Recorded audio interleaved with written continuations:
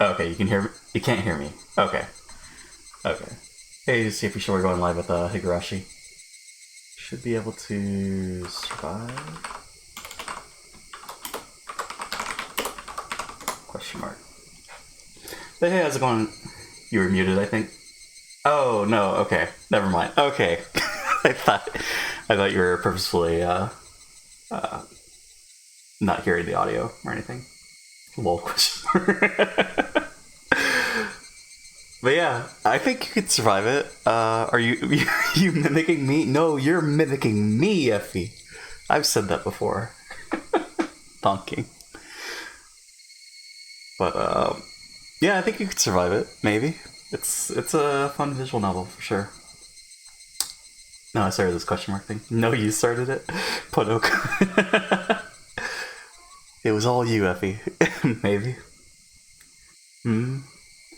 I am very curious. I definitely want to tune in when you start it.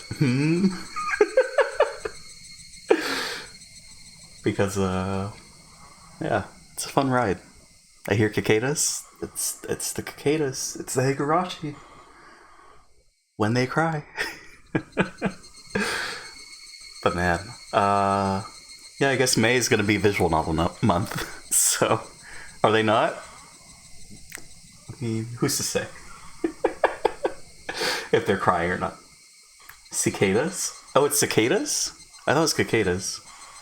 So cicadas. Okay. Gotcha. See, there's all sorts of pronunciations that we're getting wrong. But we're learning. We're getting it. Cicadas. Cicadas? Cicadas. Okay. Is it really? Like that? Oh yeah, we had a... No, I guess we shouldn't talk about that. So, right. So for this game... Well, I guess I can't talk about it if Effie's here. But it's fine. Let's just say there's a certain outfit, and I've seen it, and now I understand some stuff. Okay, enjoy yourself. Sounds good, Effie. We'll talk about it when you've played it, right?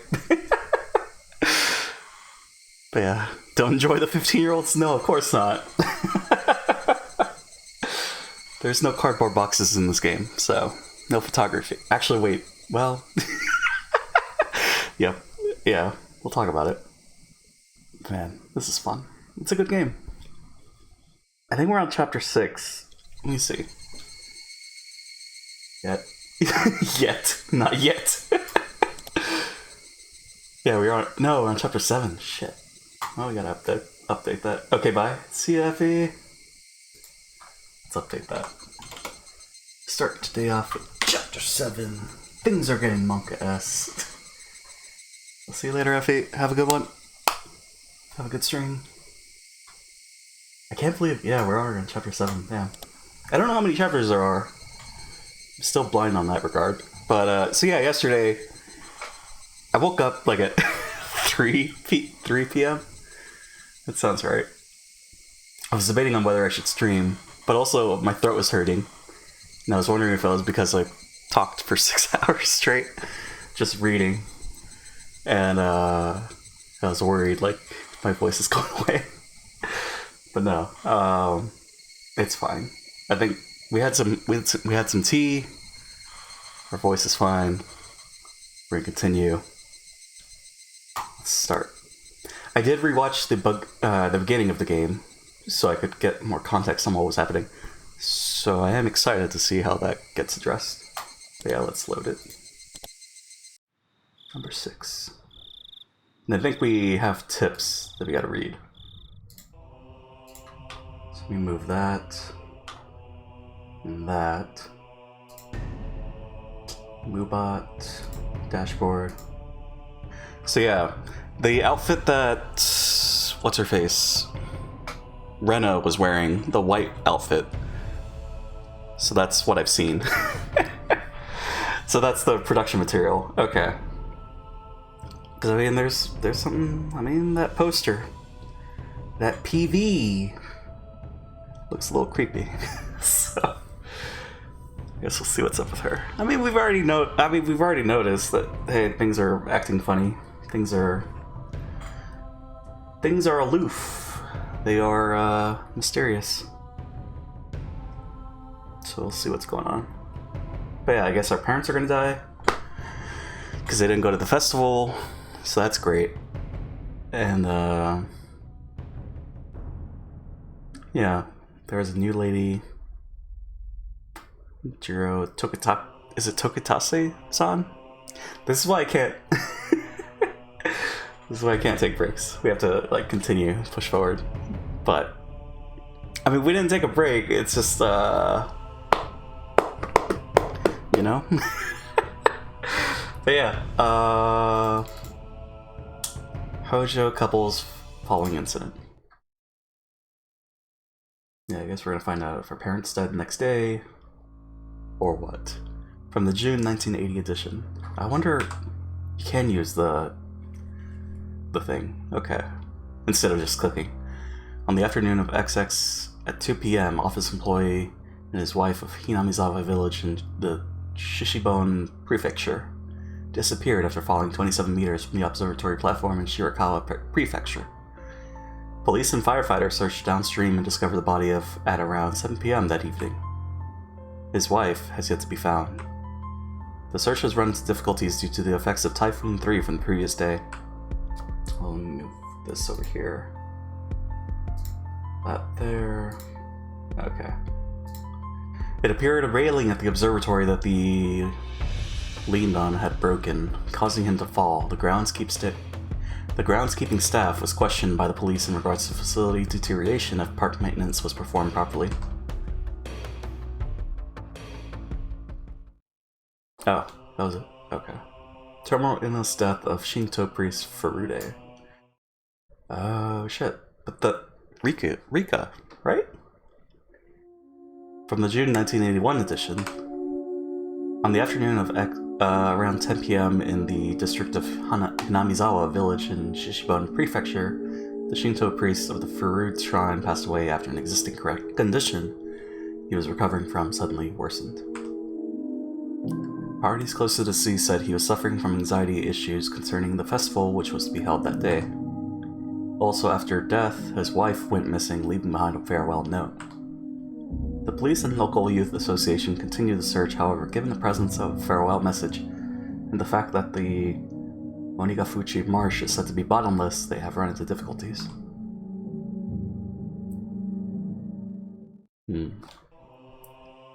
Housewife murder.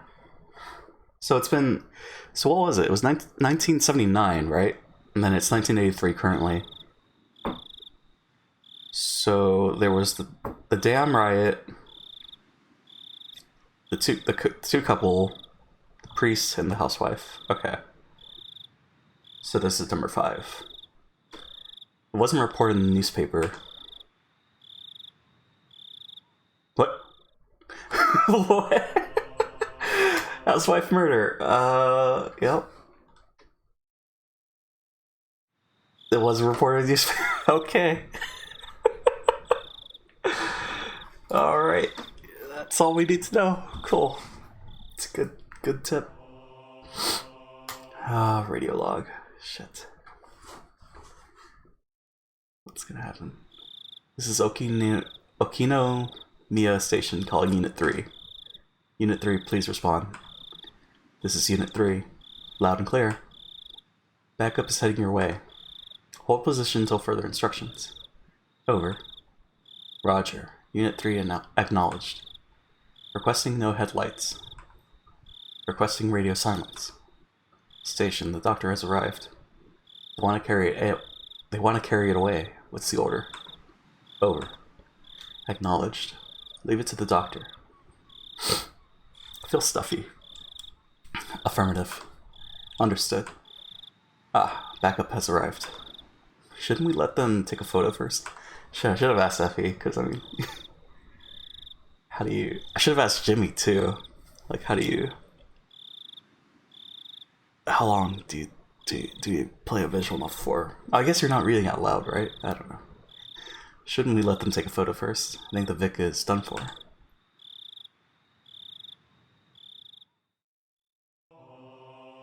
Traffic is done for. I want to check the log. Guess we can't. Let's go and save. Save over that. So we have 1, 2, 3, 4, 5, 6. Okay. Yeah, we're on 7. We have a couple quick saves. Oh boy, let's continue. Ah, it's fine. It's cheery. It's happy cheery. Nothing's... Nothing's wrong. Good morning. Nice job yesterday, K-chan. You didn't do so badly yourself, Neon. Yesterday was fun. Oh, that's right, Keiichi-kun. Thank you very much. For Mr. Bear. Alright. I'm glad you like it. Don't use it as a pincushion, though. I wouldn't. Still chatting happily. Oh yeah, let's move that there. We entered the classroom, but the moment I stepped into the room, a splashing sound and a nasty sensation. It was a bucket filled to the brim with water. And unfortunately, my foot stepped right into it. Of course it was Satoko. My now, how diligent of you to mop the floor this morning. Clomp, clomp, clomp. Whiff. Blah! Keiichi-san flicked my forehead. Should set a more brutal trap next time. Seeing that, Rena began as soon as Mion looked on dejectedly. Everything was the same as always. Everybody was there and nothing felt out of place. The uncertainties I'd had in the back of my mind since yesterday had vanished. What is it, Keiichi-kun? Didn't get enough sleep, maybe? Maybe? I slept like a log, but if you want, I'll do a reenactment during class. Oh yeah! I wanted to celebrate. We started on time, technically. I mean, we've been doing midnight streams previously, but I guess this is early enough in the stream. I don't know. That's fine. Just tangents. Oh, these tangents. But yeah, I'm glad we started at 6:30. Wait, around 6:30. It's like, what, 6:22? But yeah. We're on time. I would do, like, midnight streams and go onwards, but I feel like our schedule's gonna be whack. We might have to do a midnight stream on Friday, though. Because we got stuff during the day. So I don't know. I'll figure that one out, I guess, when we get there. You shouldn't do that. Neon alerted us that the teacher was coming, so everyone shuffled off to their seats.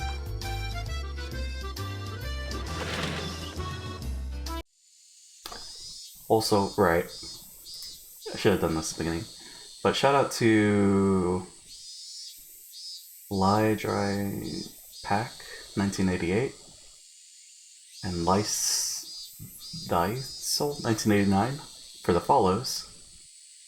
Some interesting names. But yeah, thanks, appreciate it. Good morning, everyone.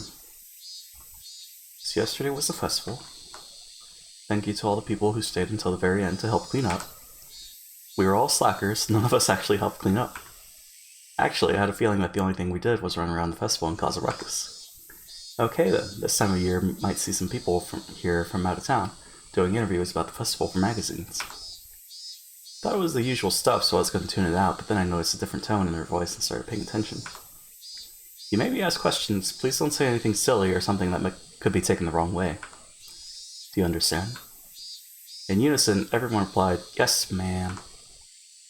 What she said was really vague, but I understood what she was trying to say.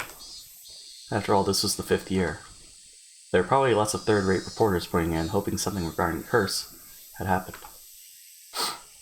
It did nothing but perpetuate the village's bad image.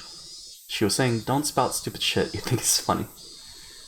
And now I was one of the ones who needed to keep their mouth shut. I found it rather cute how I felt a sense of unity from such a trite thing, if I do say so myself. Is that lunchtime, or...? Oh, some of the club activities after school. And since everybody was still pretty tired from yesterday, we just spent the day relaxing. Yeah, that wasn't happening. Today, let's play a classic game of deduction. How about this one? Oh, a game from overseas? Looks interesting. The instructions are in English, but the rules don't seem that hard. I won't lose, you hear? I'm not too bad at this game. It seemed that Rena didn't handle this kind of game very well. The rules are, the person who can match the murderer, weapon, and the scene of the crime wins. There are 3 kinds of cards comprised of suspects, weapons, and locations. So, clue? I could see that the names Mion and Rika were written on the suspect cards. Oh, a card with my name on it as well. There are plenty of different weapons too, like knives, axes, and poison. Locations are pretty nice too, like the living room, the study, and the courtyard. So basically, you take out one of each of the cards. These are the answer cards. So we shuffle the remaining cards and hand them out. We ask each other about the cards and figure out the right ones. Ah, I see. So the cards nobody has are the true perpetrators. Then you raise your hand if you know the answer. The game ends and we check if the answer is correct. If you're right, then you get a point. If you're wrong, then you lose a point. Since the game ends, even if no one gets it right, all the cards are gathered up and redistributed. You'll learn as you go. You really have to use your brain. You'll get confused if you don't take notes. Should I be taking notes? The rest you can figure out by playing. So Mion, what's the penalty this time? Everyone directed their attention to Mion. Let's see. We're all still a little tired from yesterday, so maybe we'll take it easy with the gopher penalty? You'll be asked to rush out and buy stuff for everyone. That's not a bad one. So just being asked to go buy stuff like drinks and candy, I guess? I feel like the penalty today is pretty simple. I wonder, is it really? I mean, wouldn't you be okay with any penalty? Sketchy-san thinking what I'm thinking? Yeah. You don't know what you'll have to go buy. Oh, bad dragons. I'm betting Mion would send out whoever loses to buy stuff like hemorrhoid cream or happy family planning manual or other crazy stuff. Is that crazy? I guess for kids. The cards are lightly shuffled and passed out to each pair. The real perpetrator, the correct weapon, and the scene of the murder have been taken out, so that means all the cards I have in my hand are innocent cards. Then I'll go first, since I'm the club president, I guess. Lava, Mion, knife, study. You pick one suspect, weapon, and murder scene and ask each person. If you have any of those cards, then you must say I have one. However, you don't need to say which one you have. Okay. This is fun. Yeah, I got it. Me too. I have one. Oh my, all of them are here. 3 people answered when she asked if they had Mion, knife, and study. So that means that Mion and knife and study are all in the clear. Gotta jot that down. And then I'll go. Rena, axe, lounge. Only 2 people said they had one. So it means out of Rena, axe, and lounge, one of them is correct, and it's part of the crime? No, wait, even if they say they have one, they don't have to say how many. It's possible that either Stogo or Rika-chan has 2 of the cards. That's tough. Well, K-chan is next. Go ahead. Wait, just a little. I'm still sorting things out. The game has me thinking more than I thought. Oh man, this feels like it's gonna be tough. Getting to the end of the game. Alright, now I have the criminal. What? Already? Here I am spinning around in circles and Mion just now raises her hand. The murderer is Rika-chan. In the infirmary with the poison. Well, Mion drew the cards from the box and we checked to see if her deduction was right. Wait, but didn't she said a different... Hold on. Yeah, 2 of those were correct. Wait. Unless they mean... Oh, yes, it's a different round. I guess it's a different round. You were right. All I needed was one more hand. I couldn't tell whether it was poison or a pistol.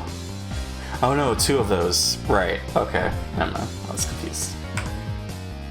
2 of those were knocked out. So it could have been none of those. Or no, one of them had to be right. No, I don't know. I've never used a pistol. I like killing them slowly with poison. Mika-chan said such a hugely terrifying thing with such a sweet little face. What did she say? Never use a pistol. Like kill him slowly with poison.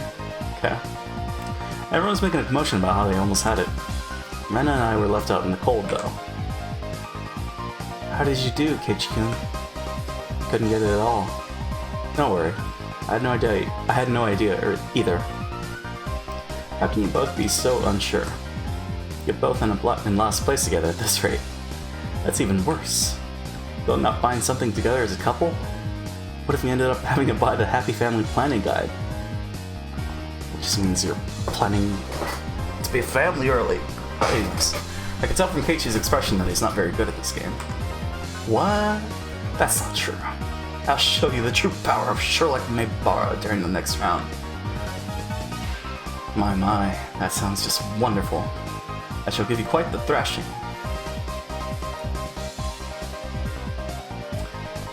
After that, I managed to somewhat grasp the trick behind the game, but I was still always a step or two behind.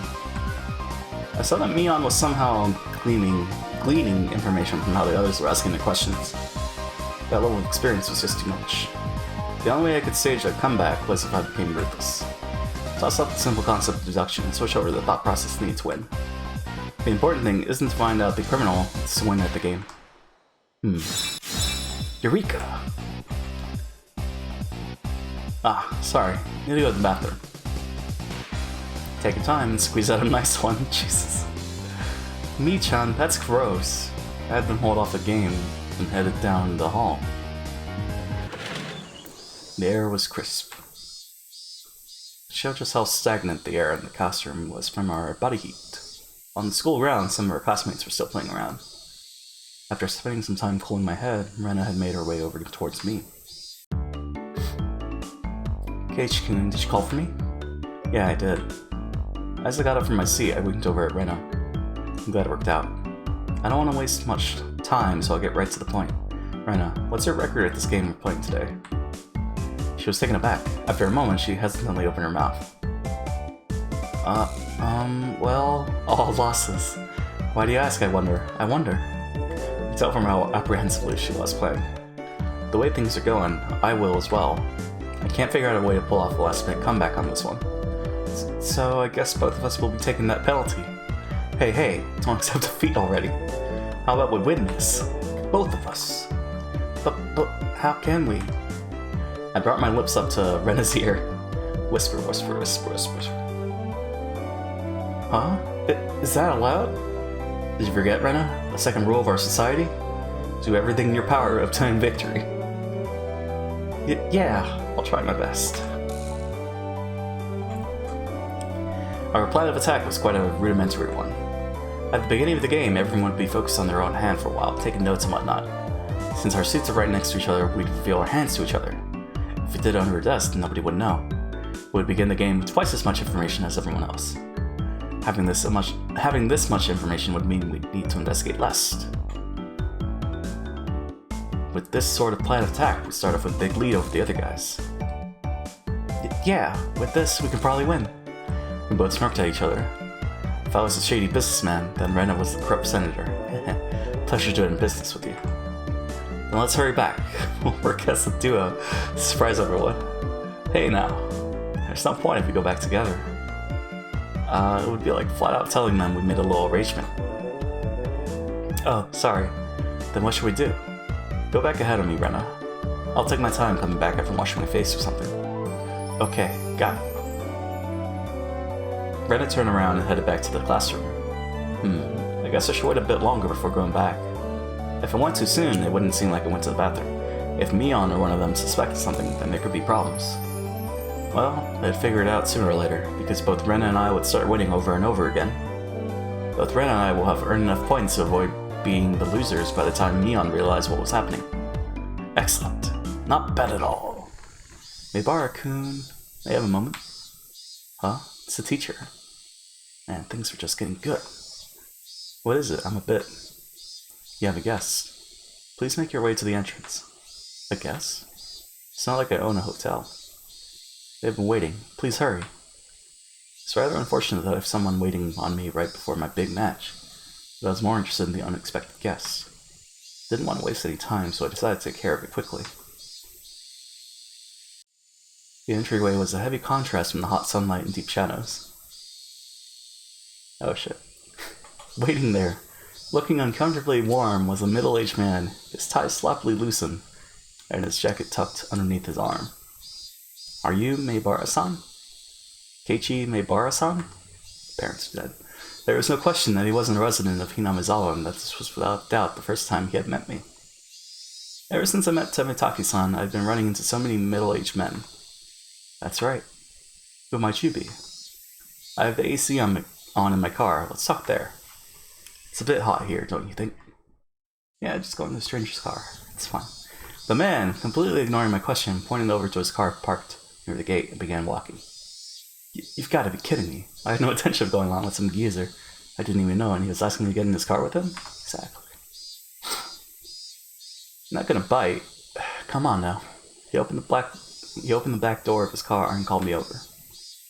Didn't like this old man, but I wanted to know what this was about. Even while knowing that conversations that started out like this have never led to anything good. It's a nice car. The inside of his car is pretty cool. Cars with air conditioners are supposed to be a luxury. My dad didn't have one in his car, at least. Please let me know if it's too cold for you, okay? I have a habit of cranking it all the way up. So what business do you have with me? Out of spite, I decided to ignore his remark in the same way he did to me, start my own line of questioning. Pulled out a notepad from his pocket and took out a picture that was stuck between the pages. On it was the face of a pretty goofy-looking guy. If you know anything related to this individual, then please tell me. Who the heck is this? I doubt even his close friends would be able to recognize who he was from this expressionless picture that looked like it was taken at the DMV. There were scribbles on his shirt done in permanent marker, starting with yours. Oh shit. Meibara-san and quite a few of your classmates signed as well. Huh? This is Tomitaki-san? There was no hint of his usual unreliable and easygoing personality in this photo. It was an expressionless, half-asleep face. Then do you know this woman? Even before seeing it, I had a good idea of who it was. I don't remember her name, but she's some lady who was with Tomitaki-san last night. Didn't know what her name was, but I did know she was a resident of Hinamizawa. What was that flash? Oh, okay. It was just... okay. When was the last time you saw these two? The night of Watanagashi, we spoke. They seem pretty close, I guess. Did anything bother you about them? Anything is fine. Go ahead and say it. Being asked for every little detail is very troubling, honestly. I had a pretty good idea who this guy was by now. But something happened to them. There was no response to my inquiry. Thus I replied to that silence in kind. I was pretty sure, no certain, that this guy was a cop. Then why? Why was he asking about Tomitaki-san? Did something happen to him? More importantly, why me? Shouldn't there have been plenty of other people who knew more about him than I did? The roar of the air conditioner felt unbearably loud. After a long pause, he finally spoke again. You've moved here just recently, isn't that right, Meibara-san? Are you aware, I wonder, about the stories of Oyashiro-sama? My heart began to race. Pretty terrible at hiding things. It probably showed on my face. Not at all. If you don't, then that's fine. Well, I have heard of it. Tomitaki-san told me, actually. How much do you know about it? This man had been killing. Accidental death. The death by illness, followed by suicide. And the lady who was beaten to death. The incidents that always happened the day of the Watanagashi, ending in suspicious deaths. I didn't think Tomitaki-san would have kept anything from me. I think that was everything. No, rather, I don't want to think there's anything more than that. Do you know of that, well, curse, Meibara-san? Feel free to speak openly about it. I don't believe in it. My answer was instant. It wasn't so much that I didn't believe in it as I was on the verge of believing. I wanted to clear away my own doubts. That was the more prominent feeling. Really? And that's great. Guess you really are one of those city-raised boys. So what if I don't believe? I have friends waiting so you could get to the point? So could you get to the point? The man in this picture is dead. Jesus. No. My mind went blank. Huh? What happened to Tomitaki-san? It would seem that he died last night. That was the night of the Tanagashi. Do you understand the implications behind that, Ebara-san? Implications? Not any yet. Not any for the cause of his death or the reasons behind it. The real problem is that he died on the day of the Tanagashi. Meaning, this year, the curse of Oyashiro-sama had once again. The death of Jiro Tomitaki is still confidential. You can understand why that is, right? Didn't want to understand why. Please tell me. Tell me what happened. It was rather peculiar. It might be a little too graphic for someone born and raised in Hinamizawa. It's a roundabout way of saying it, but it caused me to doubt whether or not I wanted to hear the rest. I would only regret forcing myself to learn of something I shouldn't. Or at least, that's how I figured I would feel if I listened to the rest. Show don't tell. Tell don't show. One of our patrol cars discovered the body on the way back from security detail at the festival. It was late, about 5 till midnight. The location was, you know where the road into town becomes paved, right? Down past the slope on the shoulder, around there. There are few streetlights on that road. Its pitch black darkness was only broken by the lights of passing cars and the moon. It was a stroke of luck that Tomitaki-san was spotted collapsed on the shoulder of the road. Tomitaki-san was face down, covered in blood. Blood and muck covered the asphalt. We thought it was a hit and run at first, but when the officer checked to see if it was still alive, he quickly noticed something abnormal. His throat had been ripped open. Ouch. From a knife or something? No. Nails. Nails? Monka S. Hey Dirk. As in fingernails? With those he clawed through? From the coroner's report, it was revealed that it was with his own nails. Huh? What? What does that mean? Basically, it means that it wasn't a murder, it was suicide. Huh. Tomitaki-san thought there was a reason to tear open his own throat, as hard as he could with his own nails. Tore through his skin until he started to bleed. And even then, Tomitaki-san didn't stop. He continued clawing, with enough intensity that it could have peeled off his nails, still clawing. Then as his nails reached those vital arteries that you should never damage, he continued clawing. Splurt. Jesus. Blood splattered on the ground around him. As he bled, while gasping for breath, he collapsed, his body spasmed, and he died in agony. We thought drugs were to blame, but nothing of that nature was detected. It was a suicide? Never heard of such a thing. This unnatural way of dying. If this wasn't a mysterious death, then what was? The way he died. In these 5 years, his death most resembled that of a curse. As if to show both myself and Tomitaki-san, who proclaimed there was no such thing as a curse, that we were wrong. It's so weird. There were a few more suspicious details. From his body chemistry, perspiration, epilation, and so on, we've concluded that he was in a state of hysteria right before his death. Yeah, that was a given. It's hard to believe someone could be in a sound state of mind while clawing out their throat. Wounds on his hand matched a discarded piece of lumber found nearby. There are traces of where he struck trees and the guardrails within.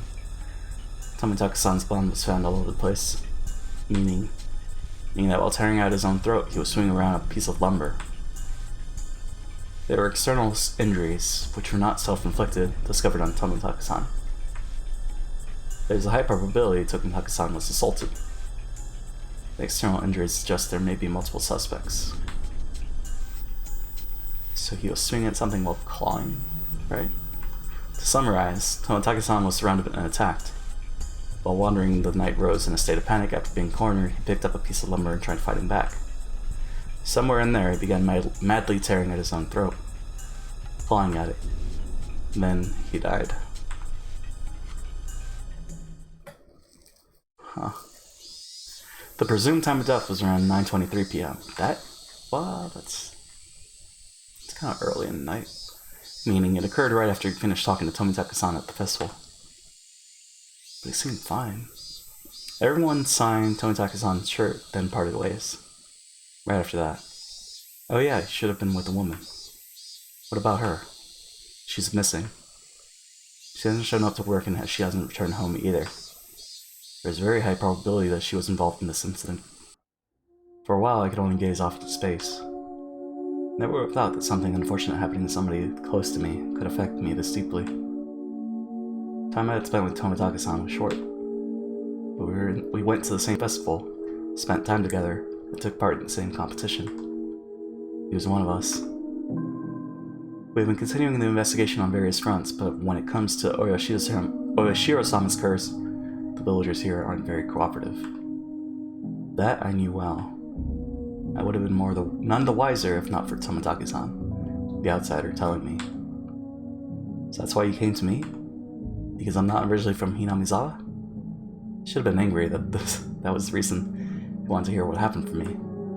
If things go the way they have been, then the conclusion would be that Jiro Tomitake died from Oyashiro-sama's curse.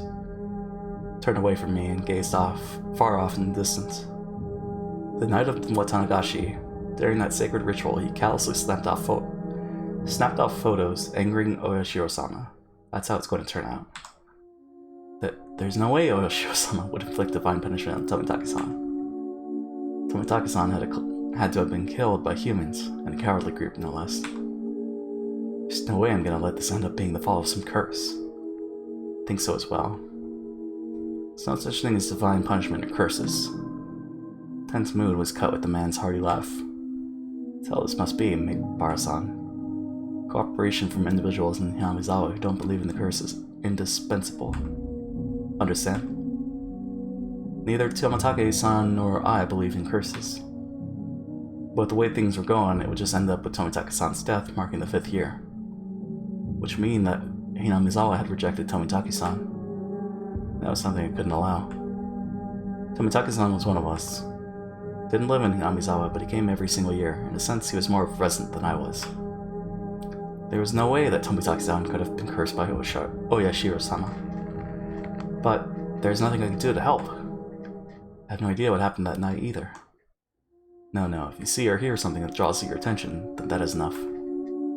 If I see or hear, he's talking the future tense. Things are people or rumors. Anything is fine. I don't care if they're unfounded. Here, this is my number. If I'm not there, then just leave a message with whoever picks up. He gave me a piece of paper with his number on it, but I hesitated for a second. If I took it, then whether I want to or not, I'd be mired knee-deep in this matter. Please help me solve these questions surrounding Tomitaka-san's unfortunate death. That's right. Why was I hesitating? I need to find the murderer who killed my friend. Snatched up the piece of paper as a satisfied grin spread across his face. Everything we spoke of today is a secret. Please keep this confidential. Understood. From your friends as well. Especially from Sonozaki-san and Furude-san. Please do not inform them. So Mion and Rika. Sonozaki? You mean Mion? Why? Are you saying they have something to do with the incident? With my friends' names brought up so abruptly and being told to keep it a secret from them, I became rather angry. This is what they call investigative privilege, I suppose. Don't play games with me. Mion is a close friend of mine. I snapped at him, but he didn't seem to especially be offended. I wouldn't mind telling you, but it may just upset you. Say it. He hesitated a little. Turning his gaze to the outside of the car, he began to speak after thinking for a bit. There is a possibility that the string of incidents happening here in Hinamizawa are a result of a village conspiracy. There's no way that could be right. Give me a break. First of all, is there any proof of that? No evidence. Also, each of the cases were resolved and none of the perpetrators had any direct connection to the village. Then how did you come to that conclusion? Every year, the enemies of the village die on the day of Watanagashi. Don't you think that's enough reason to suspect something? Only the residents of Hinamizawa felt that the day of the Watanagashi was sacred. So basically, because incidents happened on that day, it was somehow related to Hinamizawa. First, it was the dam construction foreman. Then it was a villager that supported it. Those the village hold a grudge against die one after the other from mysterious causes. The means are different, but in the end the result is the same. Unfounded, unreasonable suspicion. But it couldn't just be shrugged off. But what about the priest and the housewife, right? Or did they explain that? So the victims after that, what about the Shinto priest? Right, okay. See, you know, you just wait. Just wait a second. What about the Shinto priest and his wife's death? They weren't enemies of the village. The villagers expected leadership from the Shinto priests at the time of the dam dispute, but he wasn't proactive. So there was a faction of villagers who harbored ill will towards him as a result. Ill will? It's not like he did anything bad to the village. What about that housewife after that? Did she die just because she was the wife of the brother of a supporter? That's such a trivial reason to kill someone. And what about Tomitaki-san? He's not affiliated with the dam project at all. Was he killed just because he was an outsider? In the beginning it fell on those related to the dam project, but as the years went on, the enemy threshold of the victims had become much lower. Well, that's the scary part. The bar keeps getting lower. What's scary about that? It means it's not just enemies of the village anymore, just being an outsider is reason enough. Then, next year's victim, they're just going to be picked out of the village outsider pool? Meaning us. It might be a person that just moved here. What do you mean by... I swallowed my words. Here in Hinamizawa, the ones who would be considered the most outside would be... my family. And I was proof enough of that, wasn't I? Still couldn't really remember the names of the people I passed by. Then, the next victims, my family. Was it saying it was going to be me? But, what does that have to do with Mion? Can't go into details, but the Sonozaki family led the dam protests. Quite fervently so. This is also true of Mion Sonozaki-san herself. She has quite a few misdemeanor and obstruction of public worker offenses on her record because of the protests. So she would have been like 12 at the time. I knew Mion knew what it meant to fight. This is the first I'd heard of her family leading the protests, though. Then, well, what did it all mean? Are you saying that Mion's family is involved with a string of incidents? I wouldn't go that far. I'm just saying that if it was a conspiracy, then they'd have the highest probability of being behind it. Not a very clear explanation. Felt like it magnificently avoided the details I really want to know. We don't know who or how involved anyone is right now. That is exactly why I don't want you to say anything to the villagers. Instead of answering, I gave a very bitter expression. It seemed that you understood it well enough. And think of it like this. I don't want to worry the villagers by you believe it's the curse. How about that? What do you mean, how about that? How should I know? But the reason behind wanting me to not carelessly open my mouth about it wasn't too hard to comprehend. The perpetrator was here. It had nothing to do with the curse. He was definitely going to be caught by the police and made to pay for his crimes. None of the villagers should have anything to do with that process. It may cause those sensitive about the curse to just worry needlessly. Just like everyone kept it from me, so I wouldn't worry about it. Is it now my turn to keep it from them, so they didn't have to worry? Curious. I was just talking to myself. Unlike me, everyone else had been worrying over these mysterious incidents yearly, and the incident this time probably means a lot more to them. I didn't want to burden them anymore. In the end, everything went as the man had wanted, as insipid as it was. But it couldn't be helped. I understand. I'll keep it to myself. Is that fine? Mr. Oishi from the Okinomiya police station. You can call me Kuro-chan if you want. No, Oishi-san is fine. The way he said it was unpleasant, yet retained hints of politeness. He was the spitting image of a vulgar police officer. Vulgar. Though I've never seen one this bulky before in the cop shows I watch. It's taking up too much time. Friends are waiting, aren't they? Should probably let you get back to them. The door opened with a click and in-streamed the oppressive heat. It was blistering outside of the car. Was it really this hot of a day? It was an almost cruel heat as opposed to the mechanical coolness inside the car. It was as if the land of Hinamizawa itself suddenly hated me. I felt a little sad at the thought, as that thought crossed my mind. I didn't mean to suspect your friends. Please don't misunderstand that. I refrained from telling him that it was too late to say something that self-serving. It's fine if you don't see or hear anything, Maibara-san. There's enough proof that the village is not involved. I'll contact you if I hear or see anything. But I'm no detective. Please don't expect too much from me. I won't. You don't have to become a detective. Just go on living as you have up until now. Just let me know if you notice anything. I hastily made my way back to the school building after giving him a quick bow. See you later. Farewell, Maibara-kun. I returned to the school building without looking back. I don't know how much time has passed. I did feel bad for keeping them waiting, but right now there was a lot in my mind. Tomitake-san's death was hard enough as it was, but to think that there was a possibility of a village conspiracy? Worse still, there was also a chance that Mion was involved? Nonsense. Impossible. Not Mion, Rena, Satoko, or Rika-chan. It was a group that attacked Tomitake-san.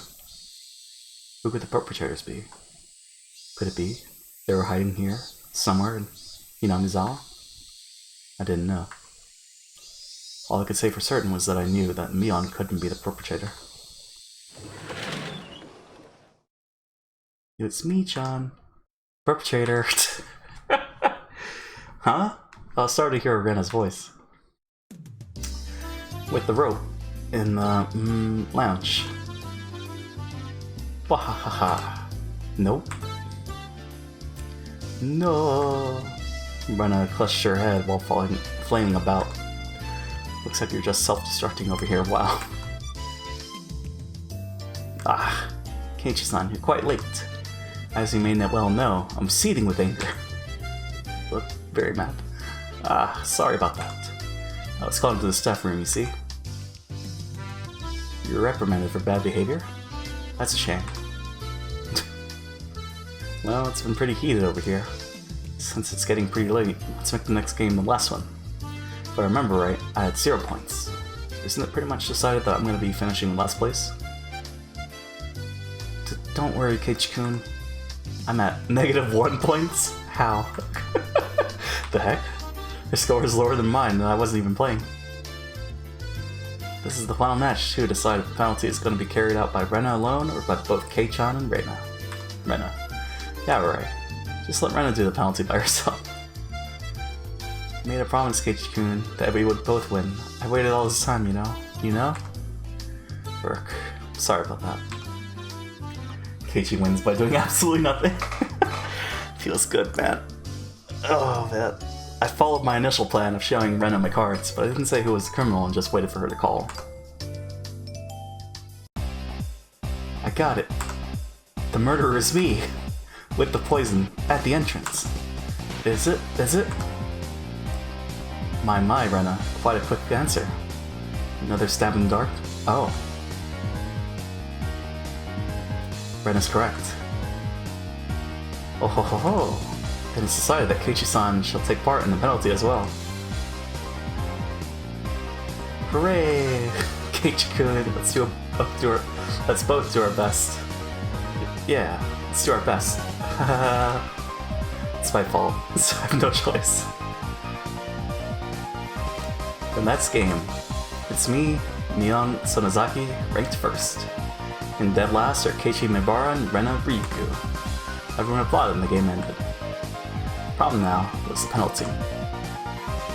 Now then, I ranked first, so I'll decide what you're applying for the go for penalty.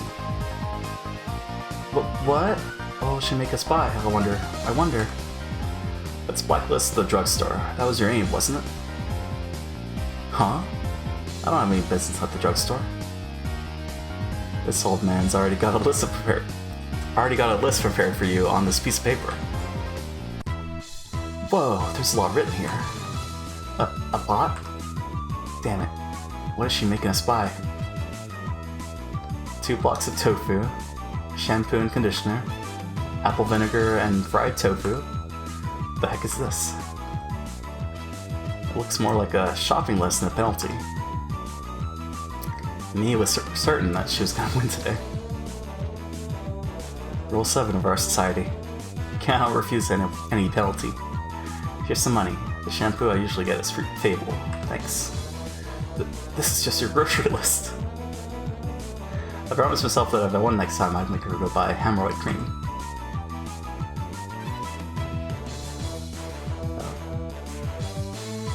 There goes the half point. Well, they flipped it. It's no longer the creepy stuff in the second half.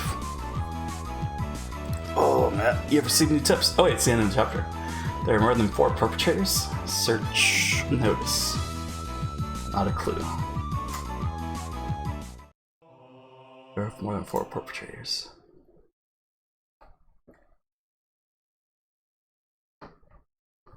Oh, I was like, is it loading? Hypovolemic shock induced by clawing out their own throat. Tissue is packed under their nails. Not someone else's nails. It's undoubtedly by the individual's own nails. The shape of the scars also matches. Yeah. I know the immediate cause of death was suicide. I get it. You're saying the cause of death is unnatural, right?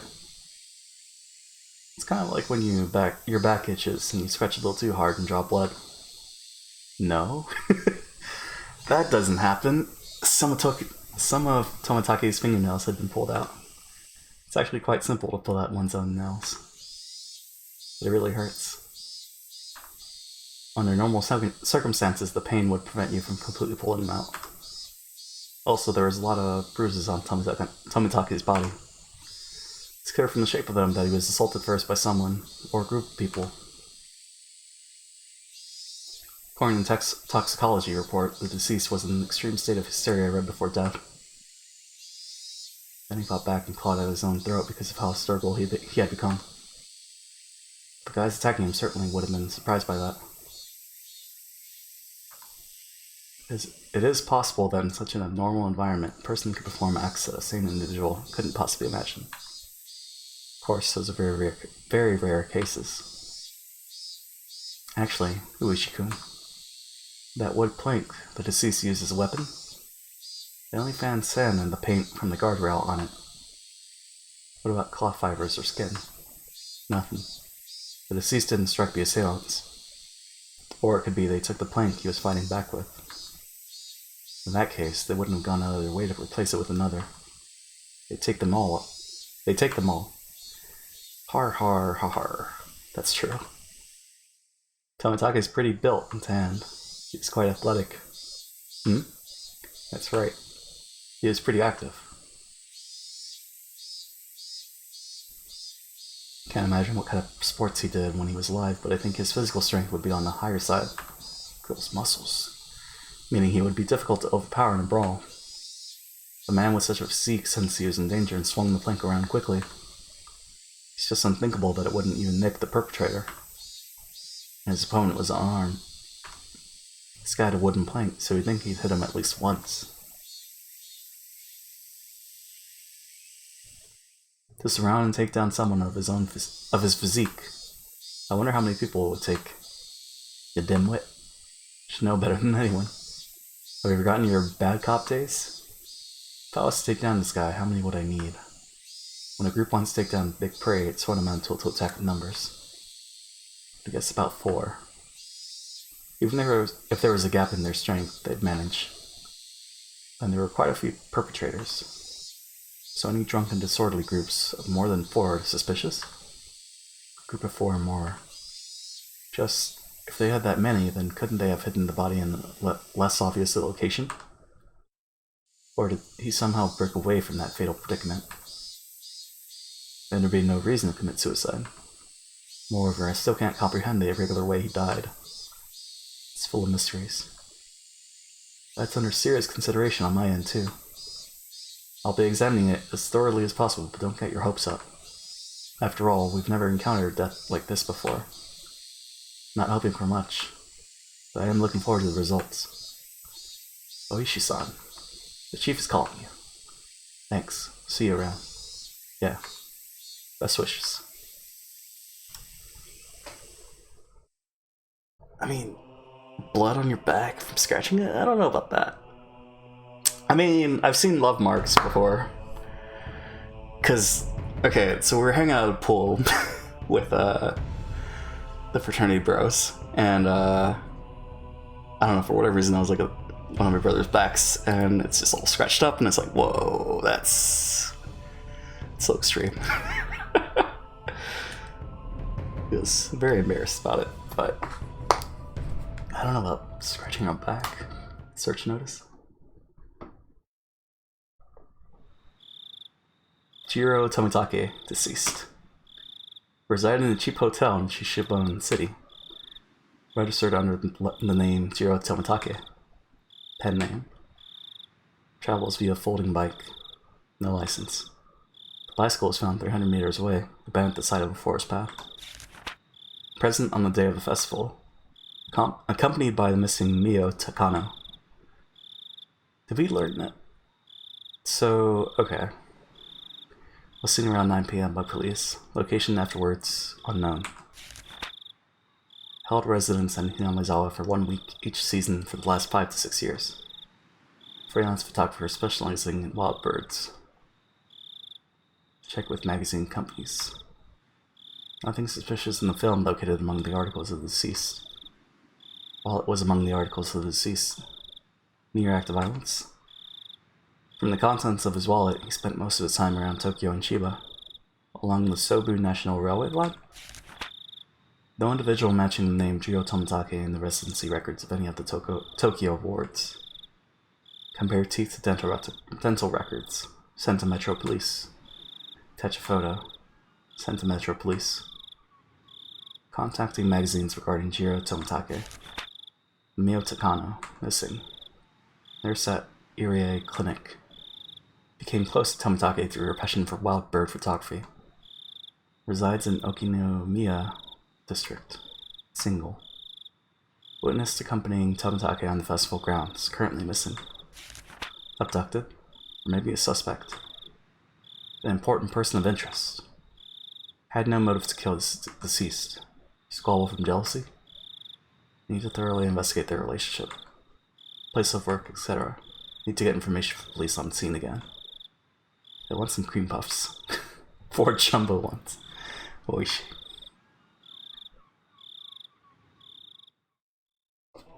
So what was that? Search notice. Okay. Wait, why is that music playing right now? Okay. Usually there's no music there, right? Or no? Sleepy. Happy fun times. Super happy. Whoa, that was a really big yawn, Keiichi-kun. I'm usually awake once it's time to eat, but doesn't look like I can do it today. I was watching TV until late last night. I'm so tired right now. Was one of those raunchy TV shows you loved so much on last night? How extremely vile. Don't jump to conclusions.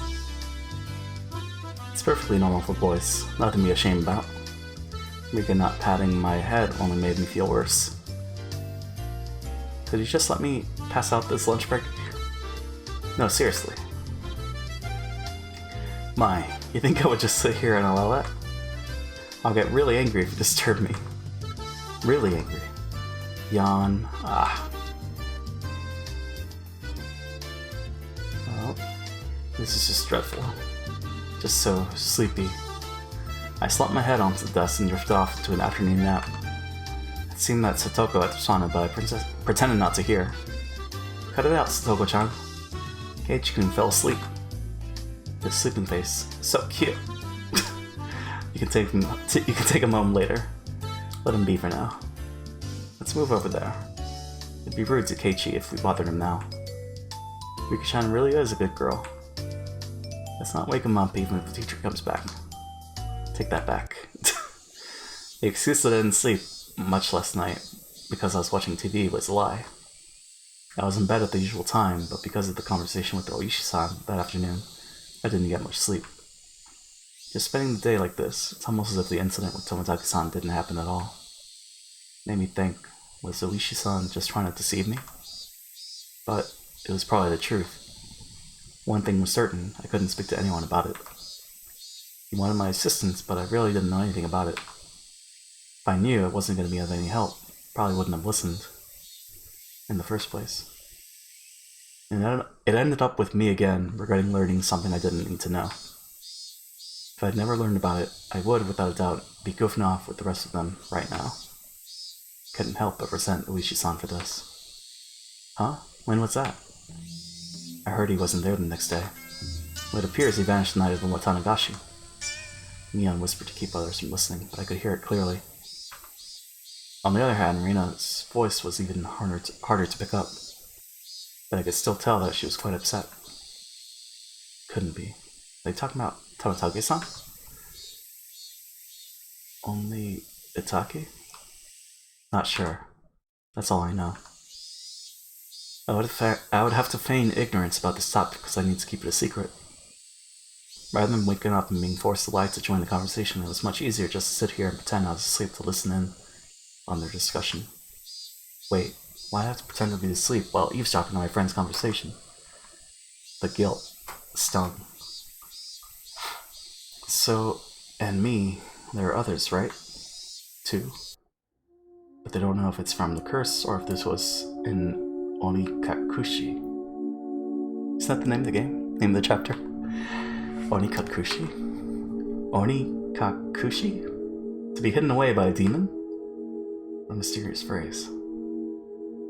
Hakuna Matata. I did, however, get the feeling that it meant nothing good. There was another, right? Right? If it's Oyashiro-sama's... Yeah. But... This year... At all? Grandma and the mayor had talked about it. Seems they talked to the police about it beforehand. They said they'd take care of whatever happens this year without causing a commotion. They said the thing. They said the title. Points at screen. Then without us knowing it, someone had them, you mean... Avi? Next could me, I wonder. Don't worry. You got home safely. But is not allowed, right? That was a long time ago. Let's stop talking about this. Amidst the uncomfortable mood, both of them went silent. The entirety of the conversation was still a bit unclear, but a few parts caught my attention. First of all, the term Onikakushi, to be demoned away, by the context it was used in. I would guess it's similar to being spirited away. Hey, it's a good movie.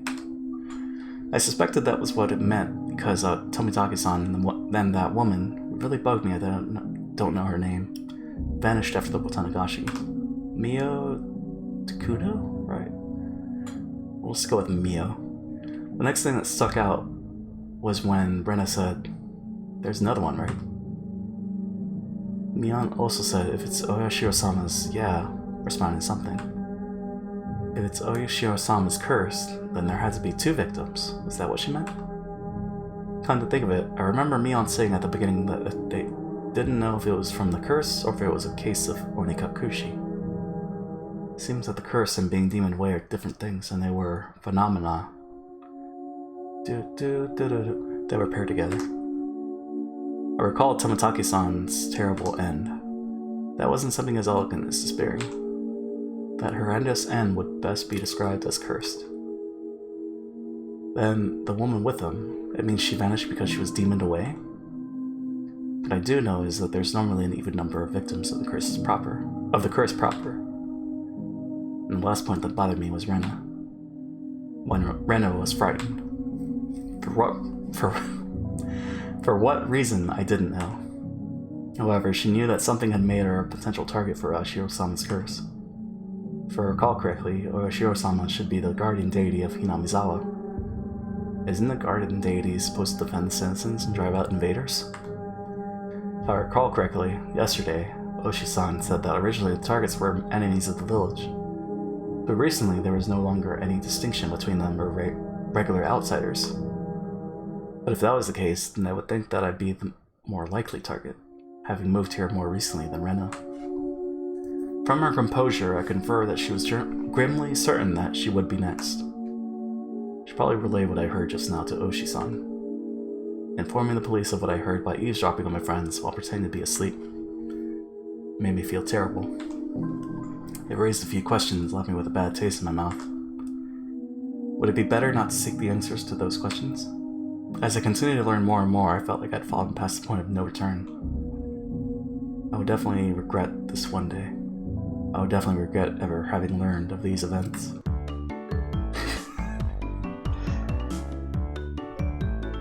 Just the happy, cheerful music. The teacher approaches. Ch.1, you must awaken. In the distance, I could hear the ring of the handbell signaling the start of afternoon classes. Gah, I couldn't sleep at all. I hastily opened my eyes and raised my head up. It was in that moment when I leaned against the back of my seat. Oh! There was a thumbtack stuck on the back of my chair with tape. Circumstantial evidence was enough. Satoko! Guilty without trial. Capital punishment. I furiously jumped up from my seat, and I tripped as if my feet were tangled up. My shoelaces had been tied together. Not bad, Satoko. While I was sleeping, you were able to conceal your presence and able to pull off this fine piece of work. The teacher came in right as I was about to pull off my shoes and tackled Satoko. Oh ho ho! Did you not notice that our teacher has arrived, Keiichi-san? Take your seat. Clomp clomp, wish whiff. Not caring one bit, I made her eat a flick to the forehead. A boot to the head. But wah! Keiichi-san is being mean. Hey, don't pick on the younger kids, Mibara-kun. Apologize to her. I saw Satoko stick her tongue out at me. That little brat. Come on, Mibara-kun. Yeah, I'll apologize. Sorry, Satoko-san. In any case, I apologize even if it was in a completely insincere tone of voice. Damn her. I'll remember this. Kei-chan, get your revenge at the club meeting. Take your seat. Sat down after Mion told me to. She'd switch to class representative mode.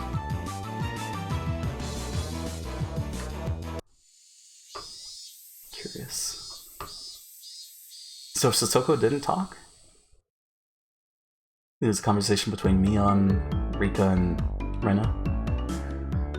With the boring classes finished, school was finally over for the day. Now then, what should we do for our club today? Personally, I would like to play that deduction game one more time. I was hardly able to play it last time because of Oishi-san. Rena and I weren't even able to test out our strategy. That's right, today Keiichi-kun and I will be victorious. What should we do? We've never played the same game 2 days in a row before. Why not try asking me? Mion looked over her shoulder as we made eye contact. She slowly tapped her palm with her fist as her face suddenly lit up. Oops, I completely forgot. I need to go help my uncle today. Sorry guys, not today. Helping your uncle? Aren't you a little goody two-shoes? Sorry, really. I really did forget. Well then, sorry guys. This old man is heading back home now. Mion left us with that and rushed off to the exit after snatching up her bag. You see, Mei-chan, she sometimes goes to help out at her uncle's shop in town. Ah, I thought she wasn't the type to get caught up in such bothersome stuff. She said that she got paid for it. It's quite a bit of spending money from what I hear. I see. She was able to pay for that mountain of games with what she saved up from there. But that, wouldn't you call that a part-time job? Isn't that against school policy? Child labor. There's a clause that states family businesses are excluded. Is that what she's calling it? So what now? Pass on the club today? So, we're done today, I guess? Won't it be fine even without the club president? Let's do this. I opened the club locker and began searching for the deduction game from that ever-growing pile of games. Ah, here it is. The deduction game from yesterday. Man, I just stopped just as I was getting the hang of it. At the very least, I wanted to repay Satoko for what she did during the afternoon break. I do not mind, but is that fine for Ren-san and Rika? Keiichi-kun wants to so badly, I wouldn't mind playing for a bit. I think it's better if we do it when we have everyone together. When she says it like that, I want to go shopping if there wasn't a club meeting today. Going to buy soy sauce and other things. Oh, that's right. I completely forgot. Well, I guess since it's been a while, I should go treasure hunting. What's this now? Everyone was no longer in the mood for club activities.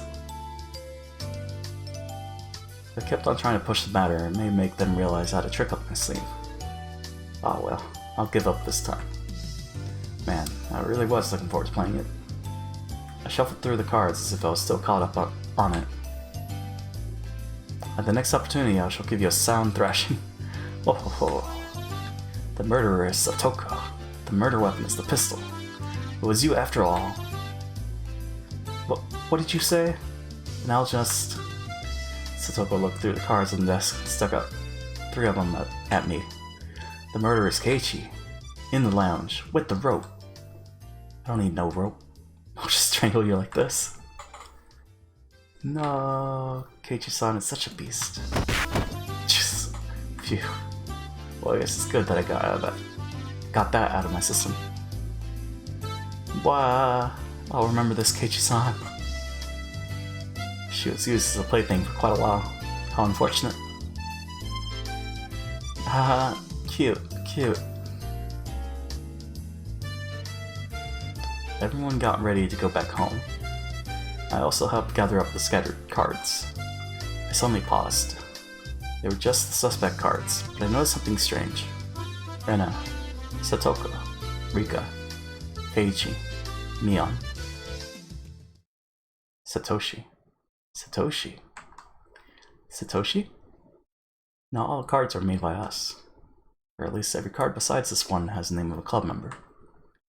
Does this mean that this Satoshi fellow is a member? Was there someone in the class named Satoshi? Couldn't find anyone named Satoshi on the class roster. Stuck up on the wall. Keiichi-kun, let's hurry and finish cleaning up. Being rushed by Rena, I finished up quickly. Satoko and Rika-chan had already headed merrily for their lockers, so we were the only ones left in the classroom. Right now, Rena had already gotten her bag and was ready to leave. Rena, there must be quite a few people who transferred from this school, right?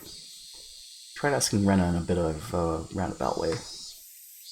Rena made a troubled face and then answered.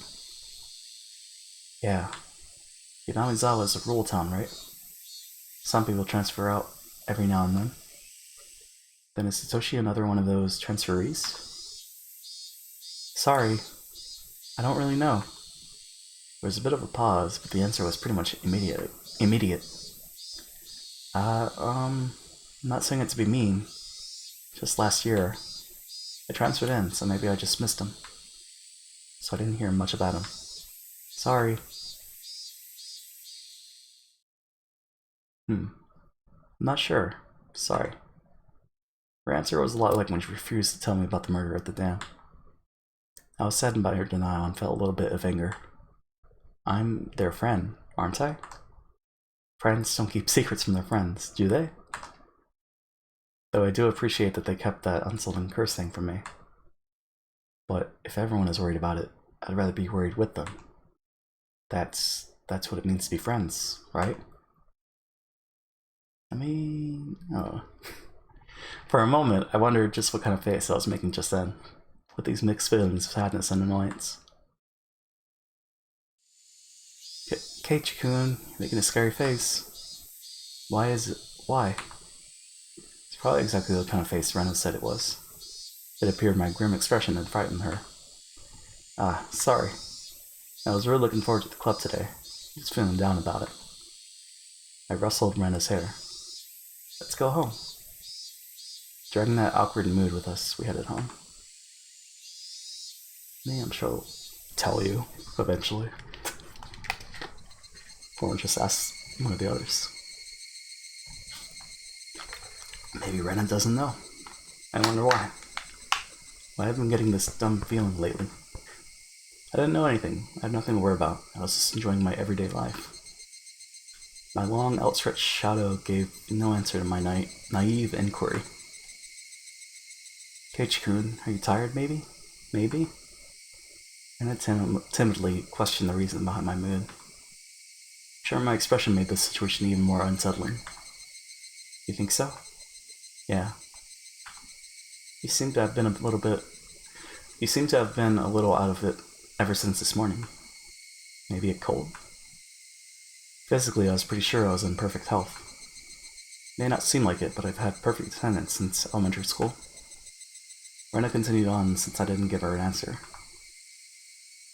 It could be that the fatigue from moving has finally caught up to you. It's completely different from where you used to live, after all. Of course, you've gotten tired since there's so much you need to get used to and remember. Maybe that's it. Yeah, it has to be. Rena was also like that at first, too. I can tell, you know? You know? I wondered if Rena also experienced a slight bit of alienation last year that I was feeling right now. Thinking so, I felt that she was the only one who could understand how I felt. I'd like to hear about when you first came to Hinamizawa. How was it? Feeling I had been drawn into the conversation, her face suddenly brightened. It was the same as Keiichi-kun. I didn't know the villagers' names at all. Michan and the rest were all very kind, so I wasn't lonely, but I did still feel a little out of place. Rena told me all the details of when she had moved here. All of her first acquaintances and surprises, worries and good times. So, Satoko got you too? Yeah. There was a thumbtack put on my chair. Poke. Then with that, yeah. That really takes me back. When were you invited to the club? The first day? Nah, there wasn't a club at the beginning. It was formed partway through. Well then, Satoshi. One day she said we should stay after and hold a big game tournament. Come to think of it, Mion did say she was the first club president. Now I get it. This is a secret, but Michan used to be really bad at the beginning. She'd never win.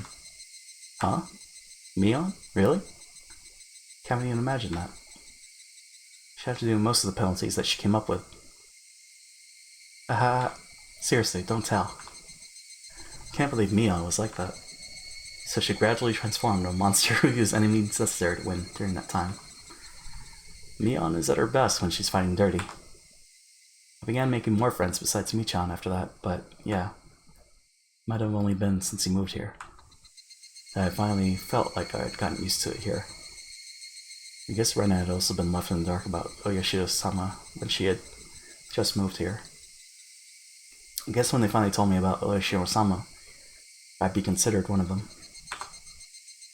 I wonder when I'll finally be considered one of them. Huh? Did you say something? No, sorry. Just talking to myself. Haha, Keiichi-kun, you're silly. Rena was poking fun and laughing at me, and I couldn't help but laugh as well. But I suddenly stopped. Then after making up my mind, I spoke. Hey, Rena. Is there something that everybody is keeping from me? Huh? No, not at all.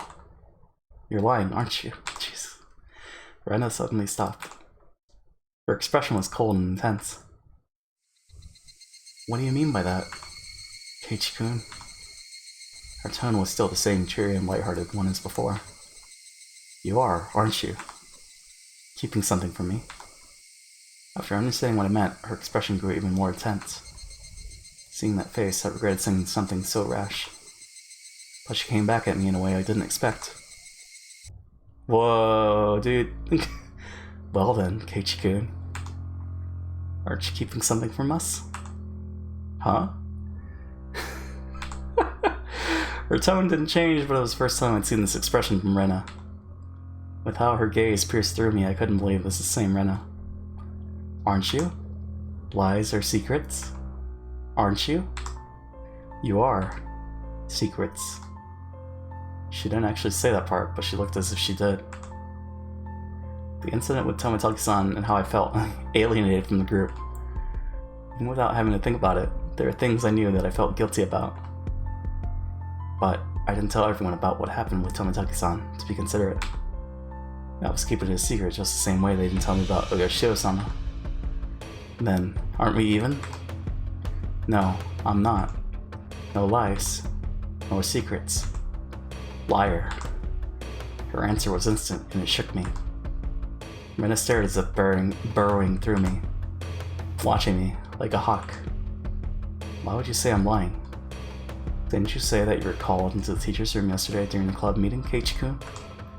I know. You didn't go to the teacher's room. Jesus, I swallowed hard. It clearly wasn't a bluff. She knew what happened. The teacher said you had a guest, didn't she? You didn't talk at the entrance. You talked inside the car near the school gate. With some man we don't know. Rena knew everything. She knew that I was called out by Oishi-san, that I heard about the incident with Tomitake-san as well. Did she know all of it? Well, I mean... No, because the Tomitake stuff was in the car, right? Exactly. Who was that man? I don't know him. Why did someone you don't know have business with you?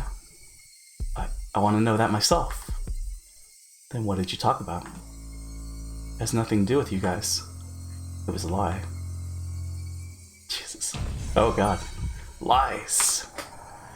Rena's scream echoed through the trees, sending frightening birds into the air. I couldn't exhale the deep breath I had just taken. No, it was like I wasn't allowed to exhale. It was here I first realized. The person in front of me, she wasn't Rena Ryugu. Then, who was it that was standing before me now? It was Reina. Who had assumed Rena Ryugu's appearance? I had held my breath for so long, I could feel myself suffocating. Right? And then she made a facial expression that Rena normally might have made. Didn't matter that it was Rena's usual smile. It chilled me to the bone. She drew closer to me. Felt her breath against my face. It wasn't the least bit exciting. Whoever this was with Rena's face was going to chew my nose right off. I cowered as I imagined that. Then she smirked as if she was able to see right through me. We also have secrets, just like how Keiichi-kun has secrets. It was Rena's usual smile, but her eyes were still like that of a hawk's. Bringing her face close enough to mine to almost bump to my nose, she kindly persuaded me. I couldn't nod or shake my head. This person standing in front of me, this person who looked like Rena, frightened me to my core. I was terrified knowing that she could hear the sound of me swallowing nervously. After what felt like an eternity, after a long empty silence, she finally spoke. Let's go. It's getting chilly. It was Rena again. Smiling at me once more, she started walking as if nothing at all had happened. When I was released from her gaze, my legs gave out from under me and I slumped onto the ground. I wasn't able to lift a finger until Rena was out of sight. Who was that? I felt cold.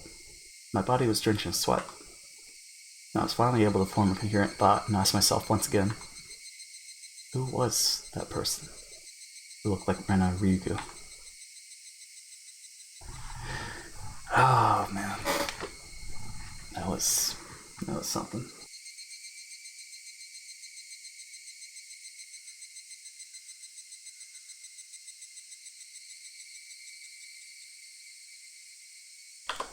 Is that the end of the chapter? Or no? It's not. Where is this? I was out of it and couldn't bring myself to do anything until dinner except stare blankly into space. Was I terrified from Rena going off on me? No, that's not right. That was someone else who only looked like Rena. And who could it have been? It was a dreadful feeling, knowing that that was someone else, not Rena, so tomorrow I shouldn't have a problem talking to Rena like I usually do. That thought was strangely comforting. I concluded that I should just calm down and clear my head, though those thoughts continued swirling around my mind. Finally, I returned to my senses. I heard my mother calling out to me from the bottom of the steps. Keiichi, it's a call from the bookstore. Bookstore? Can't think of why they'd be calling me. I went downstairs and picked up the receiver anyway. My apologies for calling so late at night. It's me, Oishi of the Okinomiya bookshop. Oishi-san. Oh, it's Oishi-san. Sorry. Since your parents picked up, I said I was from the bookstore. It puts people off when I say I'm a police officer. Oishi-san was, in his own way, rather courteous. Smile. Oh wait, when did I... Oh, I missed that a long time ago. Whoops. Ooh, hey clone. How's it going? Even so, I didn't want my parents to hear me talk to the police. I brought that cordless phone with me as I dashed back up to my room on the second floor. Cordless phone? Sorry for calling so late. That phone number on the piece of paper I gave you yesterday was the old number. My apologies. Could be better? Aw, man. Hopefully you have a great rest of the day. We're just playing this game. Things are getting, monka-esque. You fell off the table? What? What were you doing on top of the table?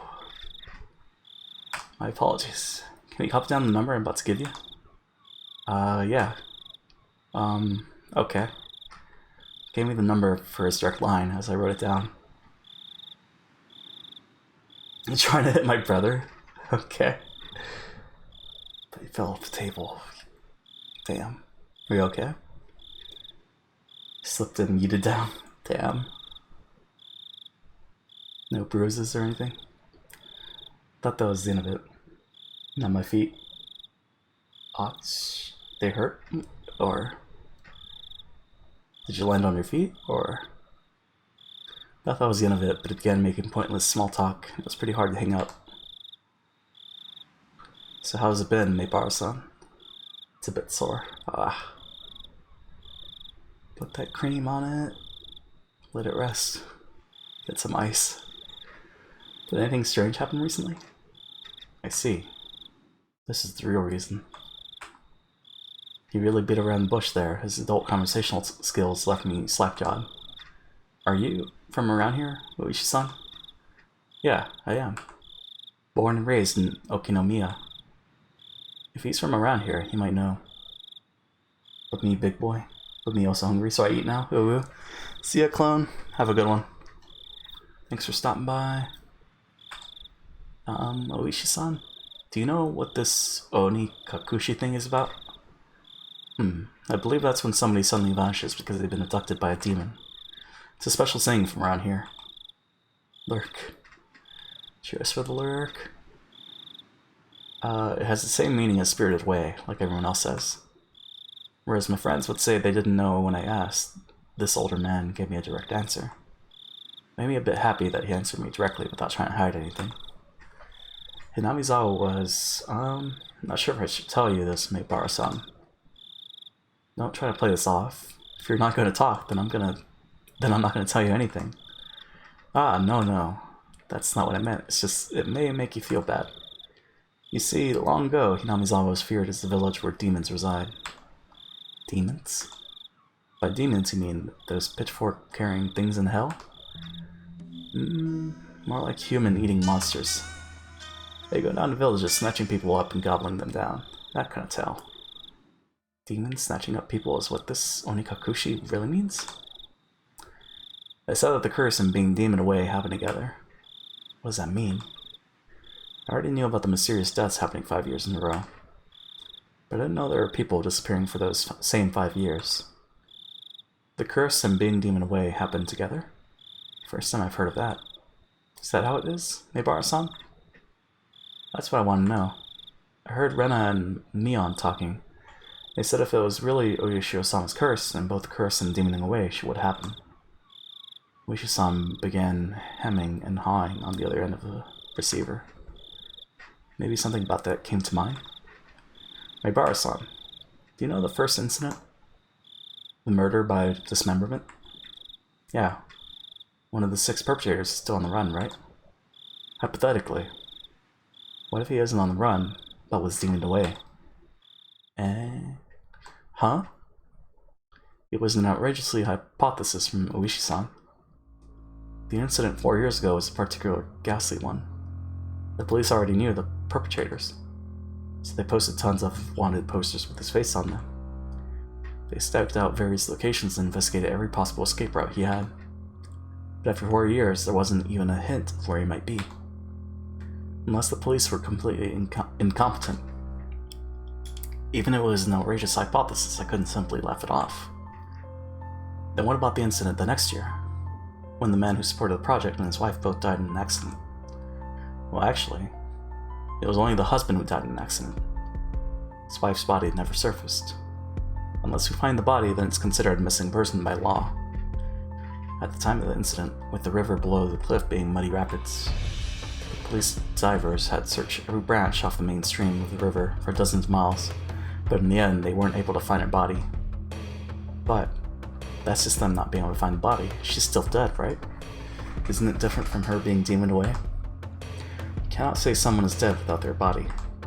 Until a certain number of years pass, by law, she's treated as still alive.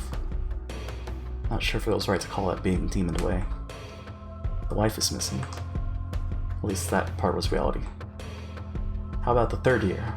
The Shinto priest died of illness, and his wife committed suicide. Mibara-san.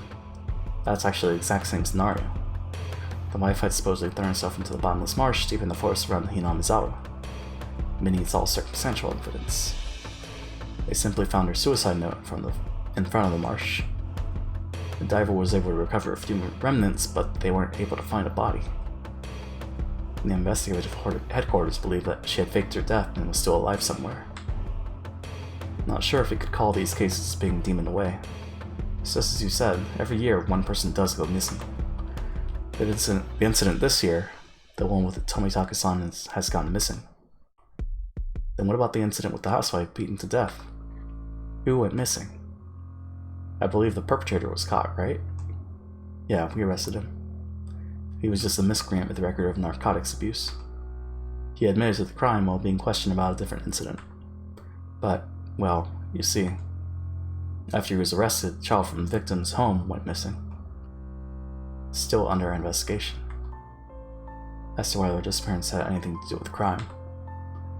But he said he caught him, right? Did he have an accomplice? No idea. It's considered a separate case. Or we can't even check now. Because while under investigation, that man, he died in his holding cell. He swallowed a spork and choked to death. It's not known whether it was an accident or suicide. Meaning, for the last 5 years, there's always one person who dies, and one who goes missing. That's about right. No, actually, I'm surprised as well. I never realized they had that in common. Couldn't believe that this could help lead to the closing of those incidents. It was just something they had in common. Could it be those demoned away have something in common? Oishi-san mumbled as he seemed to be thinking about it. So 4 and 5. So I summarized the events. The first year was the dam employee. The second year was the wife of a dam project supporter. Third year was the wife of the Shinto priest. Fourth year was the victim's family's child, and the fifth year was the victim's girlfriend. So I guess. Doesn't seem like there's anything that connects them. With the exception of the first year, wives and girlfriends, those do stand out. Does seem like there are a lot. Then that means the fourth year's victim's child was different. It would have really stood out if they were all married couples, except it's not just married couples, but parents and children as well. Come to think of it, I believe Tomitaka-san also told me that their younger brother is alive and is moved, if I recall correctly. Younger brother. The child that went missing the fourth year, who were they? Apparently he was quite mature. 1 year older than you. His name was Satoshi Hojo-san.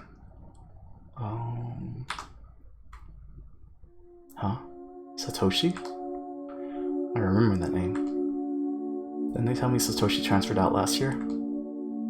He was at your school up until last year. Didn't they tell you anything about him? Come to think of it, when I transferred in, I believe they said my seat belonged to a recent transfer student. Then, where I sat, once belonged to the one who was demoned away. It was his seat? I recalled the cold sensation that came from that dusk. It made my hair stand on end. This string of mysterious deaths. No. Higurashi-sama's curse. I now knew how it connected to me. That chilling sensation. It was the feeling of Higurashi-sama caressing the back of my neck. Higurashi-sama's curse, huh? Could Higurashi-sama's curse really exist? In all honesty, I was beginning to believe it. And I was scared. That was why I wanted to say it was a plot crafted by man, not the work of a curse. But the more I dug into it, the less likely that seemed. No, the more I dug, the more mysterious it became. If I kept digging, eventually, I'd reach the point where I'd learn something I really shouldn't know. To either be none the wiser or to seek an answer I may regret. Which one would I be happier with? Maybe it'll be me next time. My execution can only be delayed for 1 year. That was when I remembered. Rena. Rena said she may be the next victim of the curse. You mean Rena Ryugu-san? She transferred in last year and she's your classmate, is she? These incidents really might be a bit too disturbing for a girl. She's not just scared, is she? Wasn't that. She said it might be her next. She said it in a way that made me think she had a concrete reason behind it. Felt like she was convinced. Almost as if, you could say, she was frightened. Her sudden change in demeanor. That someone who looked like Rena, but wasn't Rena. That might be unrelated. All the strange things I felt from Rena today came back to me. I see.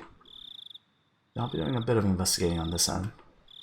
Please continue your observations of Ryugu-san, Maibara-san. Are you asking me to keep Rena under surveillance? That's not what I mean, Maibara-san. I just want you to watch out for your friend so she doesn't end up the next victim. That moment, just as my mouth was agape because I was so impressed with his mature, clever way of words. Knock knock. A sudden knock at the door sent my heart racing. In an instant, I had pointlessly covered up the end of the receiver. Keiichi, get the door, please. On the other side of the door, I heard my father's oddly upbeat voice. What could it be? It's so late. Sorry, my dad just came in. Can we leave it at this for tonight? Yeah. My apologies again for calling so late. If you find out anything else, please let me know. I'll tell you if I make any progress on this end. Well then, have a pleasant evening. Keiichi, hurry and open up. Daddy's got his hands full. What is Dad doing? I had stayed in the same position while on the phone the whole time, so my joints were aching. Okay. When I opened the door, I saw my father was standing there with the tray. On that tray, cookies and 2 cups of black tea, a fairly fancy spread for our household. There was even sugar and lemon slices on the side, everything you could ask for. This was quite the show of hospitality. What's going on, Dad? What's all this for? Come now, don't play around, Keiichi. I'm coming in. Dad was in high spirits and had a smirk on his face. But for my entire life, I've never seen him act this hospitable. What had gotten into him? So, what were you talking about? I jumped. It's not something I had to keep from my father. But how could I explain to him I was talking to a detective? I'm assuming he was, this late at night. Not much. Just a friend. I don't mean the phone. She was here, wasn't she? Rena-chan? Why the sudden shift? Question mark? She wasn't here. Come now, don't try to keep it from me. She just came over to play. You two were chatting away. Monkey ass question mark. You two were chatting away, so I thought I'd bring some tea, but it looks like I just missed her. I had no idea what Dad was talking about. The cold sweat dripped down my back. How long were we talking? Rena-chan went upstairs about half after, so it was close to an hour, I guess? What? You saw her? Come up to the 2nd floor? Yeah, I did. I also told her that your room was the door down the hall up the stairs. Rena came to my house about an hour ago. Dad met her at the door and called out to me on the second floor. Probably didn't hear him because I was so focused on my conversation with Oishi-san. What about the knock? Or was the knock the dad? I didn't reply, but he knew I was in my room, so he had her come inside. Then told her my room was on the second floor. She thanked my dad and went upstairs. Then about an hour passed. She passed by my dad just as he was bringing up the tea and left. She came upstairs and about an hour passed. Then passed by my dad and returned home. Then she came upstairs and until she left. Where was Brenna? Jesus. There's only a short hallway between my room and the stairs, meaning Rena had for about an hour in the hall? No. She couldn't have been standing in front of my door all the time. The door to my room wasn't particularly thick. I could easily hear everything being said inside. All the ominous things and all the nonsense I spoke to Oishi-san about began rushing through my head. Honey, don't tease him. More importantly, you need to clean up your studio. It's a mess again. Mom yelled up at Dad from downstairs. Dad left the tray with me and went downstairs with a disappointed chortle. I followed my dad out of the room with my eyes. I looked down at the floor around the doorway where Rena might have stood all the time. Just now, as I was talking to Oishi-san with my back turned, Rena was standing a mere 6 feet away.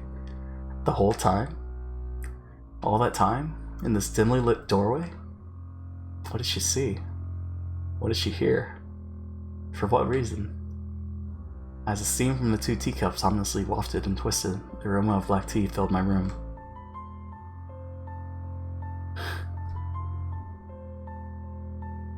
No way. I have to check the log. Well, now we can't. Right. Never mind. Oh, man. Oh, man. Yeah, received new tips. Notice from police chief. Also, what time is it? 1:43. They could probably lies. Interesting. Well, save. Yeah, we'll do one more chapter, and then we'll do the 5-minute BRB. Notice from police chief.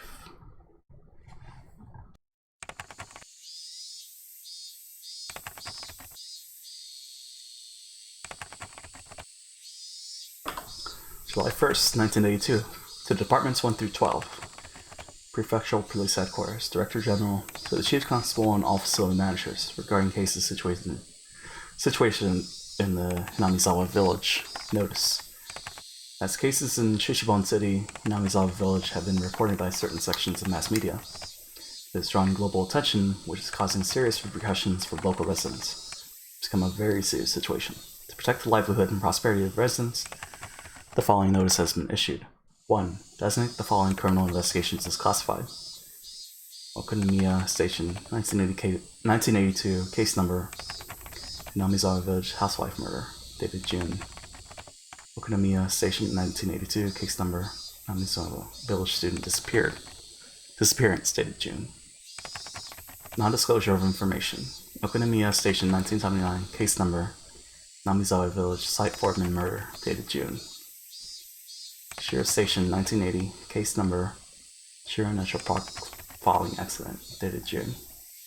Okonomiya Station, 1981, case number, Hinamizawa Village, Shinto priest's wife, disappearance, dated June. Requesting self-restraint from each organization concerning the release of sensitive information. Please see attached reference materials 1, 2, and 3. Management. Prefecture Police Headquarters. Internal line.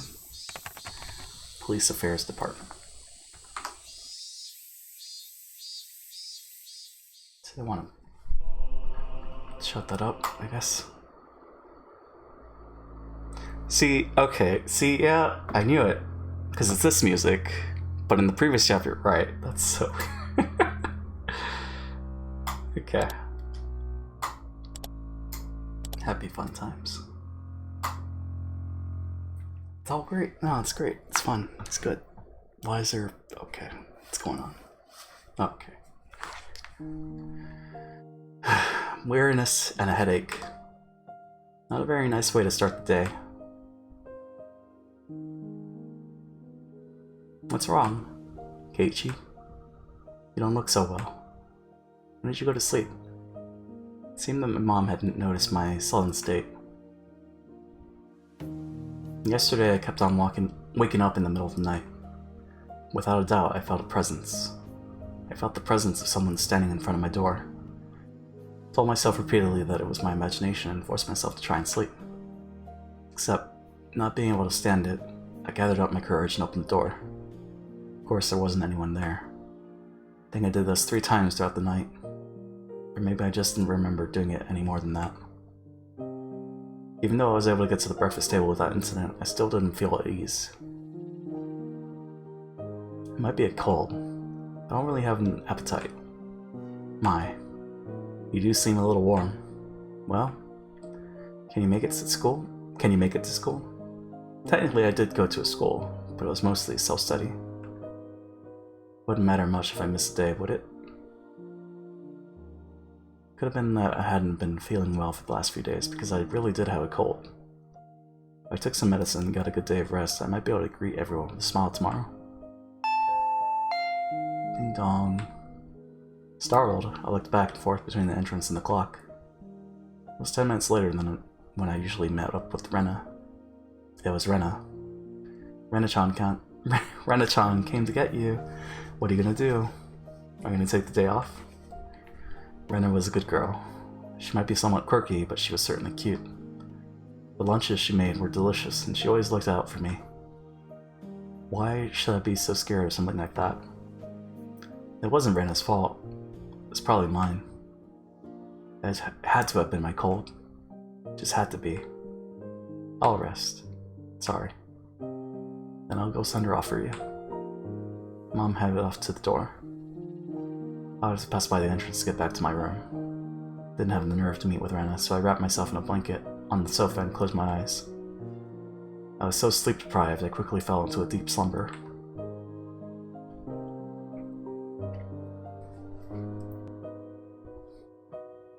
I had only intended to lie down for a bit, but it was almost noon when I woke up. I called out to my parents, but they didn't seem to be around. On the table I found lunch prepared and a note. Mom and Dad had apparently driven off to somewhere far away. Likely had to do with Dad's work. This happened every so often, so it wasn't that unusual. They would probably be back sometime after dinner. On the note it said, "The insurance card is in the cabinet. Take it and go to the hospital." There was also a well-drawn map to the hospital. That's right. I hadn't been there before, so I didn't know exactly where it was.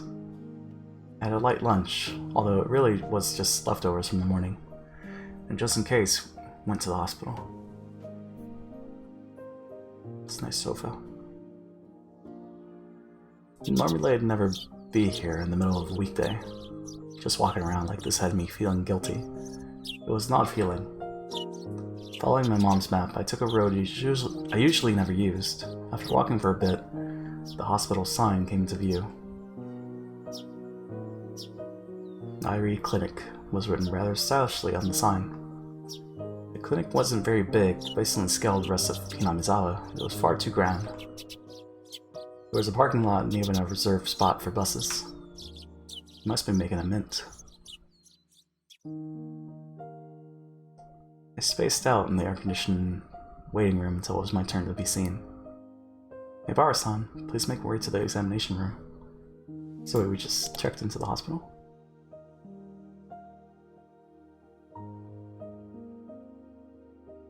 Call out to my parents.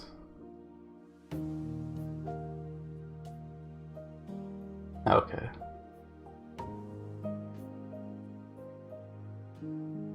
Taken to go to the hospital. Okay.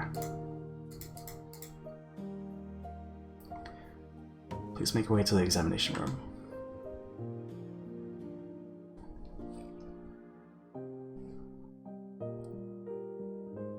After properly answering all of the chatty doctor's questions, he responded with the old, "It's probably a cold." They gave me a shot and 3 days worth of medicine.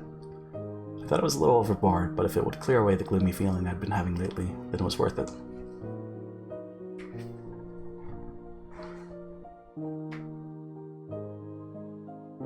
I settled the bill and took a quick trip to the washroom. As I was leaving, I overheard a conversation between some elderly people, who seemed to be regulars at the clinic. course, I had no intention of eavesdropping if it just wasn't for that word. Must have been Onikakushi. I wonder. She was still pretty young. Might have just eloped. With whom? That man from Tokyo who visits every season. That young one with that big camera. Didn't you know they were getting along pretty well? Were they talking about Tomitake-san? I could feel my ears perking up. I don't know about that. But you have to make preparations before you elope. Leave a note, or quit their job or something. It's an elopement because they didn't leave a note or a message. The thought I'll never see that young nurse's face again makes me rather sad. Takano-san is an upstanding young woman. She'll be fine wherever she goes. So her name was Takano-san? That woman with Tomitake-san? And she worked at this clinic? Though Shiro-sama's shadow was following me everywhere I went. I started listening more closely, but they began talking about fishing and it didn't seem like they were going to revisit the topic. I gave up and left. Thus, even though I was separated from the daily monotony of school, I wasn't able to escape from Orishiro-sama's shadow.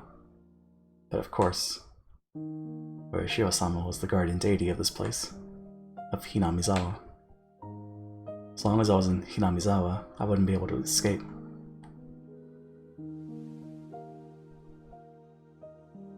You just go to town, right?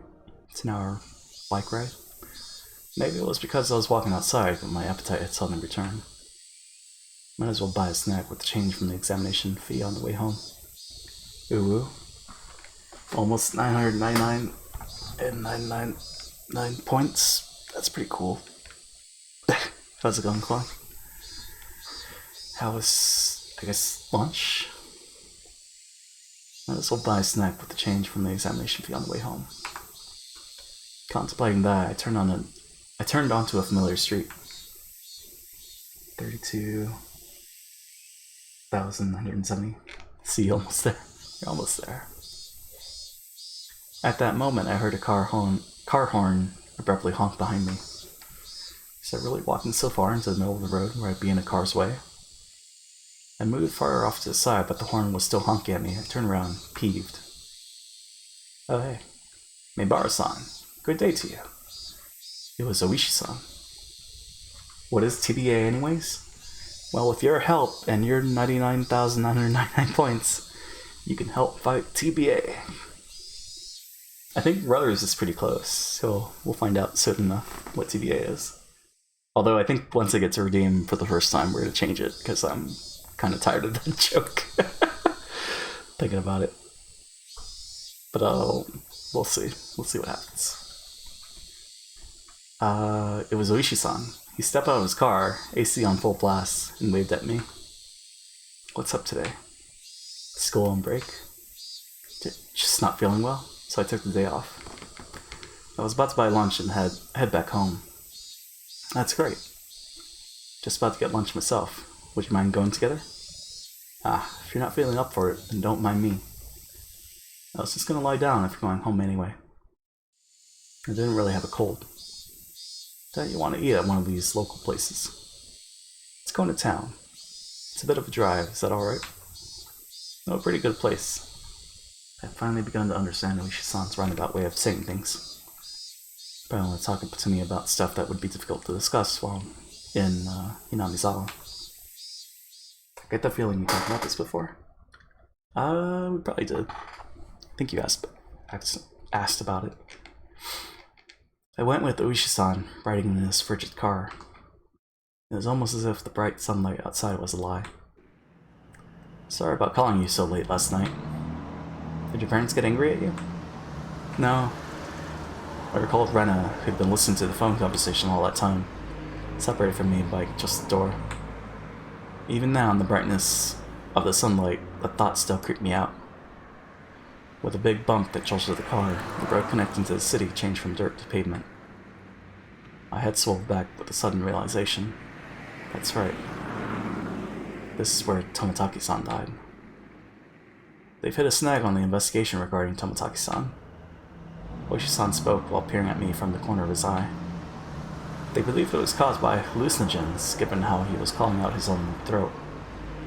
but a drug that could cause that to happen so suddenly is extremely hard to come by. Bear in mind, of course, the autopsy was done with that premise in mind. Well, we didn't find any leads. You know that thing you see in comics all the time? Where there's a drug that if you put it in them, it doesn't leave any traces? It exists. Succisinal coal something or other. It's succisinal choline, I think. Well, it's pretty common. But you see, there doesn't seem to be any kind of drug that would cause Tomitaki-san to react like that. Then, this came out in 2004. Damn. Well, good job. Then, you're saying the police concluded Tomitaki-san just died from the curse? Couldn't help but feel that the police were worthless. I just wanted the idea of the curse to be disassociated from Tomitaki-san's mysterious death. Unfortunately, that's how it looks right now. But putting aside the cause of death, without a doubt, he was surrounded by a group of people and had taken a beating before he died. That was no curse, but an incident that unquestionably involved other humans. That made me a bit relieved. I mean, I guess it's been longer than that, but I recently heard about it because of Crystalia. Delia? We passed in front of a rather desolate, but still busier than Hinamizawa train station. The cart pulled into a restaurant parking lot, and I followed Uishi-san to the shop.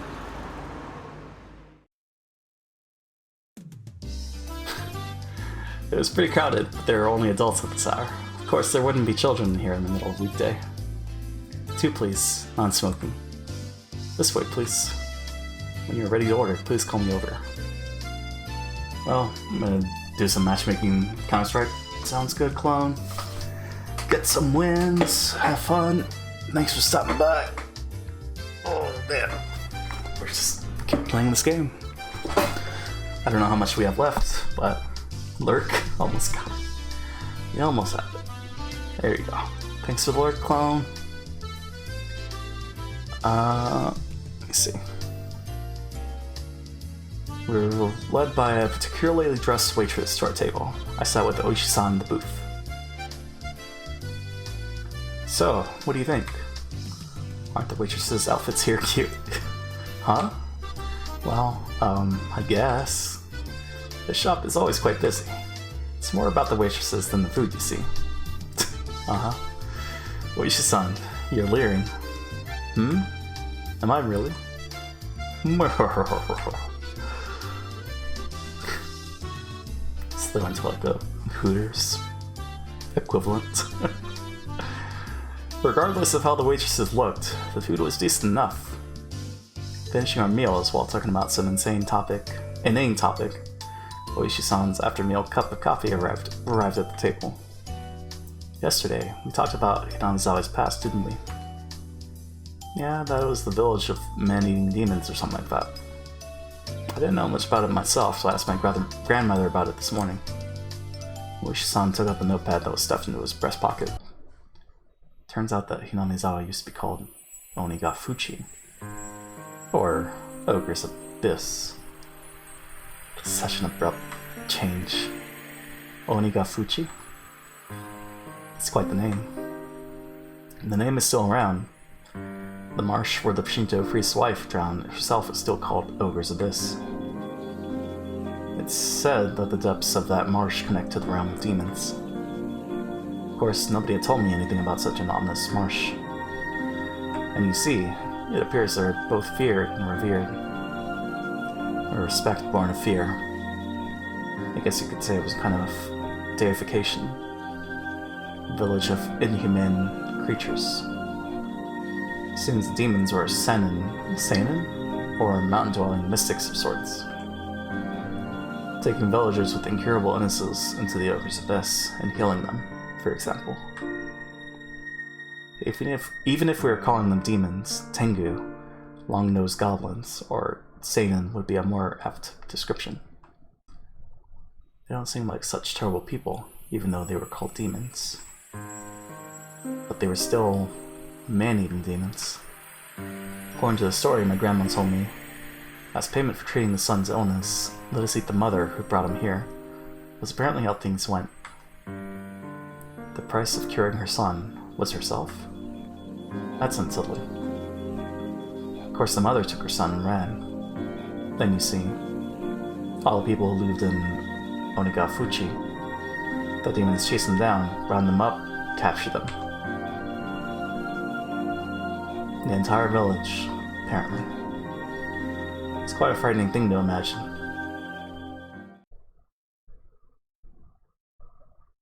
In the end, it seems both the mother and son were caught and eaten. The end. There's a problem with this story. Both witnesses in the story were eaten, so nobody would be able to tell the tale. Huh? There are plenty of old fables like this. In contrast to the ghastly tale, Oishi-san laughed heartily while sipping his coffee. But, well, there are quite a few other tales, where the demons from Onikakushi band together to capture their prey. Recall that Mion said all the villagers united and fought against the dam construction. I saw similarities with how that part about unification was overlapped. Normally they hunted down a single person and they chose who it was going to be beforehand. Huh? That caught my attention. Oishi-san also appeared to be pondering what it meant. My grandmother told me that you must never interfere with demons hunt. You should just hole up in your house and hide under the covers, she said. So what does this all mean? It means you mustn't ever help or protect the prey. As long as you don't disturb the demon's hunt, no harm will fall upon the villagers. Seems there's that kind of rule. Basically, don't help the victims. What if he's not gonna be a victim? I don't know. Pretend you didn't see the atrocities, in other words. What happens if you break the rule? Well, they're man-eating demons after all. Many parts of that tale caught my attention. Parts of the story you told me overlapped with this theory that the perpetrators were all the village families. Even if it wasn't the whole village, it was conceivable that the villagers were hiding under the covers and leaving them to die. When there's a group that was on their hunt, wasn't it? Didn't dare speak it. Then, Oishi-san, I guess it looks like it's either village families or a group of villagers perpetrating the crimes? What do you think, Maebara-san? Well, this should have gone on a lot longer than 4 years ago, right? Excuse me. Another cup of coffee, please. That's what I wanted to know. It seemed that we were both waiting for the other to say that last part. I waited for the waitress to finish pouring coffee before speaking. Last year I had a nagging feeling when Satoshi-kun disappeared. Oishi-san muttered as he watched the milk swirl around in his coffee. So those friends of Satoshi-san, meaning your group of friends, Maebara-san, I had a bit, really just a little bit, okay? Of background checking done on them. If Oishi-san had said this to me before, I would have been furious, since he told me earlier not to suspect my friends. But as I was now, I couldn't. This might sound pretty stupid. Maebara-san, if you feel that it's stupid, please say so. I'll just stop. Oishi-san was wearing the most serious expression that I'd ever seen from him. It was as if he was telling me to prepare myself and listen. There were quite a few things I regretted hearing from Oishi-san, but none of them were as threatening as this. A little voice inside me was screaming like an alarm. Stop, Keiichi. This is probably the last one. I took a deep breath and silenced that voice. I would not run from the truth. Please. That was all I could utter. Oishi-san stared into my eyes silently for a few moments. After he was certain I was ready, he began. The victim of the incident in the first year was the overseer. A few weeks prior, he had an altercation with Mion Sonozaki-san. Multiple altercations. But she's like 12. 12. Oishi-san had said before that Mion had defied the dam project vehemently. Hey Smithery, hey dude, I'm here. Busy morning, so the lurk is up. Sounds good, Smithery. Thanks for the lurk. Hope you have a good day. Dealing with the busy. Well, it wasn't hard to imagine how she'd be if she got worked up. In the second year, the married couple who supported the project died in that accident, right? They had a daughter. Her name is Satoko Hojo-san. So wait, but the housewife, right? How does that work? Huh? Satoko? Meaning Satoko? Oishi-san's look told me that my voice was too loud. I realized it as well and quickly quieted it down.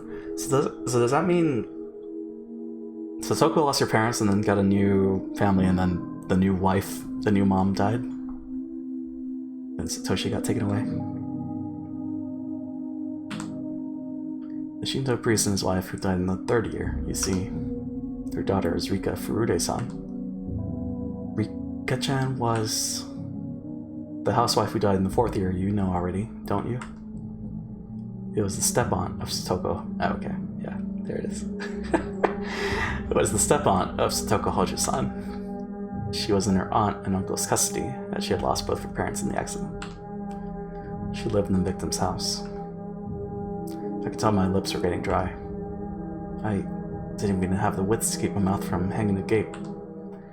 I thought it was nothing but a bizarre incident, one that I could easily distance myself from.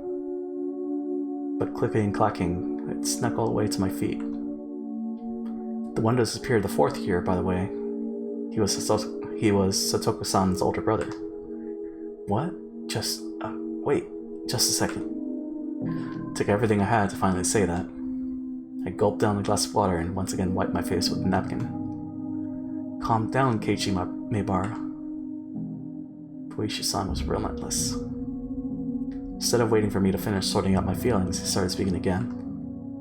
The last of the things I shouldn't have heard. All of the victims seem to be connected to your group of friends. What about Rena? That has to be just a coincidence.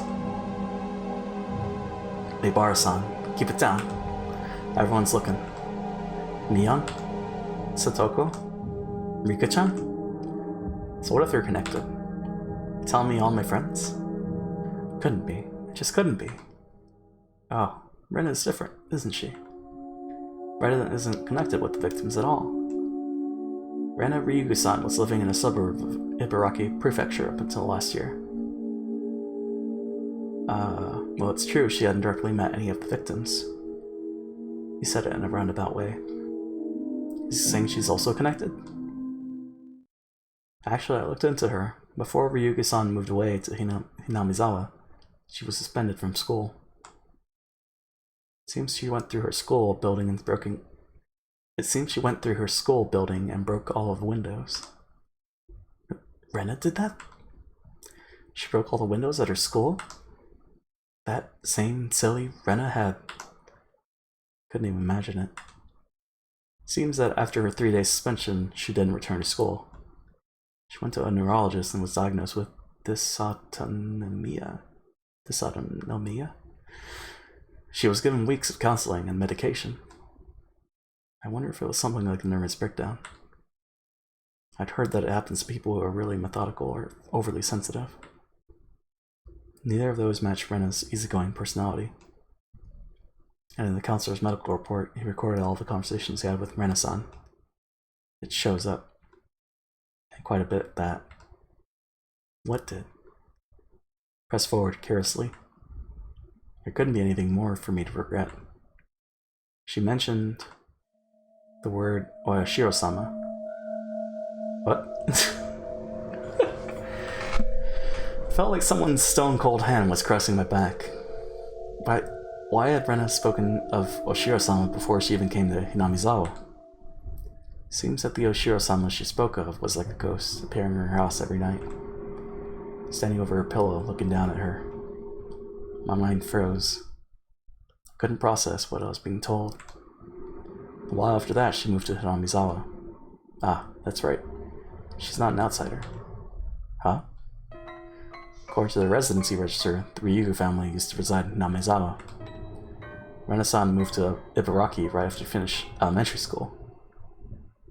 My mind went completely blank. It was similar to the static you'd see on a blank TV channel. My ears began ringing as I lost all sense of comprehension. Maibara-san, are you alright? Shall we stop? Those words brought me back. I couldn't let it end here. Now I understand Rena. Then how about the last victim, Tomitake-san? Who was he connected with? Irritated, I let out one final reprisal. All of them. Have you forgotten, Maibara-san? Didn't you all spend the night of the festival together quite merrily? Quite a few of the officers saw you enjoying yourselves. Now there was nothing I could respond with. I fell silent as my brain turned to mush. I mean, he was just... We should get going. Ah, Maibara-san, did you take your afternoon medicine? I'd completely forgotten about the medicine I had gotten today until Oishi-san said that. I got another glass of water and we left the shop after I chugged it down. We got in the car and returned to Hinamizawa via the rough road. Never really paid attention when I was on the bike, but did cars normally shake this much? It was almost as if the road was desperately trying to tell me something. But that big jolt was from the difference in the elevation of the road when it changed from cement to dirt. I was certain that I heard Tomitake-san's scream. I sat in silence, just letting myself be shaken by the car. I'll drop you off at your house. You missed school because you were ill, correct? My apologies for the long conversation. Why did you talk to me? I blurted out the question. I really just blurted it out. Didn't expect an answer. I did check with you first, didn't I? We should just stop. Not that. Why did you reach out to me? You said quite well that Ushi-san was investigating the string of suspicious incidents. But why was he telling me all this? I knew nothing I couldn't help. Everything Oishi-san spoke of was news to me. First of all, what could I, having just moved here, know? By chance, if there was a reason for Oishi-san to reach out to me, then it would have to be that I looked suspicious to Oishi-san, as that was part of me on the circle of friends. I'm retiring this year. I plan on moving away after retiring as my grandma wants. So while I'm still on the case, I want to bring the truth behind this incident to light. So, Oishi-san, you suspect them, don't you? All of them? Oishi-san didn't really give a response. It felt a little late, but I thought it was his way of showing a bit of consideration for my feelings. And this is mostly my intuition from 30 years ago on this job. Maibara-san, you're the one in danger. Huh?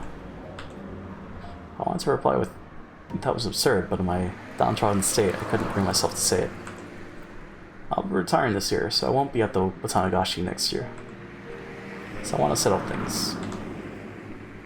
In other words, he was insinuating that in the next Watanagashi, I might be the next victim.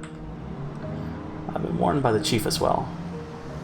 Each incident in the string of cases has been solved, so don't bring it up again, or so I was told. This is the pressure that I'm facing. Pressure? From what? Someone in Hinamizawa. We've arrived. Is this fine? After some time, the car finally reached the path to my house. The clock read 2 p.m. I was surprised so little time had passed since we ate. It was hot outside the car. The chirping of the Higurashi hurt my ears. I won't mind if you just forgot everything I told you today. I'm still going to keep investigating. I'll end Oishiro-san's curse this year. She was saying I should contact you if anything happens. It's fine. Just contact me when you feel you have to, Maibara-san. I wasn't collected enough to understand Oishi-san's roundabout way of saying it. Be sure to take it easy. I'm sorry for throwing all this at you while you're taking the day off because you're sick. Didn't really get any sort of response. I'll always be on your side. If anything, believe that. I'll be off now.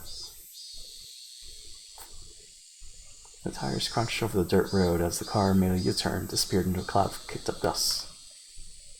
I felt like I was watching a boat only throw me a lifesaver in shark-infested waters before disappearing into the distance. That was the first time I thought Uishi-san was being unfair, telling me I was going to be the next victim, then just saying to contact him if something happened. This wasn't a criminal investigation. He was fishing. And that was just the bait dangling off the line. Would the fish be the perpetrator? Or was it really just Oishiro-sama's curse? Either way, the bait would be swallowed whole. Damn it. I don't want to die. For some time, I could do nothing but stare at the puddle of water left behind by the AC from the car.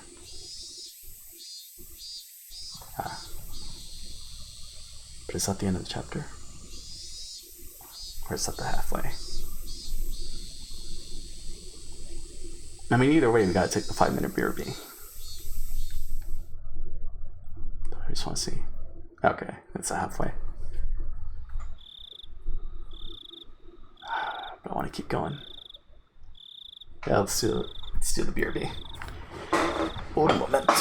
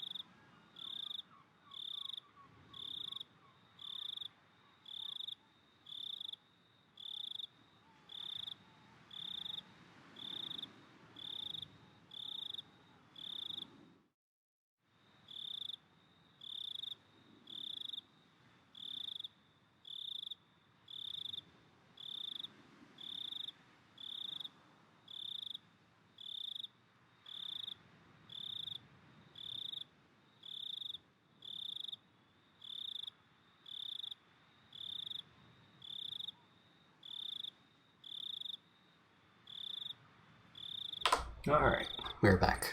Actually, let me take a sip of my water real quick.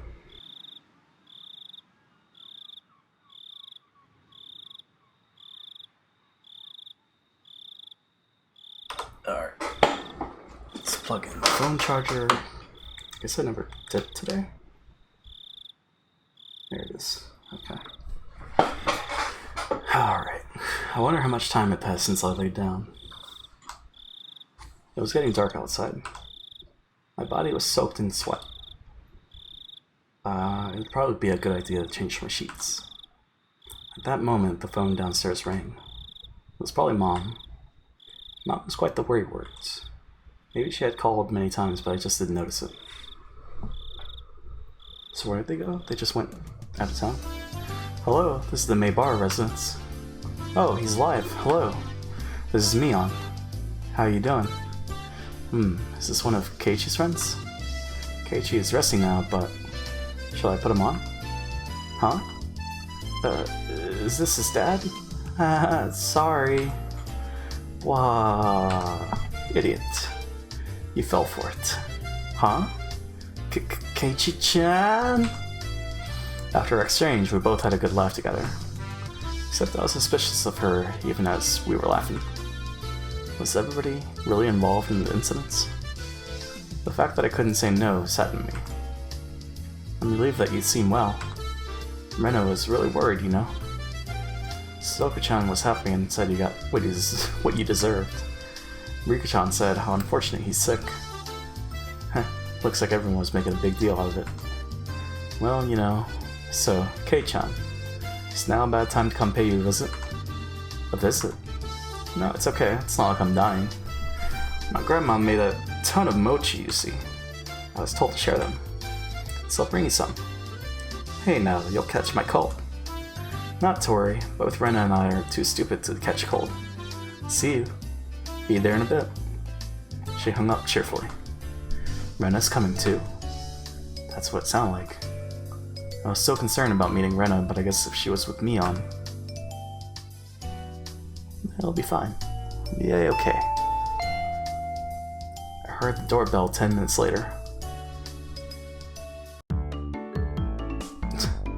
How are you feeling? Did you take your medicine and rest? Did just that. But thank goodness you look well. I was worried. Sorry, I'll be fine by tomorrow. Mion showed a complete lack of concern for someone who's recovering, and Rena looked like she was worried about me from the bottom of her heart. Didn't look like there was anything behind those expressions. Hola. Hey Eugene. How's it going? I thought we might hang out for a bit, but it looks like you're not quite in the condition for it. You don't say.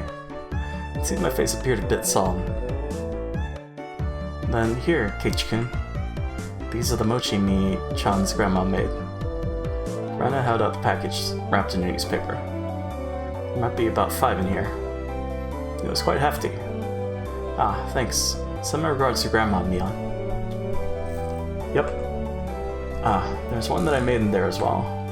I wonder if Keiichi-kun can guess which one. This is Kei-chan's homework since he missed the club meeting today. I let her on each mochi, so I'll ask you tomorrow. Were you checking if I was feeling better, or did you just come here for the club activities? Yep, looking fine. Guess you'll be able to make it tomorrow. Man, what are you gonna do if my fever comes back because of your shenanigans? Mi-chan, we shouldn't be making such a racket. Let's go. The other people here will get angry. Both of them thought my parents were home. It's because the entranceway was a mess. You're right, let's get going. Ah, by the way, Kei-chan. Yeah?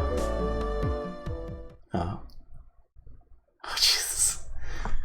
What did you eat for lunch? The sudden question startled me and I went wide-eyed when I saw Mion. I had never seen her like that. It was highly unsettling visage. But why is she asking me about what I ate for lunch? What she said was so inane it was almost meaningless. The way she said it is almost like she didn't even care at all about what I ate. I ate out. She must suspect that I was with Oshi-san. Anyway, I felt that if I hesitated or tried to change the subject, then they'd read too deep into it. So I tried answering as quickly as possible. Except, contrary to the efforts that I made, there was a pause before they replied. Now she's doing it too.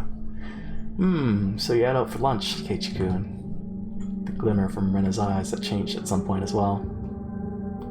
It was now sharp, as if to make me feel that feigned ignorance behind her words even more.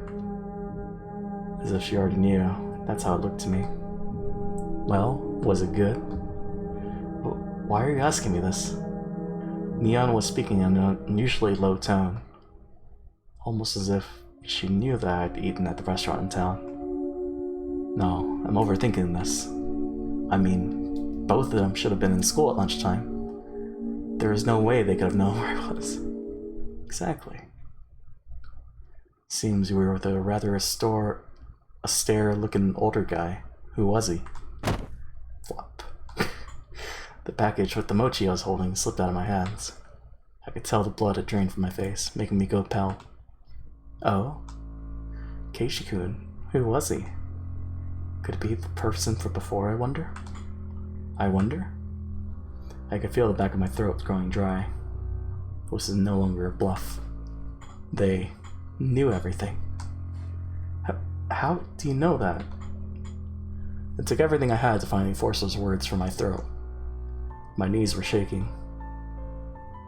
Because there's nothing this old man doesn't know. Mion sneered knowingly, and her laugh seemed to carry on forever. So, Kei-chan, what did you talk about? It seems like you got pretty worked up over it, too. But we weren't talking about you guys. Didn't have anything to do with you or Reina. Isn't it a bit strange to hear our names come up even though nobody asked about that? Reina's unwavering gaze pierced through my eyes and peered further inside me.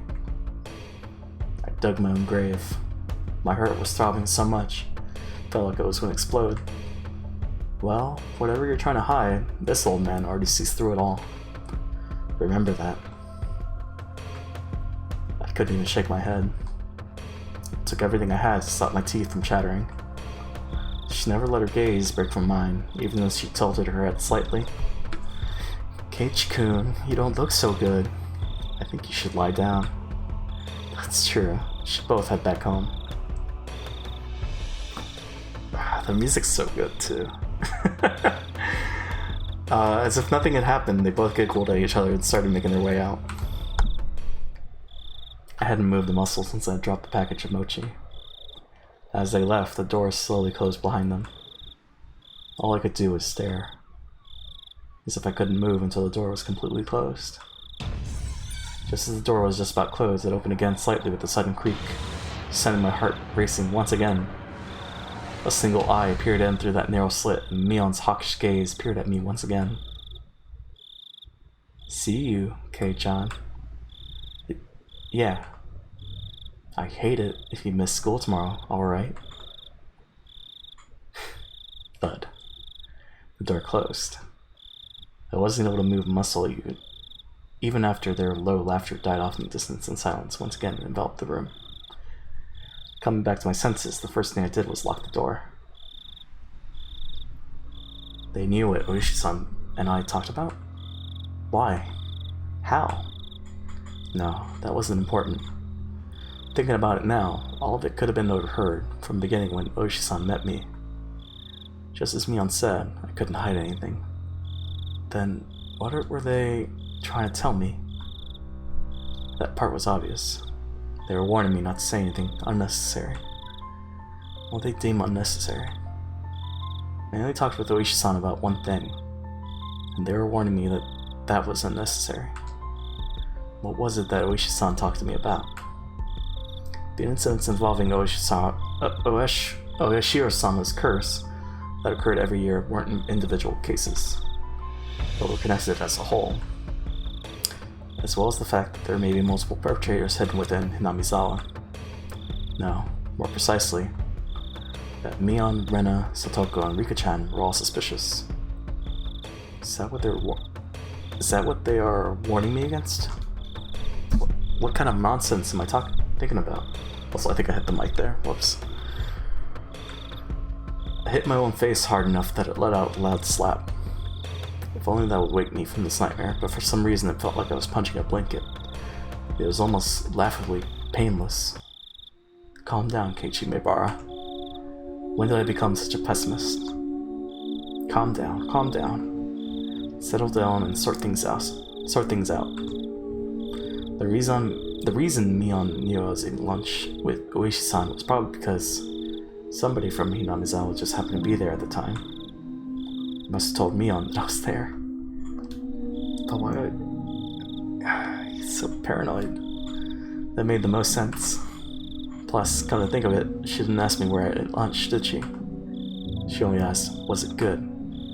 They were just curious since I was together with someone not from Hinamizawa. It's not as if they had any ulterior motives. But he is from Hinamizawa. That's it. That has to be it.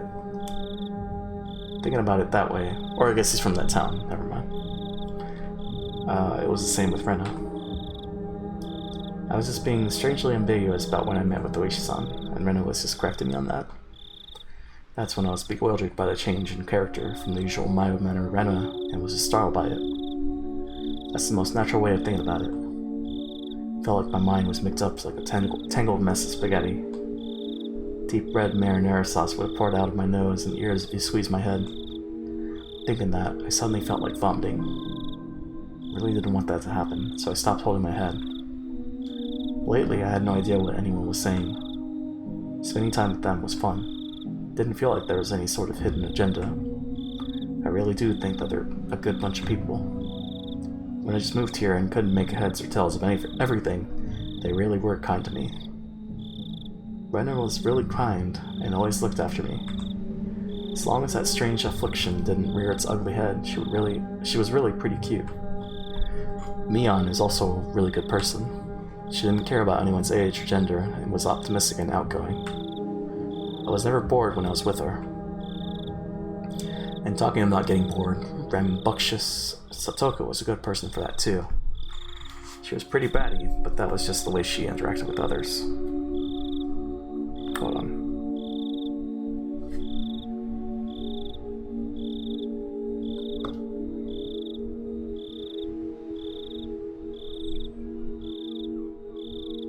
Okay.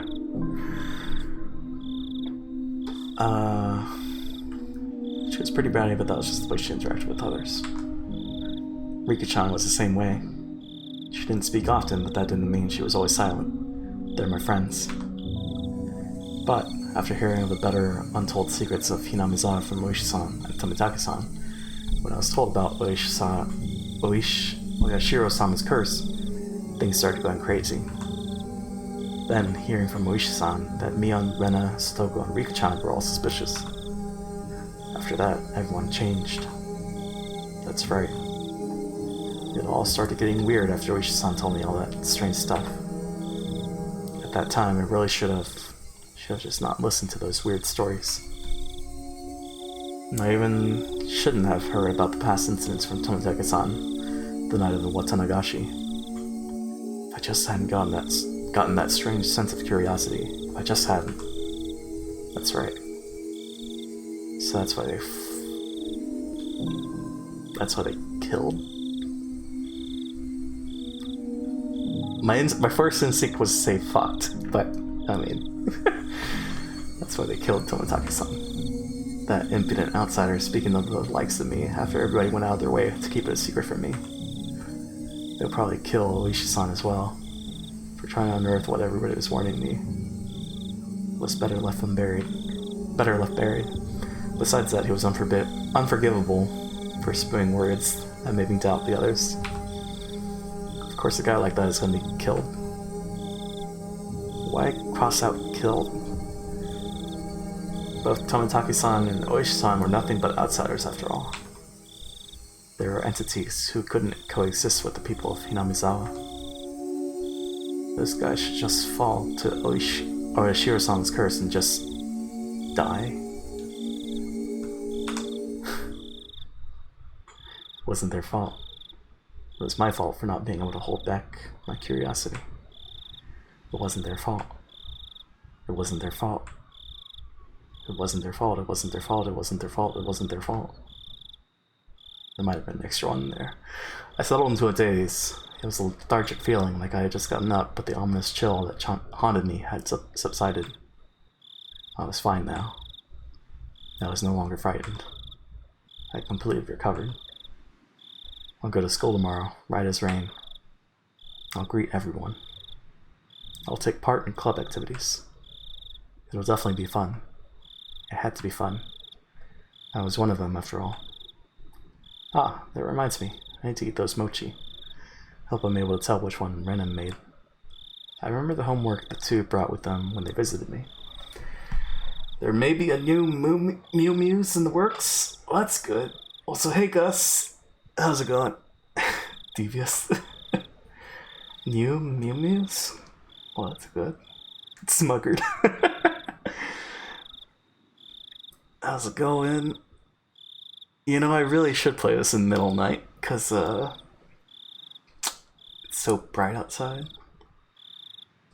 But I'm still hooked. Still intrigued, just not as scared. I guess it was when the, screen got filtered. Wait, what's up? Is this a horror game? It is. Horror mystery visual novel. Oh. But wow, our club did delivery. That was something else. I picked up the package I dropped on the floor and headed to the living room. I thought it was a cutesy visual novel. It's not. It may seem like that at first. It'd be nice, I guess, to have some tea with it. Shows how much I've been paying attention. It's all good. I'm even managing all these other channels, right? Oh hey, Effie's live. Let's go refresh. Refresh the work. Well, now working? Ah, I gotcha. Work, quote unquote, working. I see. Let's move this over there. Eating a donut, staring at my work and chatting here. It's all good. Get back to work soon. Click there. There we go. It would be nice, I guess, to have some tea with it. To fill my mouth with mochi while drinking tea. Oh. This is quite a delectable situation I was in. Hi, just woke up. Hey, Stitch. How's it going? Opening up the newspaper wrapping, there were 5 plump red bean paste mochi fit snugly inside. Man, I want mochi. There are letters written from left to right on the newspaper, A, B, C, D, and E. Now then, they said Rena made one of these. I wonder which one. There wasn't much difference in how they looked. They smelled and appeared about the same. This was a pretty difficult problem. The biggest difference was probably their shape. I wasn't sure what kind of person Mion's grandma was, but Rena's had to be different from hers. Looking carefully, I could see one mochi that was made very neatly. So well, that, just by staring at it, one could tell it stood out. Looks like this challenge depends on whether or not this one is Rena's. Calm down and think even harder. Mion had said her grandma made a ton of them and was told to give some out, if I remember correctly. So that meant 4 of these were from that large batch. Then what about Rena? She probably only made 1. So she probably spent quite a bit of time on it. Meaning the one Rena had made was this one, E. For a moment I thought it may have been a trap Mion had laid, as she knew I'd pick up on it. But that probably wasn't the case. I wouldn't be so sure if I knew Mion had made it, but since she said Rena had made it, probably wasn't a trap. Alright. My tea is ready too. I'll start with the defending champ, Mion's grandma. Let's see. Not bad. A smooth bean paste and soft chewy texture left it little to be desired. The tea I drank afterwards also accentuated the experience. This was an exquisite piece of work. Now, how about Rena's? The creation was so delicate, one would think it was a high-class Japanese dessert. Since I normally had quite the appetite, I was slightly worried about the size of the portion. But, well, first, a bite. This was quite a difficult one to judge, actually. The ingredients were exactly the same, so there was little difference in flavor. What was different was how it was shaped at the end, so as to it was to be expected. The deciding factors would be presentation and volume. The well-formed and well-sized champion versus Rena, the challenger, with a size you just couldn't get enough of. I had only had 1 bite of Rena's. I'd probably have to wait until after I was done eating to make my decision.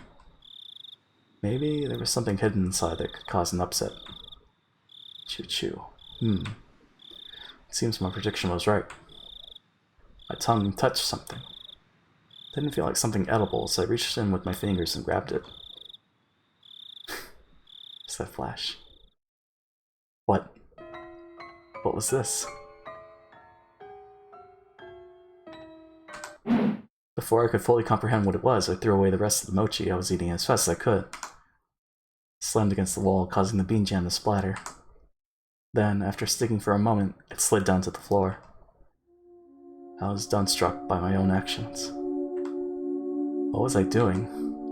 Rena had gone out of her way to make it for me. How could I? Dumbstruck, I looked down at the hand that performed such a vile act. Then I remembered what I had taken out of my mouth. At first I thought it was a hair. Even though it was shorter than Mion's, Rena's hair was still quite long. It wasn't this short. It was also a bit too hard to be hair. It was thick enough to roll around on my tongue. There's a bit of metallic sheen on one end of it. Ah, yes. There was a hole for where the thread goes through, like it was a sewing needle. Alright, let me move this over there. Yes, that's right. It looked very much like a sewing needle. Exactly like one. The end was pointed as well, quite sharply. It really did look just like a sewing needle.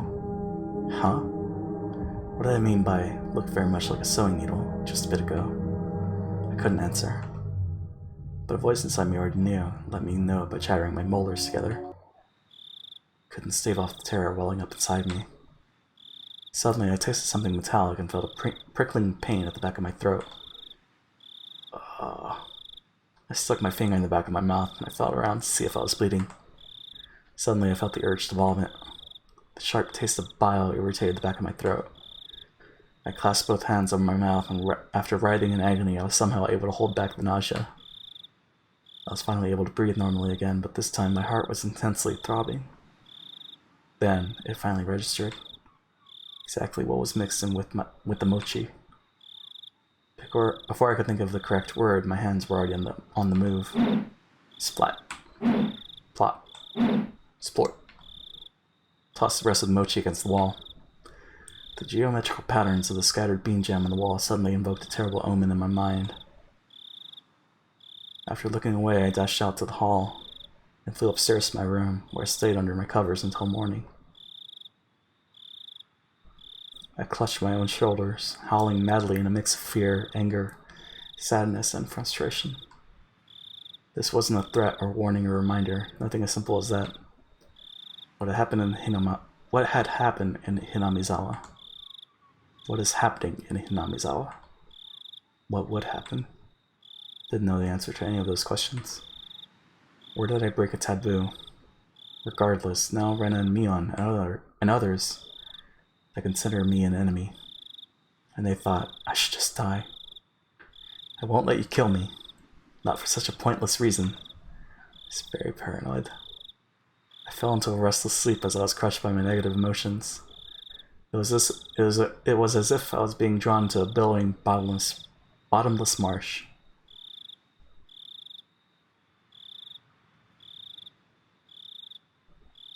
The Onikakushi, right?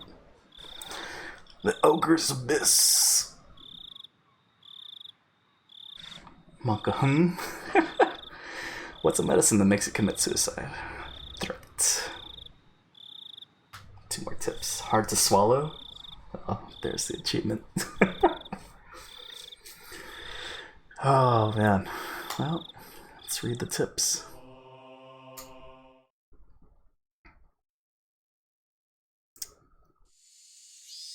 Let's cut to the chase. Is there a drug that causes someone to kill themselves?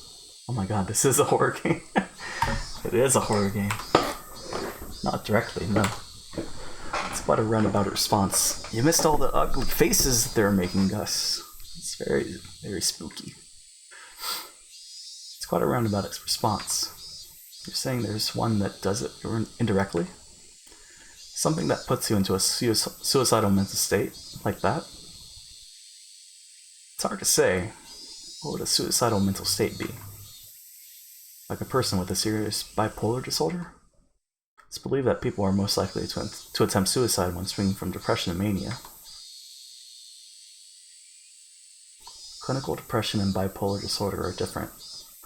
Clinical depression indicates a prolonged state of depression, whereas bipolar disorder is characterized by a passive depressed state accompanied by a very active manic state. Individuals with clinical depression suffer from low self-esteem and are quite pessimistic, but rarely commit suicide. They do not have the willpower to commit suicide. Nor does mania on its own lead to suicide. That has an opposite effect, filling the person with confidence and making them feel as though they're walking on air. Thus, they do not commit suicide. That's interesting. Neither state causes suicide, but when the condition changes, they might do so. There is a desire to commit suicide when in a state of depression, but they do not have the willpower to commit such a formidable act. But when they enter mania, they gain a burst of willpower, and their body moves as they desire. I see. So it means they gain the willpower to commit suicide. That's how it goes. That's why patients are given sedatives during that time to keep them from acting on their impulses. Then was Tomitake bipolar? People also who suffer from bipolar disorder generally commit suicide by more civilized means. Like, say, hanging or jumping off a building. Yeah, that's civilized. Self-harm, as though going through withdrawal, is completely different. Tomitake's death wasn't civilized. Someone would think it was caused by some foreign substance. As I said from the start, tell me of a drug that causes someone to commit suicide. There are reports that methamphetamine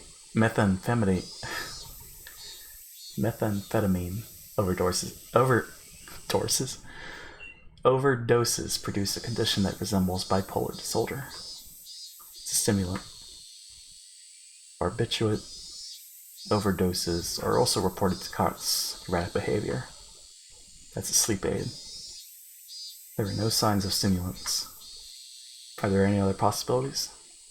All I can think of is that it's some sort of illness.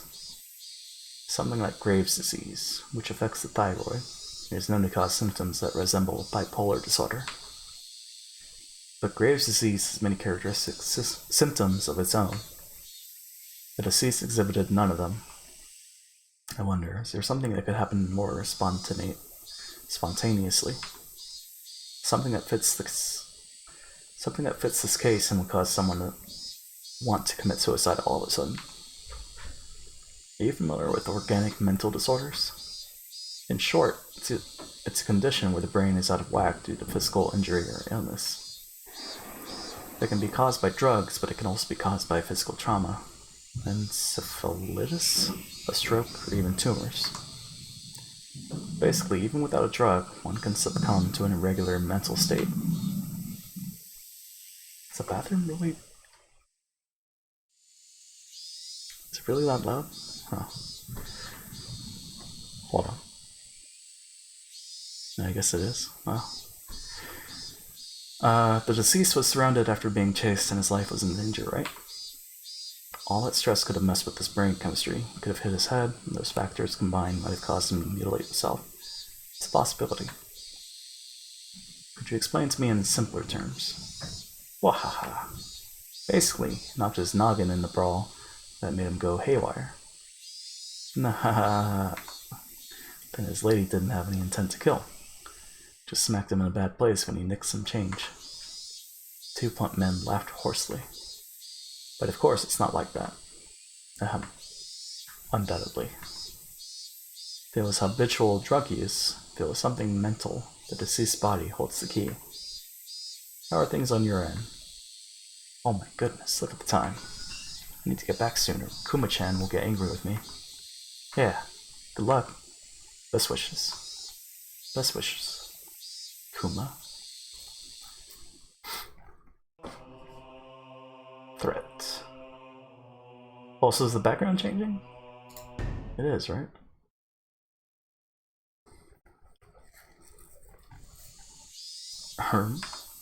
Those guys just now. They had national diet badges. And its prefectural assembly member and city councilor Sonizaki. That's interesting. The Prefectural Assembly member and City Councilor are related. It's dirty is what it is, shouting out each other's name during elections. While one is up for election, the other one holds an assembly and they double up their campaign activities. Blatantly. I don't know much about this stuff, but isn't that against the rules of the election? As long as they have no prior consultation, there are no restrictions on their political activities. Kuma-chan, the investigation division, is going to be pretty tough for you. You should at least brush up on election policies. Not suited for the intelligence division. Because I'm dumb. There was a Prefectural Assembly member, Sonozaki, and City Councilor Sonozaki. So hold on.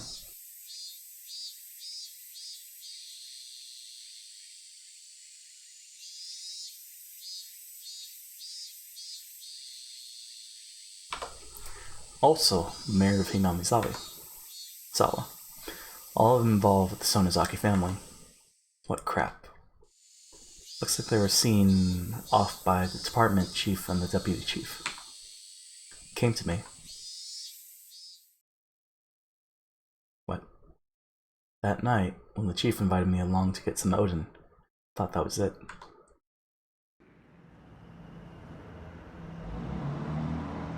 A threat? You have a lot of connections, so you might have heard something, did you? Nope.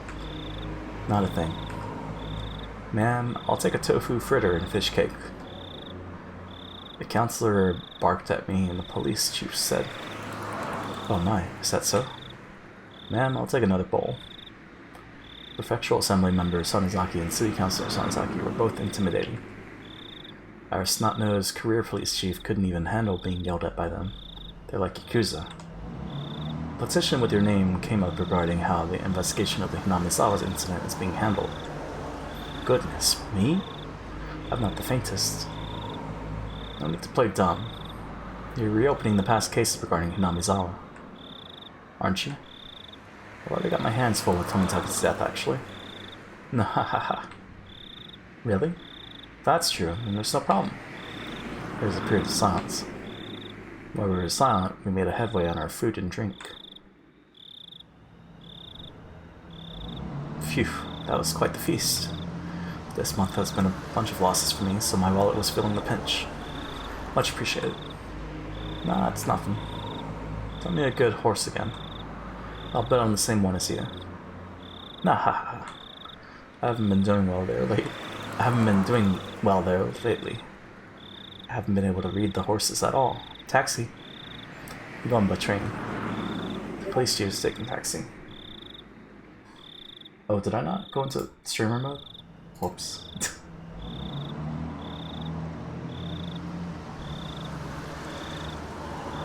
Okay. Well, that was me. I guess I didn't, I just didn't go into streamer mode. Okay. Well, now we're there. The police chief is taking a taxi. I have my own car, but it'd be rash to drive it home. Can't blow it right before retirement with the DUI. Even though he could still rattle off, looked like his legs were already goo. Pushing him into the cab, I gave the driver the police chief's address. Well, see you again tomorrow. Happy New Year. Oishi-san. Yeah. Past incidents have all been closed. Stop lumping them all together. Those villagers have to believe it's really a curse. Well, I'm not convinced. You're gonna be retiring next year, aren't you? Aren't you gonna pay off your mortgage with your pension and move up to Hokkaido with your mom? Mother pines to return to the land of her birth. It's the least I can do. And the pension, well, it'll let me enjoy myself in Susukino. Ahahaha. The police chief may issue a special retirement salary raise, he says. Public servant's pension is calculated based on their monthly salary. So if you were to get a raise right before retirement, your bonus to your salary would be inflated. And you get a heavy surplus of funds. That tends to be how it's done around here. Of course, it's not a custom that's thought of highly. The difference between bonus and the pension is quite a bit. I expect nothing less exemplary from our egghead chief. But, well, they say our salary is compensation for our hard work, but in the end it really just has to do with the passage of time. I It's not something I can laugh at, but I'll laugh through it anyway. I don't think it's anything exemplary. But given how hard you've worked, it's not odd that you're getting that much of a pension. Not to get that much myself. If I can get it, well, of course, I'd want it. Nahaha. You'll get it. You're an adult, after all. Sorry for holding you up here, driver. Thank you very much. I closed the door roughly, interrupting the chief's conversation a bit rudely. It looked like the chief still had something to say, but he just smiled wryly and waved. I waved in return. The cab sped up gradually and soon disappeared among the sea of lights. Nahaha. Oh no. I wonder if I really can repay that loan.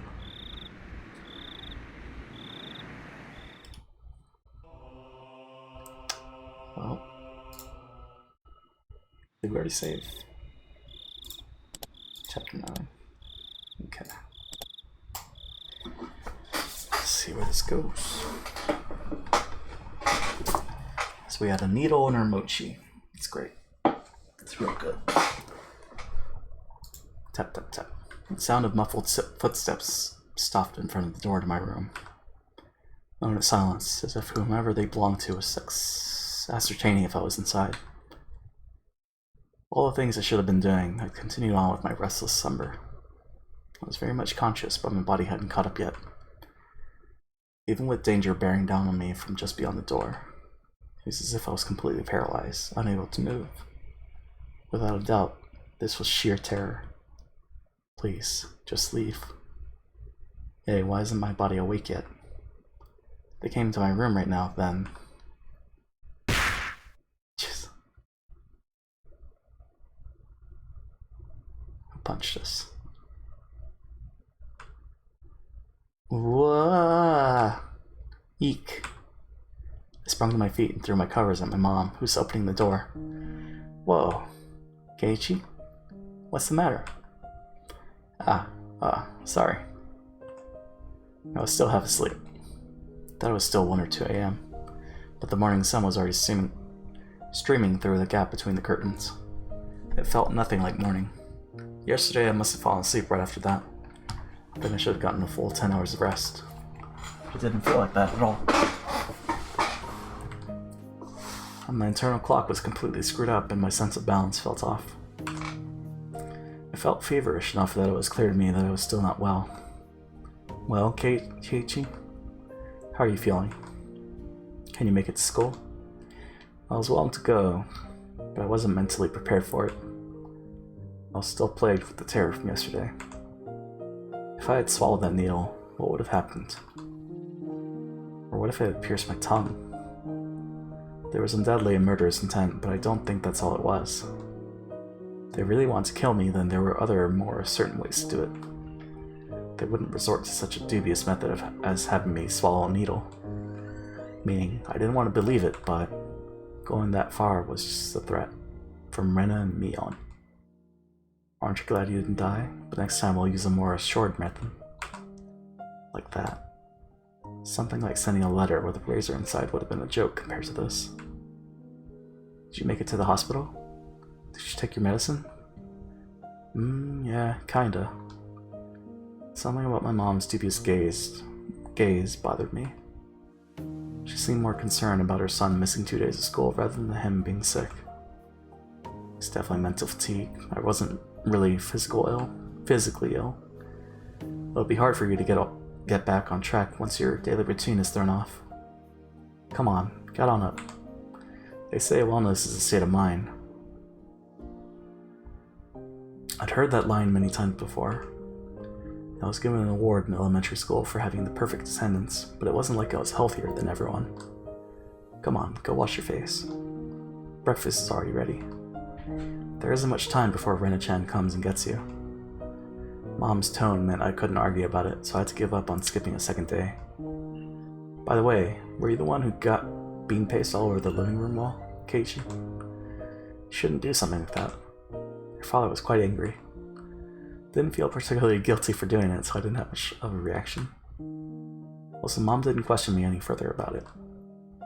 She went back downstairs after she was certain I was getting up. But Mion said as she left yesterday, I'd hate it if he missed school tomorrow. came back and dwelled in the back of my head.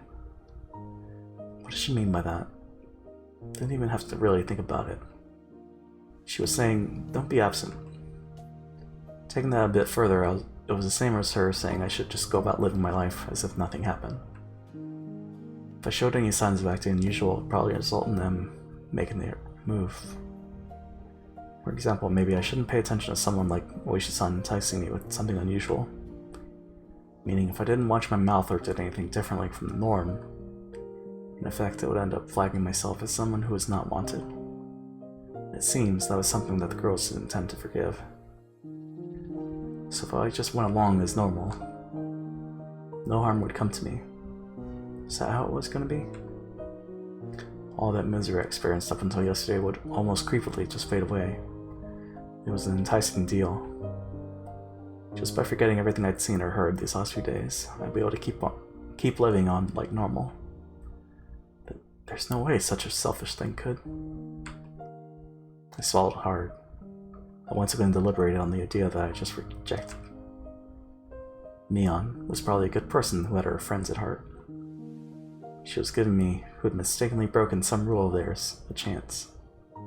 Was what I did really something so unforgivable? But Mion had given me another chance. She was saying if I just forgot everything and kept living on like I had been, I'd be forgiven. Keiichi, your food is going to get cold. Hurry up and get down here. Rena will be here if you don't hurry. Ah, I'm coming. I crammed my textbooks into my bag and hastily made my way downstairs. Hold on.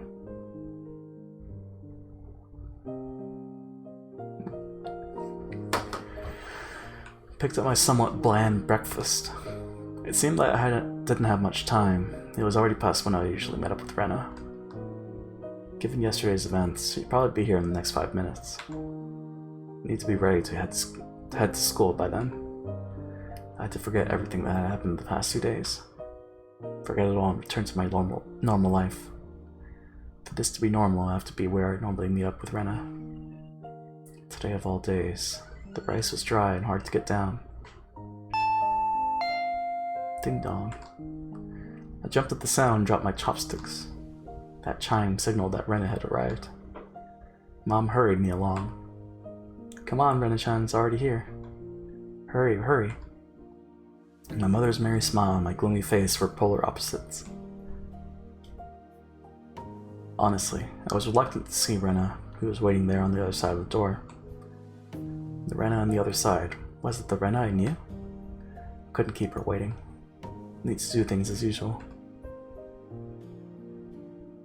Morning. An invigorating greeting filtered in from across the doorway. It came since Keiichi-kun was a bit late. Will it be okay today, I wonder? The manner in which Rena was concerned was, without a doubt, the Rena I knew.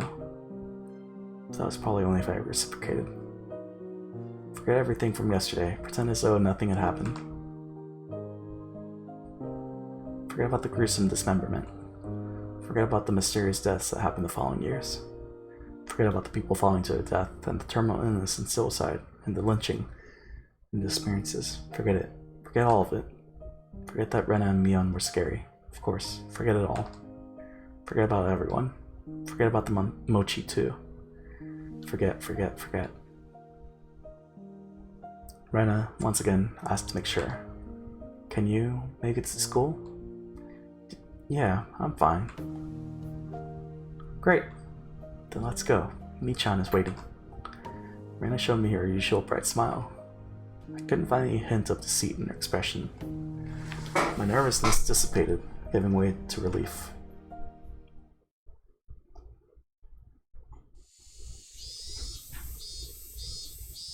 But you see, Satoko-chan was so insistent she could do it.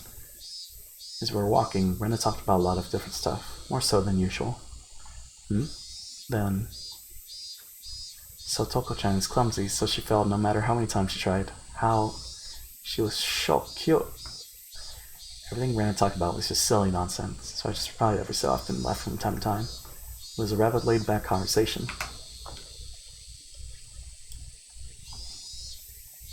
We passed by one of our neighbors and they called out to us.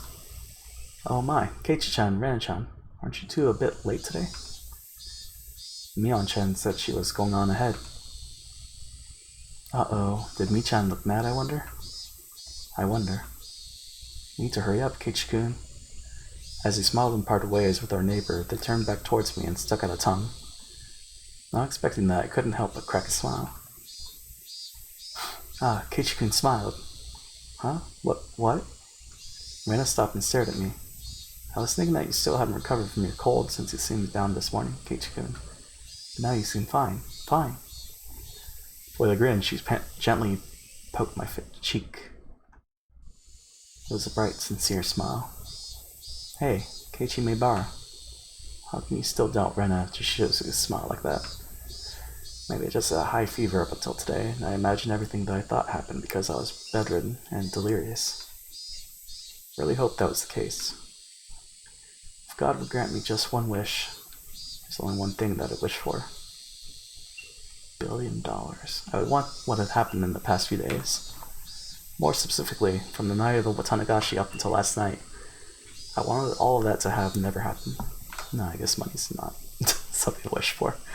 I wonder how many times I'd wish for these past few days. As long as Rena kept on smiling like this, I think it might just become reality. So I wanted Rena to keep on smiling. Keep on smiling. So, Keiichi-kun. Oh. Those mochi yesterday, did you eat them all? That vain wish of mine was instantly shattered. My heart began palpitating. The relaxed morning mood suddenly became frigid.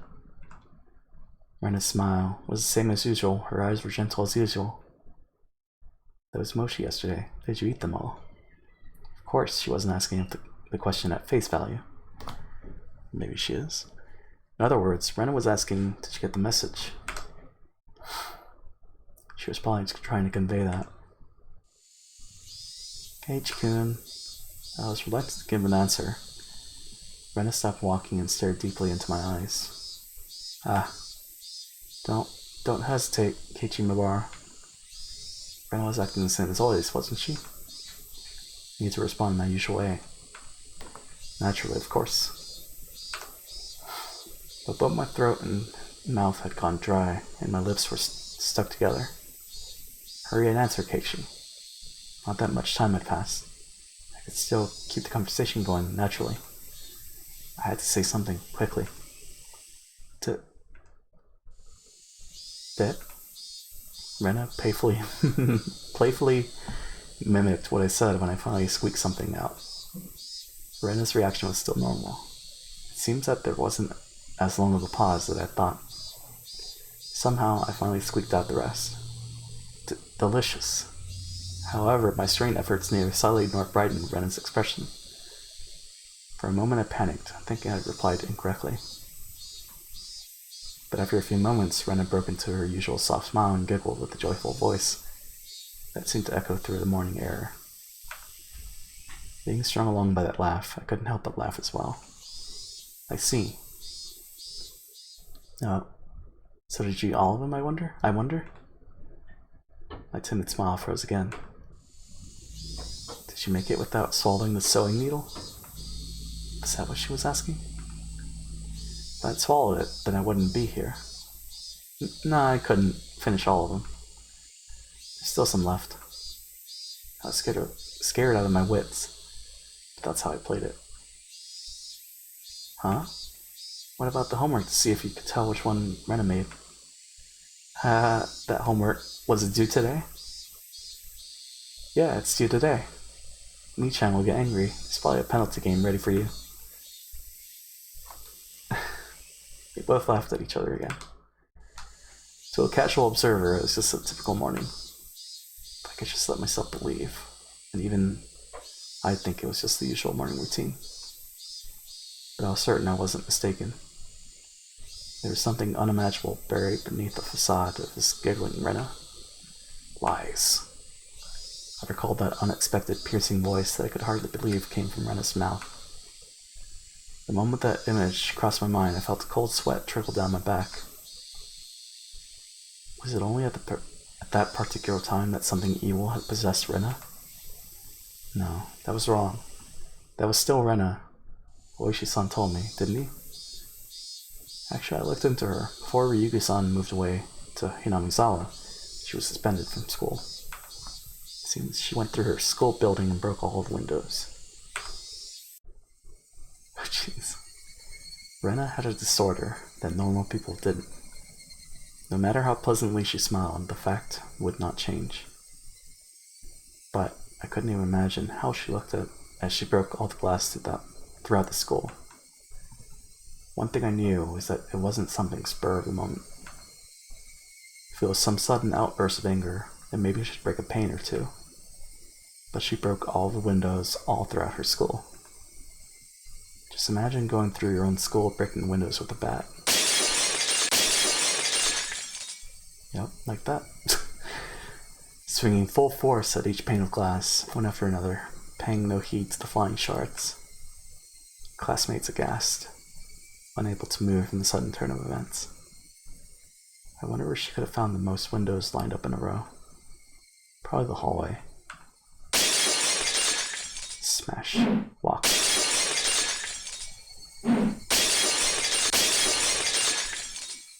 Wind up, smash, walk, wind up.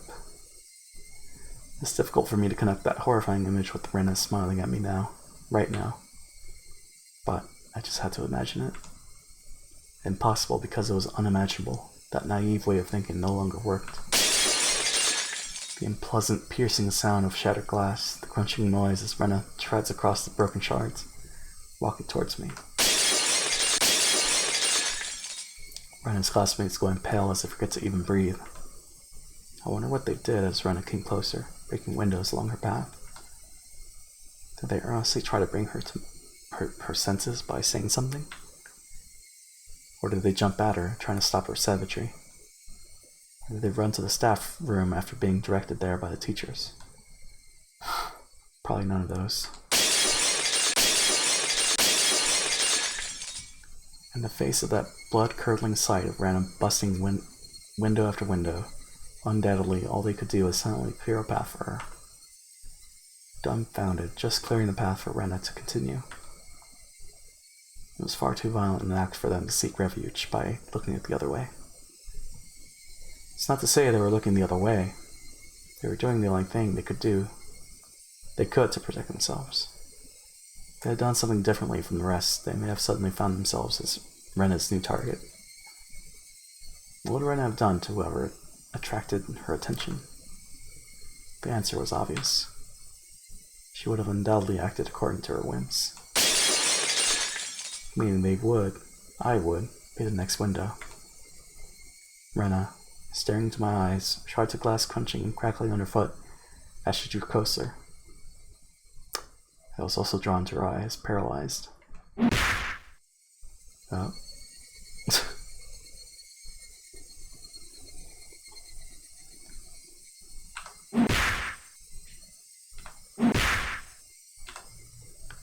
Then, Rena struck me with the bat over and over again, like I was one of those windows. I crouched down on the floor, desperately protecting my head. Rena didn't care whether it was my head or my back. Zealously, she hits me again and again.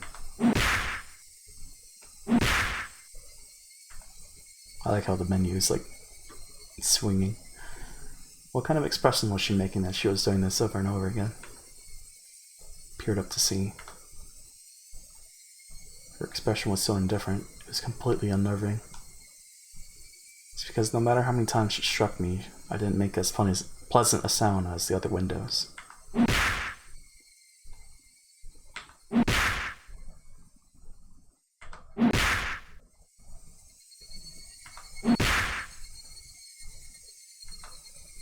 That's so neat.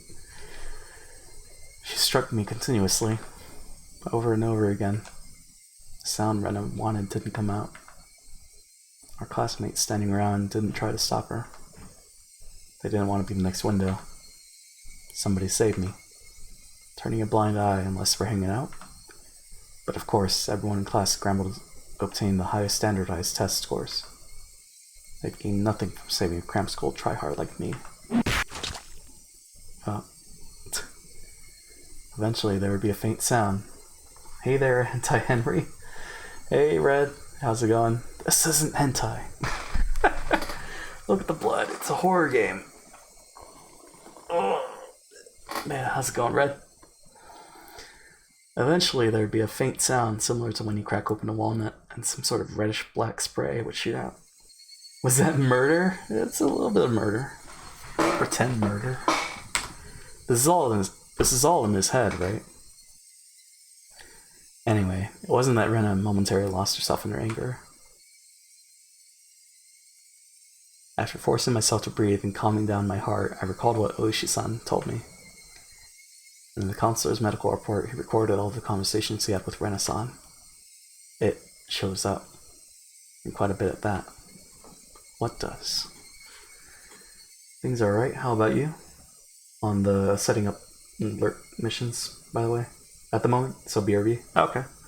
I'm doing well, by the way. That's good to hear that things are alright. What does? She mentioned the word Oyashiro-sama. Following that, Rena was suspended and had regular examinations at the hospital.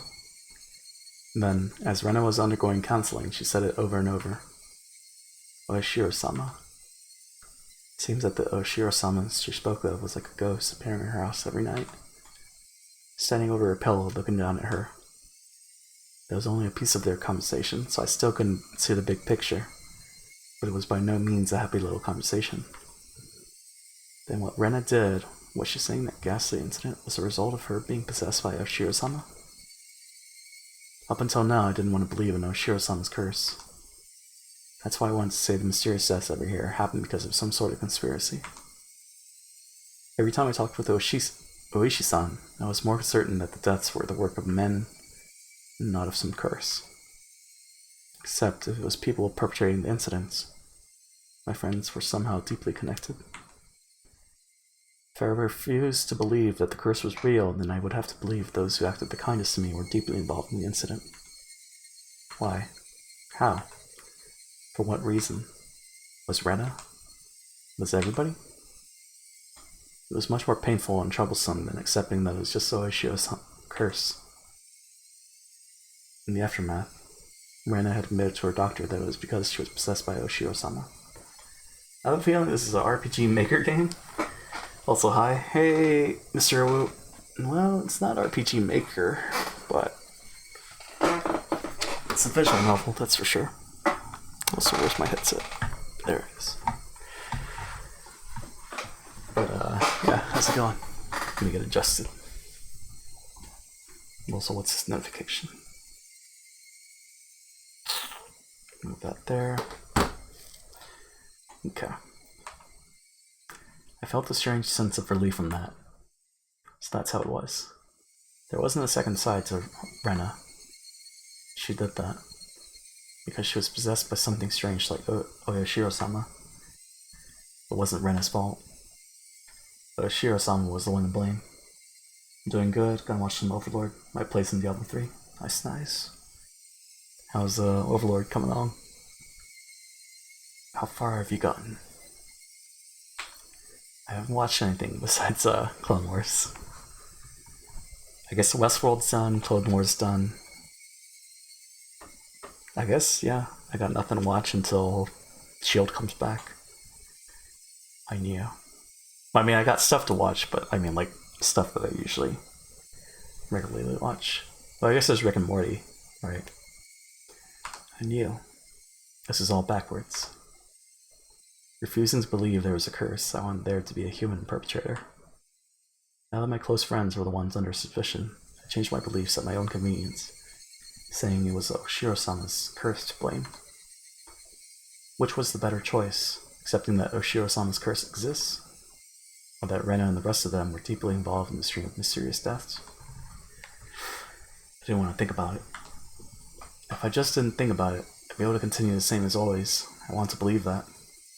But that was no longer possible. I had received their message. It was pathetic of me to try and bend the meaning to my own convenience, regardless of my opponent being a human or curse.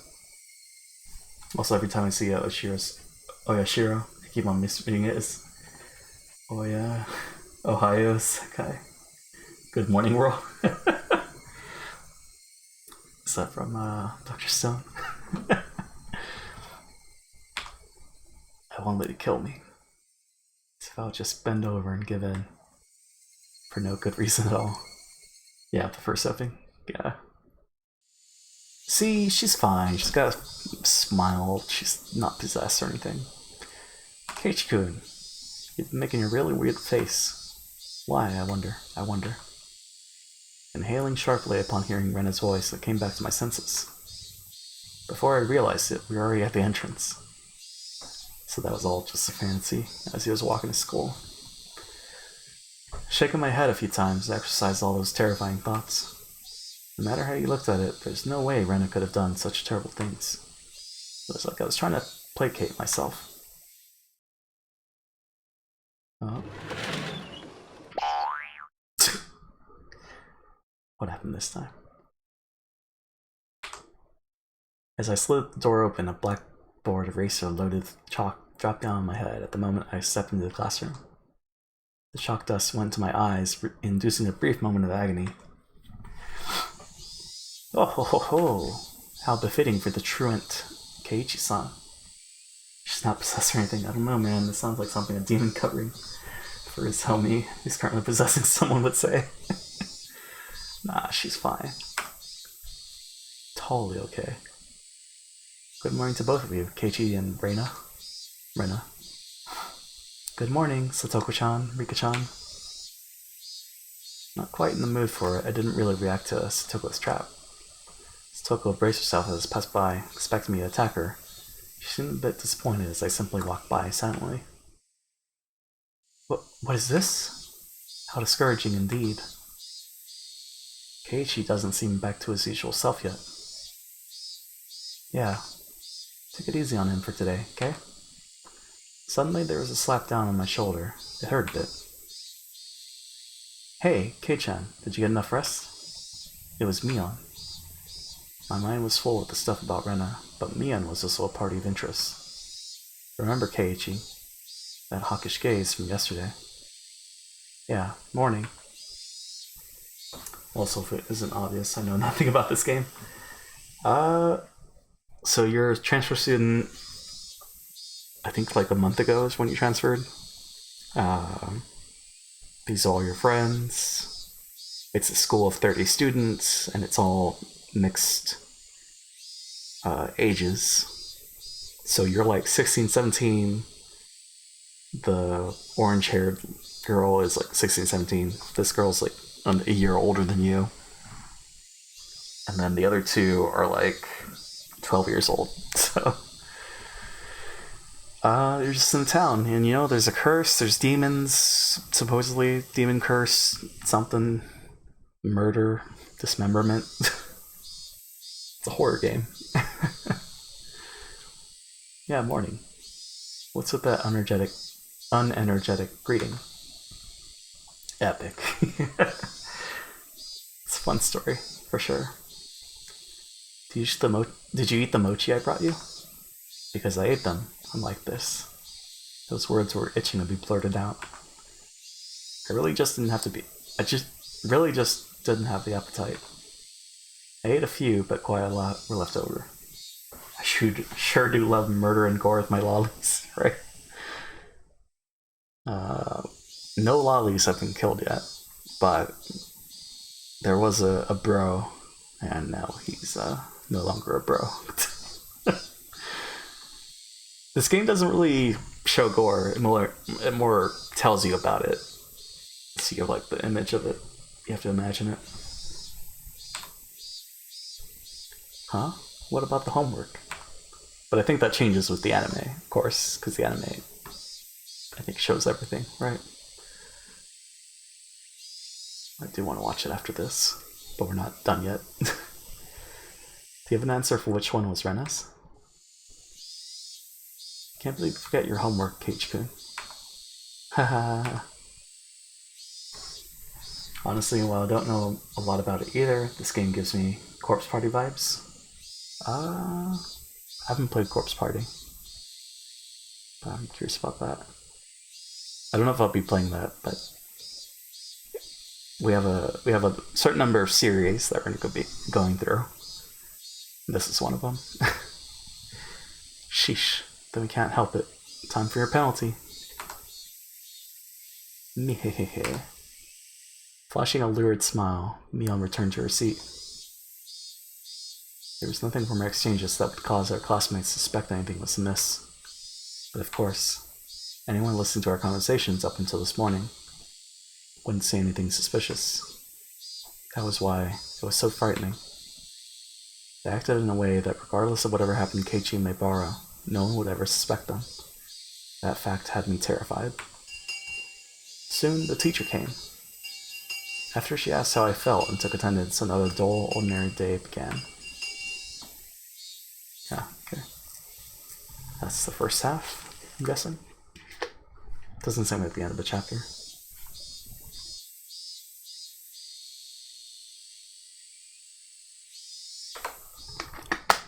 Man, my throat is definitely drying up. This free study period was a convenient time to consider where I stood. Oh. I gently closed my eyes and pondered the ridiculous position I was in right now. First of all, what I shouldn't forget was how dangerous of a situation I was in. I had fallen out of favor with them. After interacting with Oishi-san multiple times, I could see it as I was getting closer to the heart of the matter. The warning yesterday with the mochi was a good indicator of that. No, calling it a warning was just my habit of understating things. It probably had no meaning beyond stunting my progress and buying themselves some time. Jeez. Until they had a method of completely erasing me, they were just biding their time. Even though they were keeping me under their thumb with threats, it didn't change the fact that I knew too much. The chilling sensation on my desk made me recall Satoshi Hoju, the boy who was using this seat until last year when he disappeared. Was he also similar to me? Did he learn something he shouldn't have and was erased? Well, you can just ask the sister, right? Damn. I wouldn't let them get rid of me so easily. Never. But are they really trying to kill me? I've had these contradictory feelings for a while now. Even though I suspected them, I felt I had to cover for them. With all their suspicious behavior, a morning like this just made it all seem like an elaborate hoax. No, that's just what I want to believe. Doubting my friends? Covering for them? My life was in danger. Or was it? Actually, I was debating the wrong point. Given my current situation, those points were something that should have been deliberated on a long time ago. But really, Rena and the rest of them? Were they actually aiming to kill me? A little voice inside me continued to torment me with these unresolvable trains of thought. Are you an idiot, Keiichi Maebara? The answer should be obvious. But maybe that sewing needle might have been just an accident, right? How could you screw up and drop a sewing needle into a piece of mochi?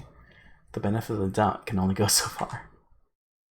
Both Rena and Mion had acted and behaved suspiciously, but maybe it was also some sort of misunderstanding. What kind of misunderstanding? It wasn't just suspicious, it was outright ludicrous, right? Rena just corrected me for lying, and Mion only asked me about what I had for lunch. Rena was standing outside our door eavesdropping for a good hour, you know? She was probably just waiting for my phone call to end. For a whole hour outside your room? And is it normal to go home afterwards without saying anything? That is pretty weird. You heard from Moishi-san, didn't you? About what Rena did at her former school? But at the hospital, she said it was Oyashiro-sama's fault. She... Cut it out, Keiichi Maebara. Don't you realize they're out to kill you? Oh.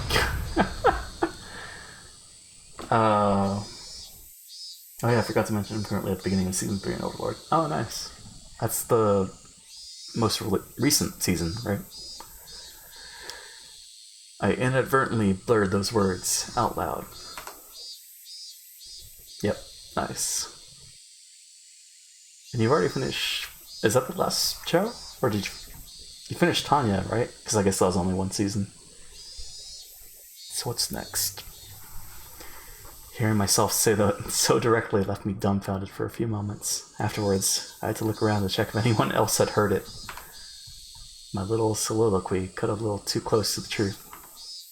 Even though I could feel the murderous intent from Rena and the others, part of me somewhere was still trying to deny that. This late in the game, such hesitation could be fatal. I knew that. But I was just your average student, a man living his normal, ordinary life.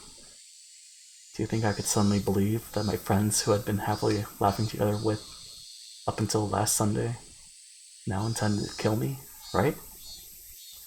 You're too soft, Keiichi. Did he say that loud?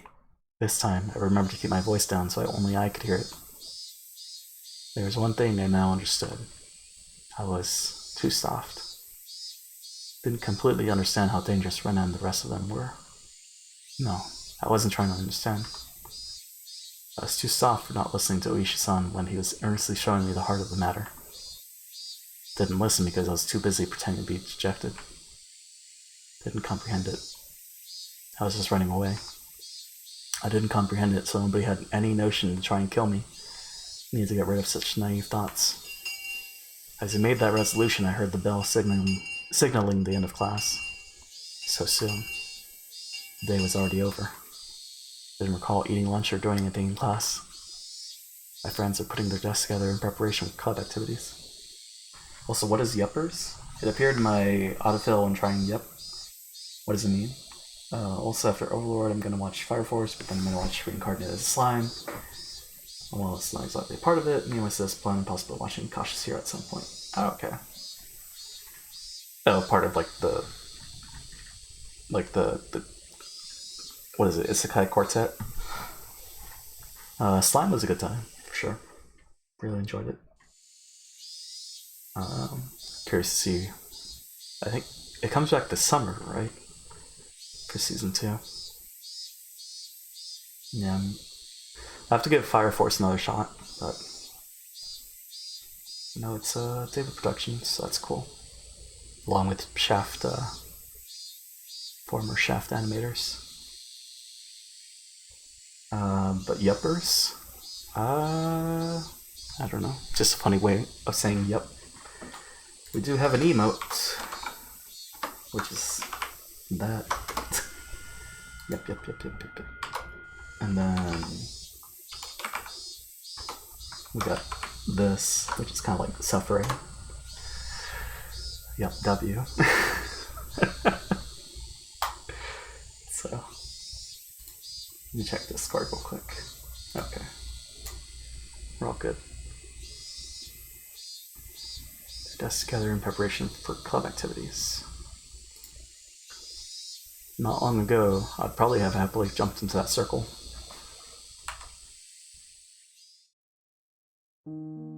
Oh. My, Keiichi-san. How rude of you to even think about leaving. The way Satoko spoke was so typical and familiar, it almost physically hurt. Huh? Keiichi-kun? Is today not a good day? I wonder. We're gonna win big together. How? Seeing Rena's expression, which said she was really looking forward to today, was hard to take. Man, that's... yeah. Hey, Keiichi. Maybe Oishi-san is just some enormous jerk trying to separate me from the others by lying to me. Slap. Trying to expunge such weak-minded thinking, I slapped myself in the face.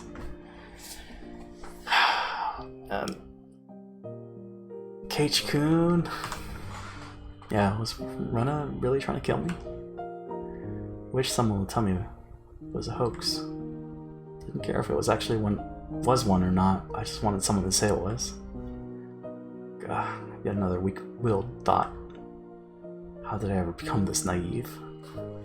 Ooh, interesting. Hey, Ham. Interesting game. It's a fun game. It's definitely got my interest.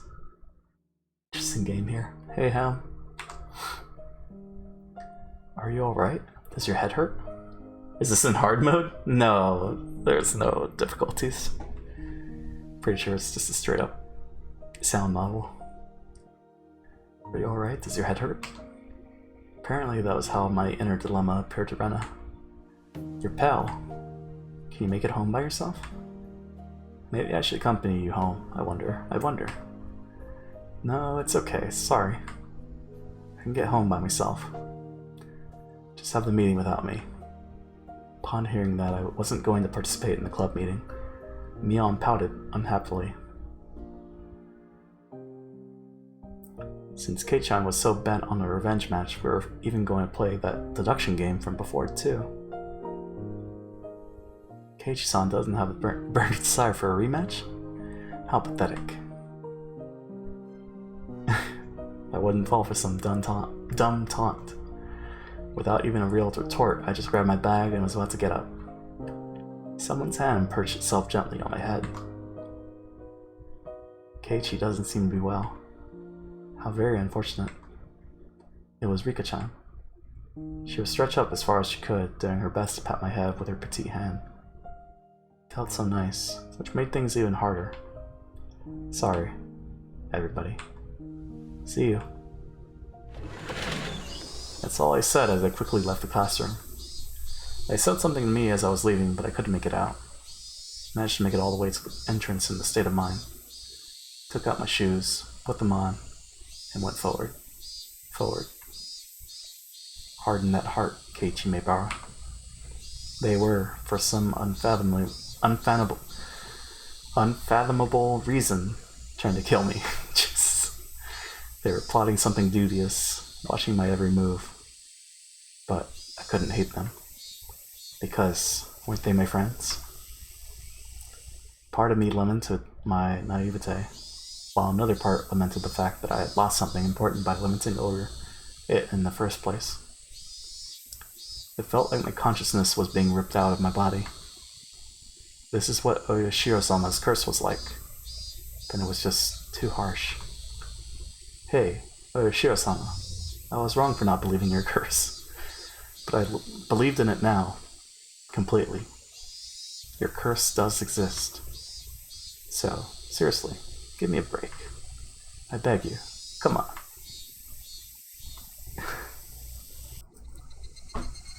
How's this going to turn out? Well, if the intro of the game was any indication, this is not going to go well. Dinner was unusually bland. It had no flavor or aroma. The miso soup that normally tantalized my appetite instead tasted like nothing but boiled water. Dad was eating with us that night. It was a rare occurrence in this household. When he got into his work, he ate and slept on his own schedule. My dad never cared about the time. Since my dad was at the dinner table, it either meant that he had just reached a good point to take a break, or he was in a slump. So yeah, he just doesn't understand the motivation creators have. The partnership was just a verbal agreement, wasn't it? If it's so hard to agree on things, why not just end it? I feel like it's an industry with a lot of back scratching, but when it gets in the way of business. I wasn't able to pick out as much of my mom and dad's conversation, but I could tell it wasn't a very pleasant topic. That, of course, made the disgusting food even less appealing. What? It's not disgusting. Staring listlessly at the exchange between my parents, my mind wandered off to the same thought processes I had going all day long. Friends close to me? No, they used to be friends.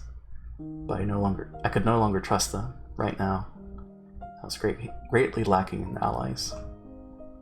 People I trusted, people I could depend on when push came to shove. They were something I just didn't have. Having just one ally would have been incredibly reassuring in the currently hopeless situation I was in.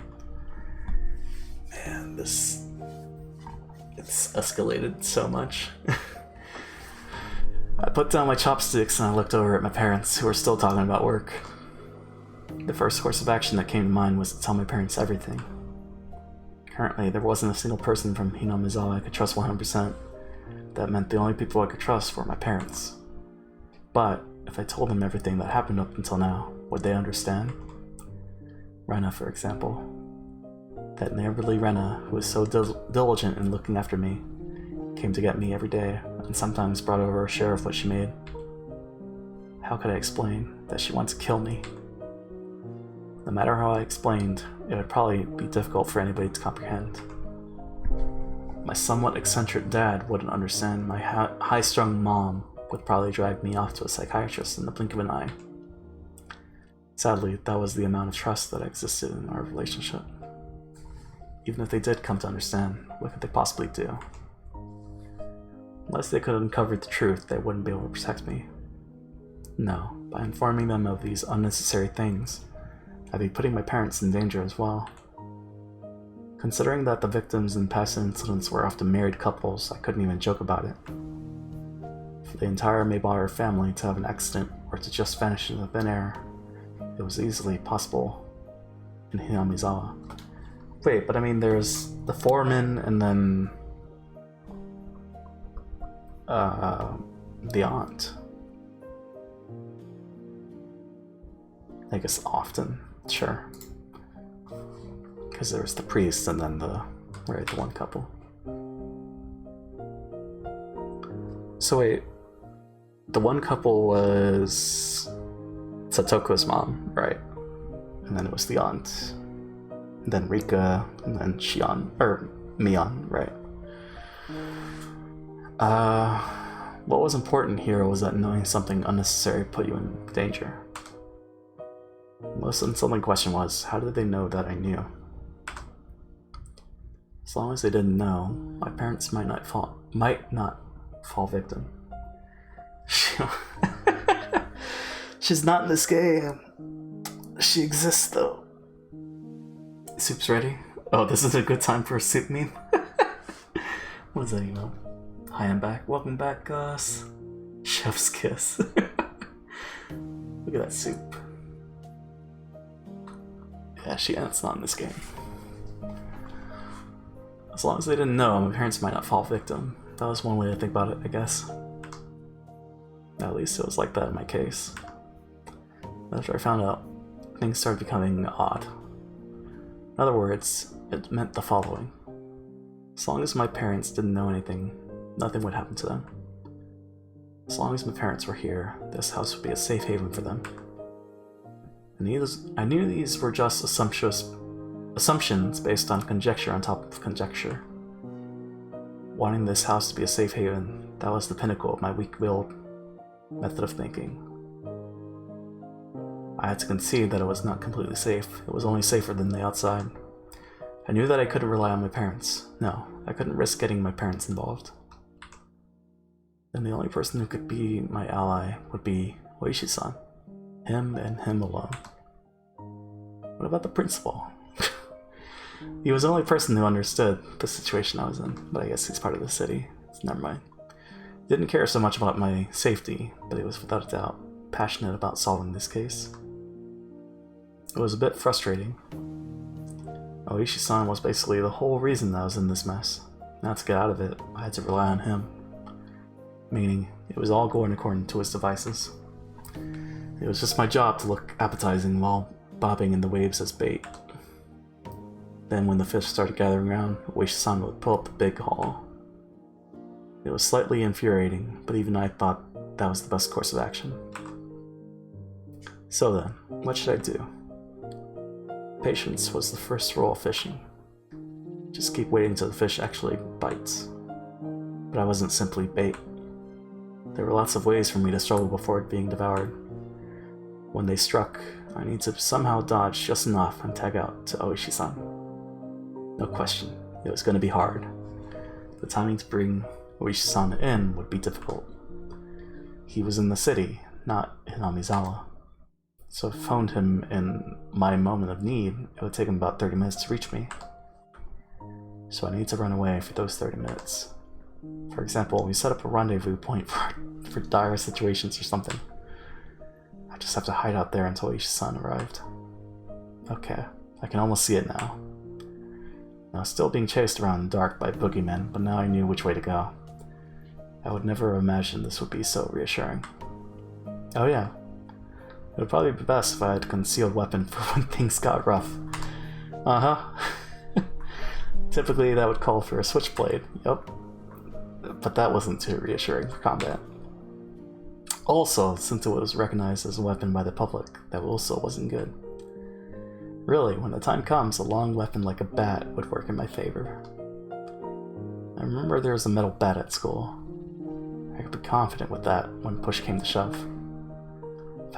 If I pretended I was practicing my swing, then it wouldn't be suspicious for me to always carry it around. I could go to school early tomorrow and secure it. Just possessing a weapon may be enough to deter them. Also, one more thing. Insurance. It could be something like a note or a memo. I could write down everything that's happened as a sort of journal. In case I suddenly vanished, the journal would be left behind. With my journal in his possession, Oishi-san should be able to avenge my death. I left my parents engrossed in their conversation about work and went back to my room. This guy. I tore out a piece of paper from a notebook and made my way to my desk. Last time I wrote a journal was for summer homework in elementary school. In the off chance something bad happened, the police could use my diary as a lead. So I should only write down the facts.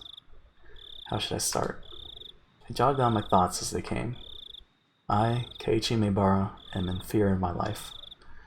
It made me laugh nervously. It was a line that showed up often in detective stories.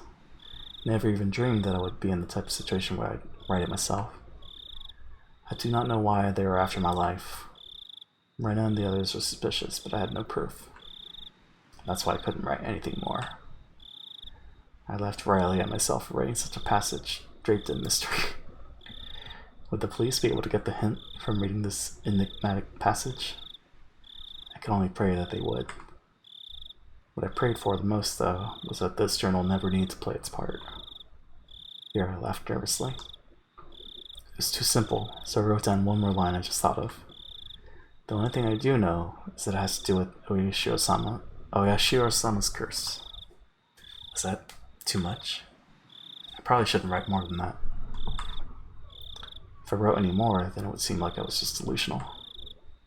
In order to appear to the reader that the person who had written this was of sound mind, I chose not to write anything else at that point. Yep, totally sane. I just needed to add more as I learned more about the truth.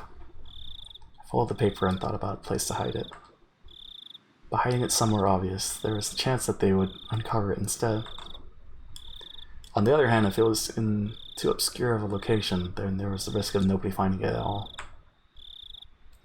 In the end, I decided to take the clock off my wall and stick my folded note on the back of it with the Scotch tape. After that, I put the clock back into its normal position. Yeah, it didn't look like anything was hidden behind it. I mean, is anyone gonna find that?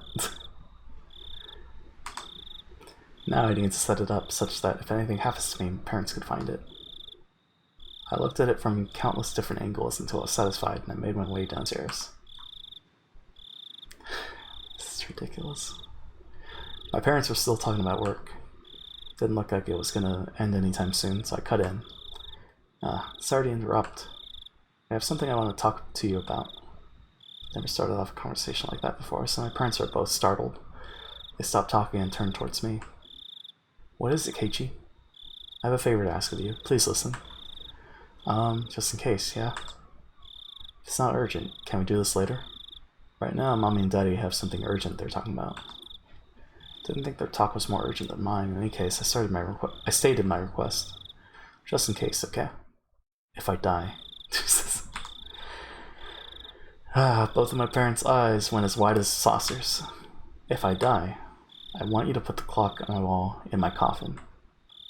If they did that, then they'd probably find it. A memoir. But my parents remained wide-eyed, not moving an inch. Couldn't blame them. Made that clock in shop class and I really like it. So please. What's the matter, Keiichi? Did something happen? Mom was finally able to ask me with a questioning gaze. Of course, this was a normal response for when someone's son suddenly talked about a subject like this. Felt bad about making them worry, but right now I just wanted them to think about the clock in my room. With the awkward mood leaving the room in silence, I decided to go back to my room. Didn't even answer. I want to get to school early tomorrow, so I'm going to bed. Good night. Saying only that, I left the living room. And they're okay with that? No. Come on. Need to get to school early tomorrow and secure that bat. Should make today the last day I went to school with Rena. As I climbed the stairs, I heard my mom call my name, but I pretended not to hear her. It wasn't something I could talk about with my parents. If I talked about it, I would only make things more dangerous. The fight that had begun was mine and mine alone. I couldn't rely on anybody. I wouldn't be killed. Not when I still knew something. Well, not when I still knew nothing.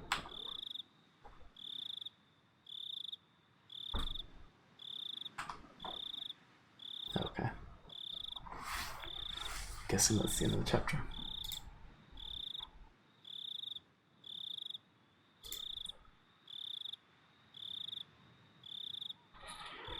You have received new tips. Not feeling so hot. Check Discord.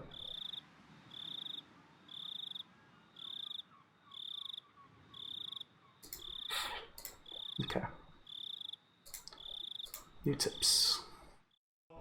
So what time is it? 3:50. Okay.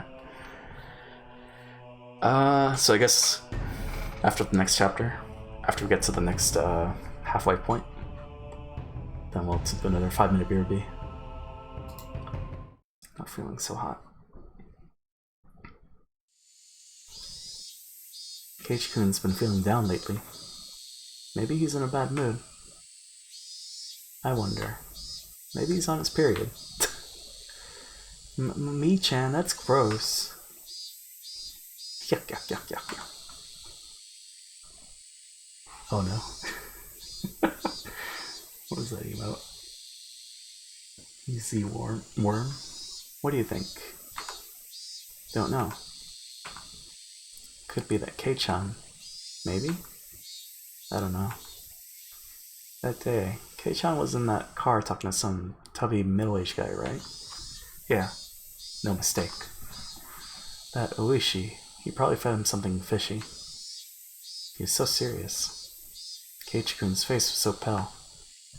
You see, you might not know this, but he's actually the messenger of Oyashiro-sama. Huh? What do you mean? Whenever he shows up, someone is demoned away. No lie. Oh? Is that so? The year before last, when Rika-chan's mom drowned, right? Right before that, she was visited by Oishi. Now that you mention it, it happened before Satoshi-kun transferred out. Transferred? Ah, you're so sweet, Rena.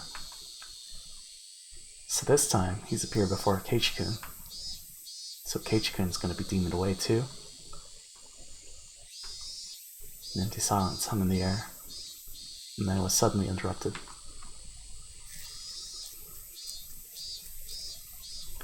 By loud laughter.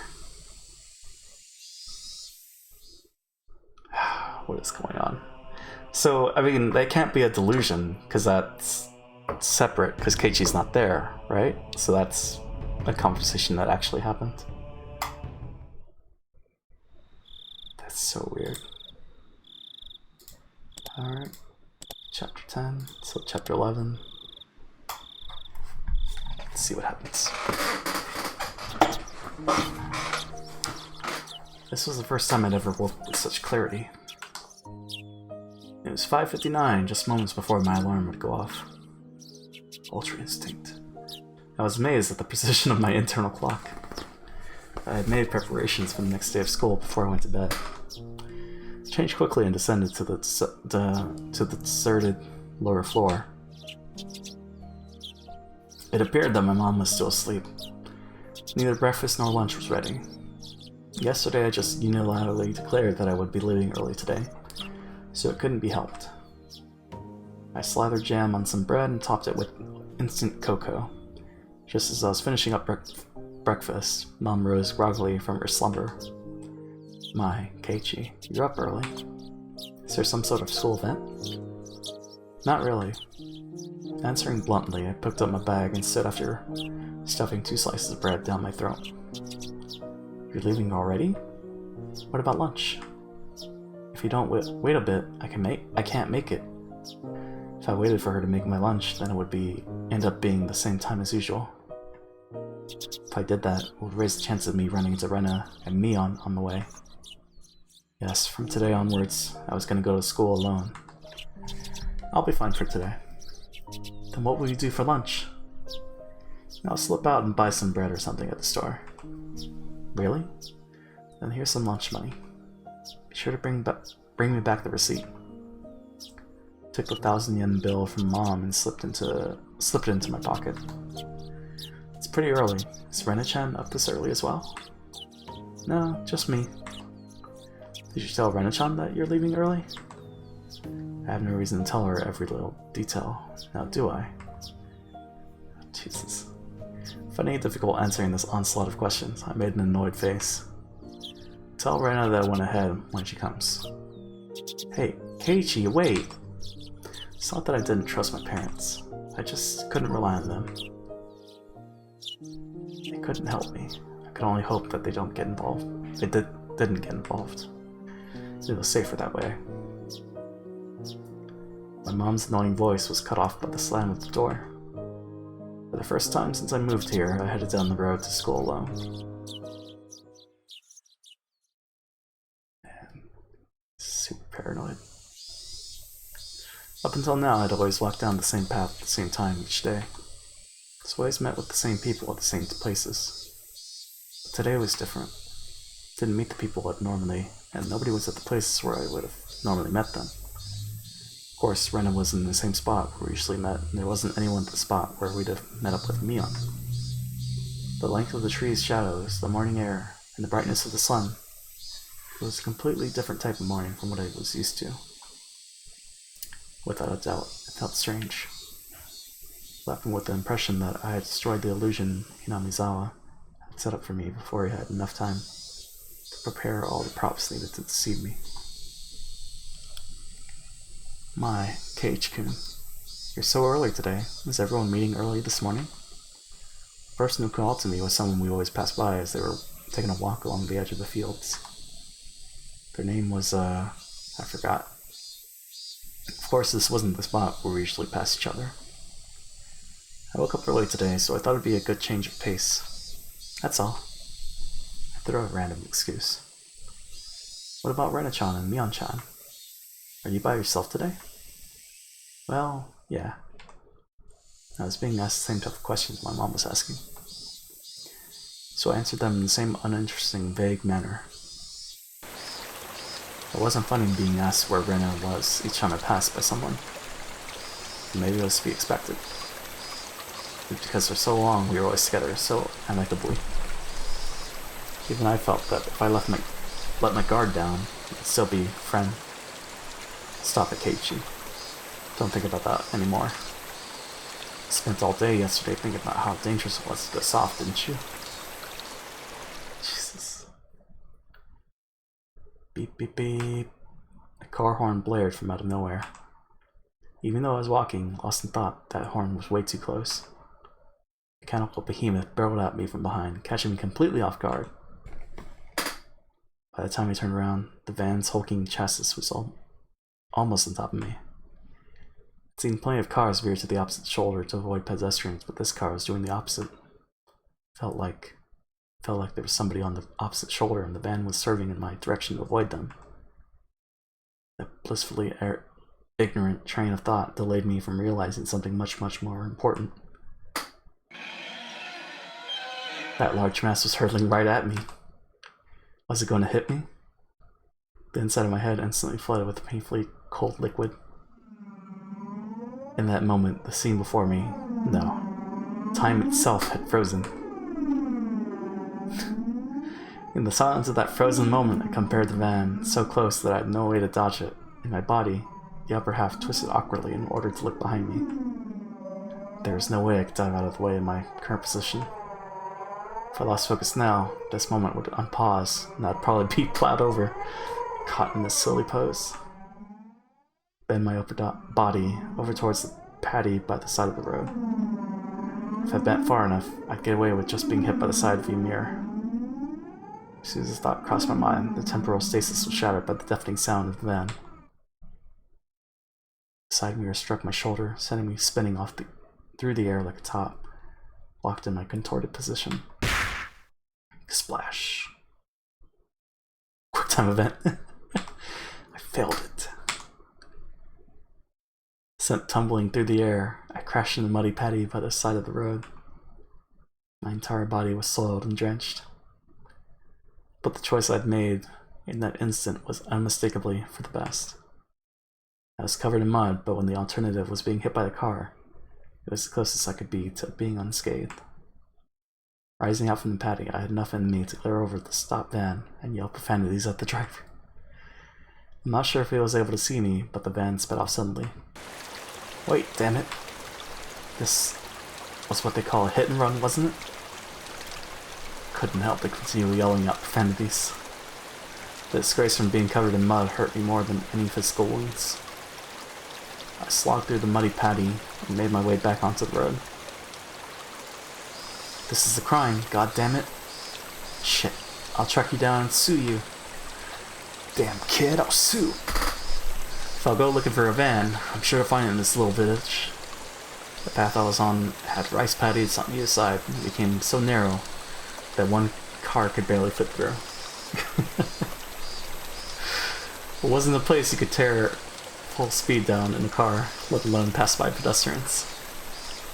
Not only was it a narrow road, but the car just now was closer to my side of the road than the other when it went past me. Even as I cursed, I was desperately trying to suppress the dark cloud rolling up within me. This wasn't just a hit and run. That car just now was trying to run me over, wasn't it? Thinking back, it did feel like there had been a car creeping up on me slowly for a while. That's right. As soon as I parted ways with that person taking a walk, I had that feeling the whole time. If it had wanted past me, then I had no shortage of chances. Normally, I would have felt suspicious and turned around sooner. But I was lost in thought, and I was kicking myself for not realizing it was there sooner. And then, when the path became narrow and there was no one else in sight, he floored it. If I had hesitated for even a moment, the result would have been no laughing matter. As the adrenaline rush from nearly being run over subsided, and the realization of just how terrifying the preceding events were sunk in, there was no doubt about it. That van was intentionally trying to hit me. A cold, vicious sweat seeped from my scalp and slid down my back before dribbling off. I struggled to avoid falling into a panic. There is still the possibility that this was really just an accident. Calm down, Keiichi. But also don't be so naive, Keiichi. Being that lax will get you killed next time. You need to always be on your toes. Don't give them any openings. If my enemy was really out to kill me, the next time, they would use a more reliable method. That time came and I was acting like I was now. I, being covered in mud, was the price I'd paid for my own naivete. Covered in mud, but without injury. Not even a sprain. This is what you would call the silver lining. I began walking again, this time cautiously. I wouldn't even show a hint of carelessness. I had suspected only Rena and the others up until now. No, it's because I had suspected them that I believed that there were no other enemies. Oishi-san had said so, didn't he? There was the possibility that all the families of the village were involved. Was I really mired so deeply in the situation that I had no choice but to try and carry on as usual? Wouldn't it be safest just to hole myself up in my house? But the moment I abandoned my regular routine, everyone around me would have been theirs as well. That was just too horrifying of a thought. I recalled the tales of Oishi-san told me of when Hinamizawa was still called Onikakushi. A frightening tale of an entire village of demons hunting their prey, surrounding them and eating them alive. One must not interfere with the demons. One must pretend not to see it. The enemy were numerous, all the village families. The villagers, with their unwavering faith in the curse, would do nothing to help me. The strong, sudden flash of sunshine made me slightly dizzy. I had no idea what was going on anymore. When I suspected it was the work of a man, I would catch a glimpse of Oshiro-sama's curse. And when I suspected it was Oshiro-sama's curse, someone would poke their head out. What was coincidence? What was intentional? Who was my enemy? Who was just a bystander? No, what I really, truly wanted to know was, how did I end up back with the proverbial bullseye painted on my back? Oh, that's fine. Eventually, an answer in a form I could understand will appear. I don't care when that will happen, because until then, I cannot die. That alone fueled my resolve to fight and will keep me alive.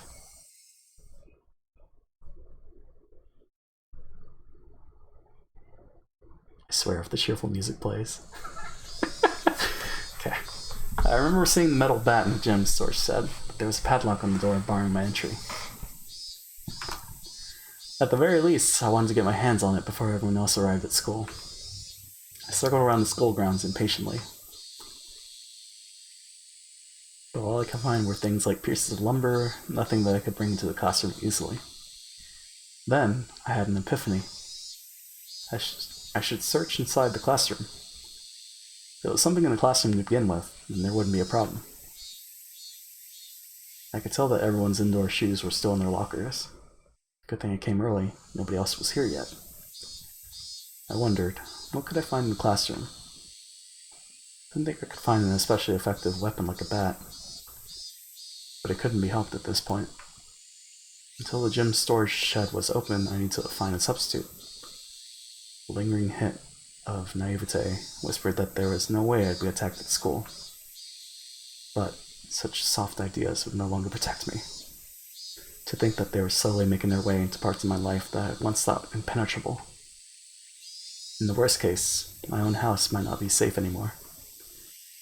That was an incredibly frightening thought, but I believe that not considering the worst case scenario would have been even more frightening. Anyways, I will survive. So long as I live, then I will definitely be able to escape this labyrinth of nonsense. Definitely. I don't know.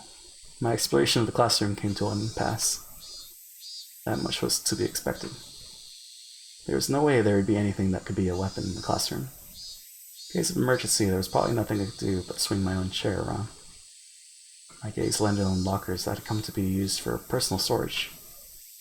The locker that Mion used to store her pile of games was among them. There was one for each person in the class all lined up. Of course, there was one for me as well. Oh yeah, there's supposed to still be a tracksuit in my locker. Seeing me covered in mud would be strange. I should go change later. At first, I needed a weapon. When my classmates came, it'd be hard to rummage through all the lockers. I swiftly began opening the lockers one by one. They're mostly just filled with things like gym clothes, personal items, and umbrellas. An umbrella. If I couldn't find anything better, then this would have to be my weapon. I was about to give up on finding anything decent when I opened the locker that held exactly what I wanted. It was without a doubt a metal bat. It was well worn and pretty beaten up, but there was no doubt it was usable. In that locker that reeked of mold, there also hung a baseball uniform. It's probably the locker of a student in a Pee-wee league or something like that. If that was the case, then they'd probably ask for it back. At that time, I could hear the voices of the children scuffling their way noisily from the hallway.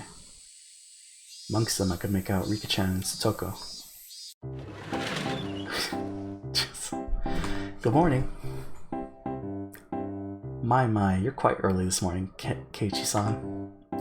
I nonchalantly hid the bat I was holding behind my back. What is with your outfit? You're covered in mud. Yeah, I had a little incident.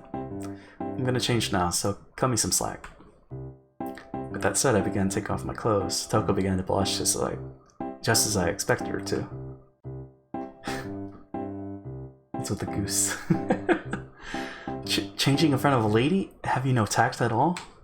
I would think that a lady staring at someone who is changing would be the one lacking in tact. There's no changing room for the boys, so just deal with it.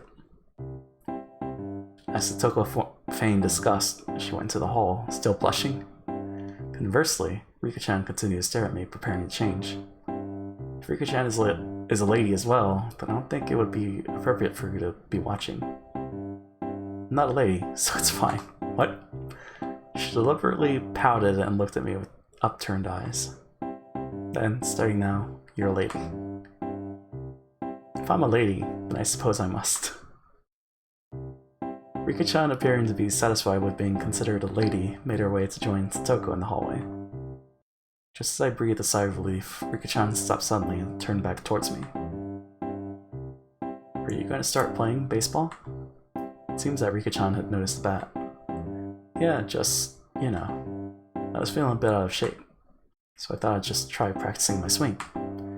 I think it's wonderful you're taking care of your health. He was talking like an old lady, despite her appearance. After saying that, Rika-chan started to leave again, but stopped and looked back at me once more. Please don't lose that bat. Seems she already knew I took it out of someone's locker. There's no name on the locker door. Didn't know whose bat it was, but I would be borrowing it until they complained. It wouldn't be for long, just until the gym storage shed was opened. After quickly changing the tracksuit, I checked the time. Still had plenty of time before class began, because I came so early. Took the bat in one hand and went out to the schoolyard. That was, of course, to practice my swing. Need to make it known I would always have a bat on me, so I could practice my swing. At some point, the sunlight had become even stronger. Disregarding my classmates as they made their way to school, I took my position in the shadow of the school building. I wasn't the academic type, and I wasn't much of an athlete either. I might get muscle pain if I just suddenly started swinging. Should at least start out with some warm-ups. I doubt anyone would think I was doing something out of the ordinary, which was the exact opposite of my actual mental state. I gripped the bat and swung lightly. The bat was by no means light. The weight would make it a reliable weapon when I needed it to be. Of course, I would only pray that the moment I needed to use this as a weapon would never come. Just carrying it around could deter attacks against me.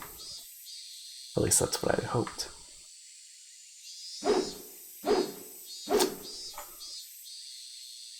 I mean, we've heard that sound effect before, but I wonder if... yeah. Huh. Kei-chan? What are you doing? Being bombarded with such a hysterical voice, I jumped. Whoa, Keiichi-kun, are you on the baseball team? The baseball team? It was Rena and Mion. I'm surprised to hear you went off ahead. What are you doing, Kei-chan? Can't you tell by looking? I'm practicing my swing for the championship. You can say it's part of my diet if you want. Diet? Kei-chan? Are you really that fat? Bet you didn't know. I actually have a beer belly. It's plump and jiggles. Plump and jiggles? Rena, you don't have to imagine something weird like that. To disrupt Rena from imagining something that vulgar, I referred her hair messily. Well then, hope you make it to regionals at least. This old man will cheer you on. Regionally speaking, it seems that Oshima High is pretty strong. They say their southpaw, Kameda-kun, is amazing. Good luck. Seems to make me out as some kind of local prodigy, but oh well. Well, if I really did make it to the championship, it would be a cinch. After all, I'd be the pitcher and catcher. I pitched the ball, then rubbed past that ball. I just threw and changed over to being the catcher in a burst of super incredible explosive speed. I laughed dryly at the ludicrous image. Coming back to my senses, I smashed the bat against the ground. Why? Damn it. What am I laughing at? Pound the ground over and over. With each impact, the reverberation traveling through the bat stung my hands. They make me smile like that. Ow. Ow. Don't allow anyone close to me. Don't trust anyone. No matter how many times I tell myself that. If they made me smile like that, I'll... I already knew quite well that there were demons dwelling in my smiling friends. But I just couldn't believe it. Did that kind of split personality really exist? Like how Rena confessed to the doctor Were they simply being possessed by Oyashiro-sama? In other words, does a supernatural being like Oyashiro-sama really exist? Was it possessing everyone to try and kill me? Yeah, that would be wonderful. If only everyone were actually my friends all along, and everything was all just Oyashiro-sama's fault. You damn fool, Keiichi Mibara. Come on now. I yelled out, drawing out all the power from the pit of my stomach and raised the bat violently into the air. Stop being so soft! As I screamed out with all my might, I beat the metal bat into the ground over and over. With every impact, my weakness was being beaten down. Jesus. Smash. Forget. Any blush? Smash. Don't be soft. Smash. Know your enemy. Smash. Like hell I'd let them kill me. My shoulders heaving up and down from my ragged breathing, I heard the first bell ring just as I calmed down. It's a lot of smashes.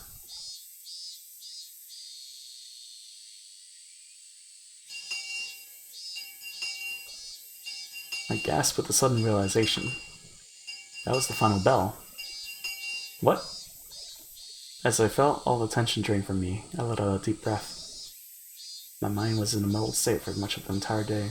I didn't feel like I was awake, but it didn't feel like I was asleep either. I couldn't say it felt especially comfortable, but I felt kind of relief that the sanctity of the school part of my daily life had yet to be violated.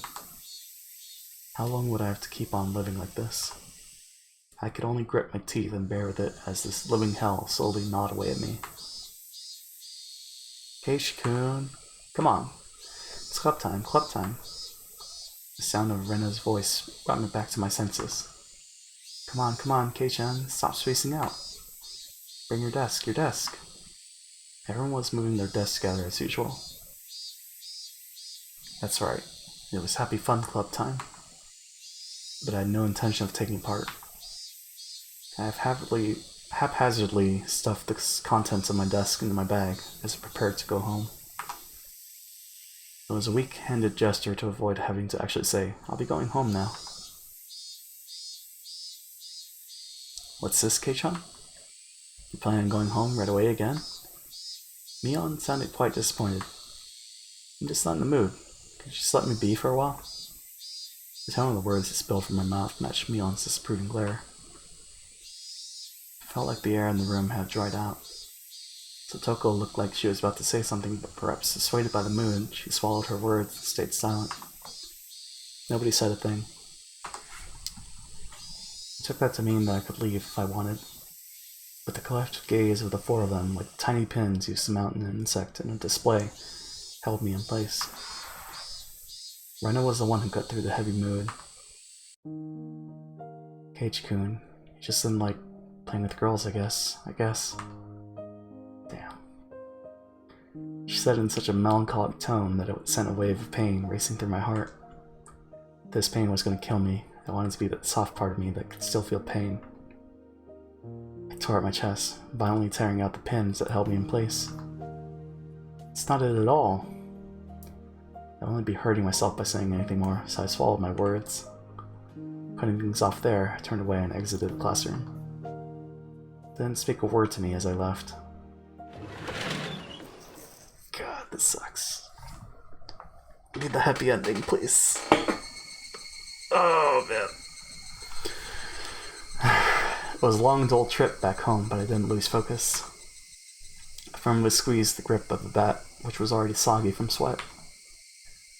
Realizing that, I wiped it down with my sleeve. If something were to happen, I wouldn't want it to be slippery. Since this morning, I'd become especially sensitive to the presence of cars. Even while walking, my ears pricked up and sought out threatening sounds and presences that could be closing in. And that was why I could hear it. Without a doubt, they were footsteps. Those footsteps had matched up perfectly with mine for a while now. From what I could sense, it was just one person. But I had no intention of being careless. Did they intend to follow me like that car this morning? until we were in a good location to assault me, and it wasn't a good idea to keep walking like this. I stopped walking and looked back. The wooded path crowded with trees responded with silence if there was nobody there to begin with. But I wouldn't be fooled. I was certain footsteps were following me. And just as I stopped, the footsteps stopped as well, meaning the person following me wanted to keep their distance.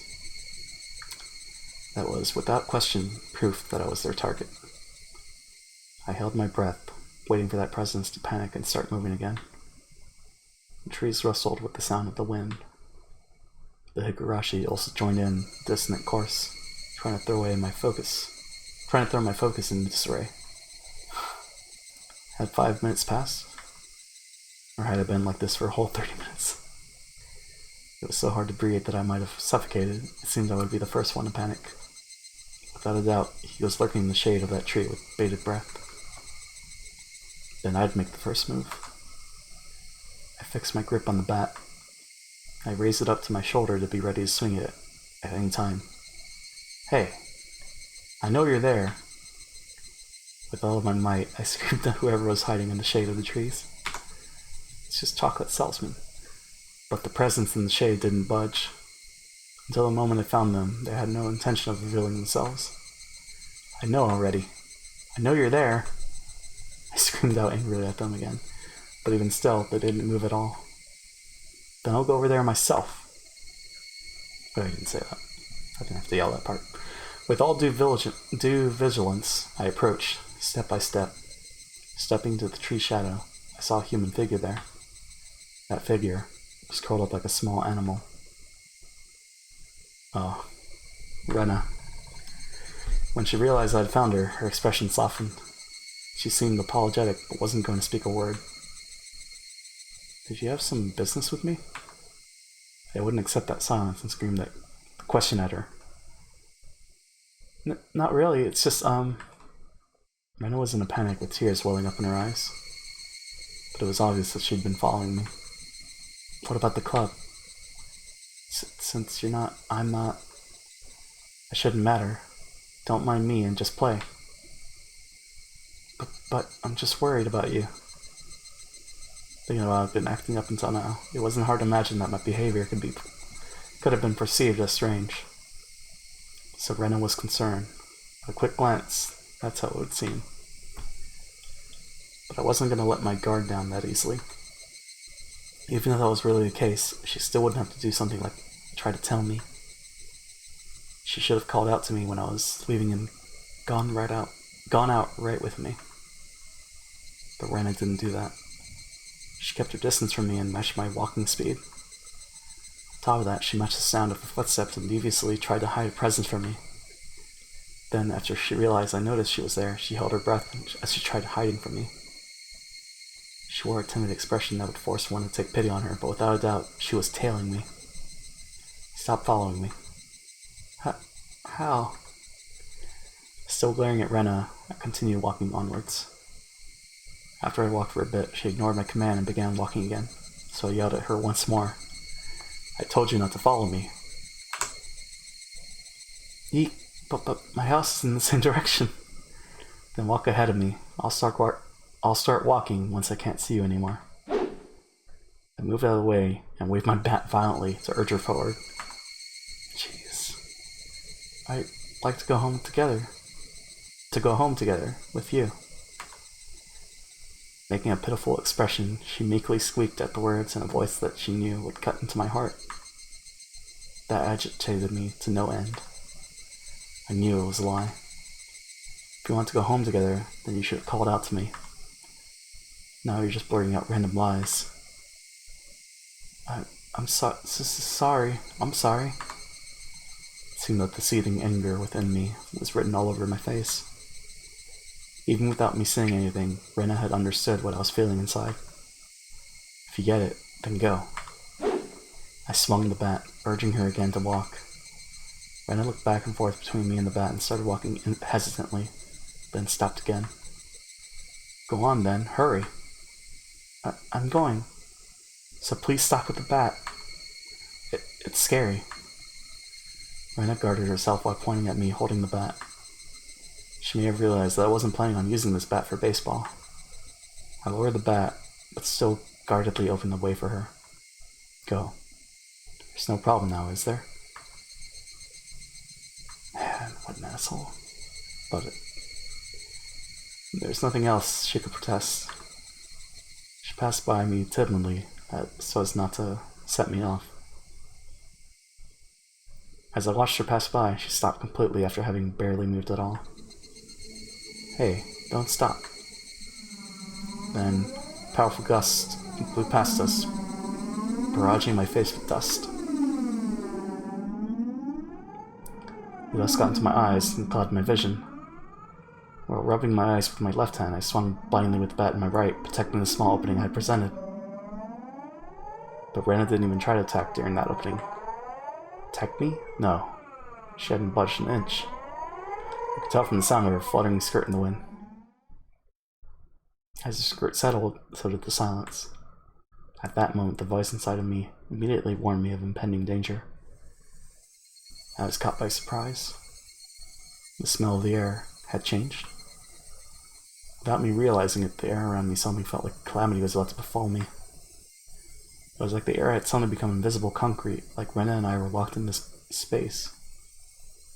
Rena didn't move an inch. Also unable to move, I stared at her back.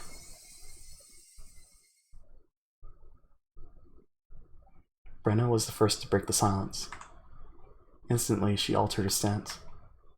I felt like I had just witnessed her shift from Rena into that other person who looks like Rena. But the voice was one I knew well, which filled me with a kind of bewildering pity. Carelessly, I felt relief upon hearing that pitiful voice. Well, excuse me, but, can I ask you something? Too shy to even turn around, Rena squeezed her voice out desperately.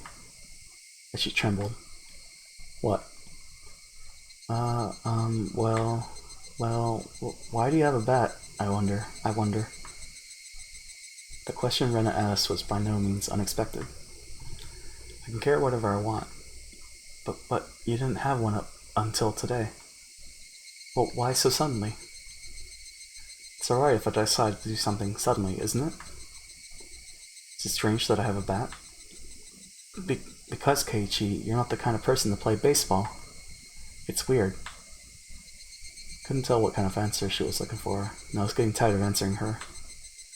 I just suddenly got the urge to play baseball. Is that so weird? It's weird. She answered instantly, and that annoyed me slightly. I just suddenly wanted to play baseball, and I want to practice my swing, so I'm carrying around a bat. What's strange about that? Strange? Weird? Definitely. Why is Keiichi-kun also? Your ramblings are annoying me. Is it that strange for me to have an interest in sports? Try to sound a bit more threatening to end the conversation. Until my suspicions about Rena were cleared, I had no obligation to answer her questions. I'm sorry. Don't get so angry. Rena still didn't turn around and spat out words of apology one after the next. Just one last thing. Tell me one last thing. I don't feel like talking anymore. Hurry up and go. I yelled loudly at her, causing her to flinch like she had been struck. Seeing her in such a pathetic state caused my heart to ache sorely. But even though she was afraid, she stubbornly kept herself from moving. Before I was able to threaten her again, Rena asked her final question. Why is that bat the same too? What did she mean by the bat was the same? I had no idea what she was talking about. What are you saying? I mean, why is even the bat the same? I don't understand what you mean at all. Say it clearly. Even still, Rena didn't turn around. After inhaling deeply, she screamed. I mean, why is even the bat the same as Satoshi-kun's? Satoshi being, huh? Upon hearing that name out of the blue, I became dumbfounded for a brief moment. By Satoshi, did she mean the student who transferred out last year? No, that couldn't be. Rena had tried to cover it up by saying he transferred, but Rishi-san told me quite clearly that he was missing. He was a student who sat at my seat up until last year. He was believed to have been demoned away by Oyashiro-sama's curse. I didn't know the details about his disappearance. The aunt he lived with was killed the night of the Watanagashi by a drug addict, and not long after that, he suddenly vanished. I was now missing. That Satoshi and I were what? My gaze fell to the bat in my hands. Could it be? Satoshi Hojo. It was a bit difficult to see, but that was what was written on the white tape at the end of the bat. I see. So this was Satoshi's bat. Oh. This was Satoshi's bat. Since nobody was using it, I borrowed it. That's not a problem, is it? But that's not it. The way Rena said that made it seem like this bat was something that should never be touched. Like it was some sort of offering at a shrine, or a memento of the deceased. I could only stand there, perplexed, and unable to respond. Rena continued speaking without waiting for a reply. Why is it that you're doing the exact same thing Satoshi-kun did when it happened to him? Rena was talking about more than just the bat belonging to Satoshi. It was the same with Satoshi-kun. He joined a baseball team, but he didn't really like baseball. What does that have to do with me? Satoshi-kun also suddenly started walking around with a bat one day. He joined a team, but he wasn't the type to play sports. What about it? I closed my mouth before I could say that out loud. Listen carefully, Koichi. Rena is trying to tell us something important. Satoshi-kun also one day came to school by himself all of a sudden. Just like Keiichi-kun. Then one day he suddenly started practicing his swing. Just like Keiichi-kun. Then one day he suddenly began carrying the bat around with him. Just like Keiichi-kun. Then one day he suddenly... Then one day he suddenly... What? Rena had swallowed her words. Rena's sudden silence brought a hush back to the surrounding area. It was then that I could finally digest the content of the entire conversation. She was saying my chain of actions was exactly the same as Satoshi's. What was the meaning of this? Up until just now, I'd forgotten all about Satoshi. I'd never paid much thought to him in the first place. Not only that, I didn't even know anything of what he's done. My actions today should have been my own creation, after all the planning I'd done. But they had been the exact same as Satoshi's. But Satoshi, no, more importantly, if both Satoshi and I acted the same, then there was a really good possibility that what happened after would be the same.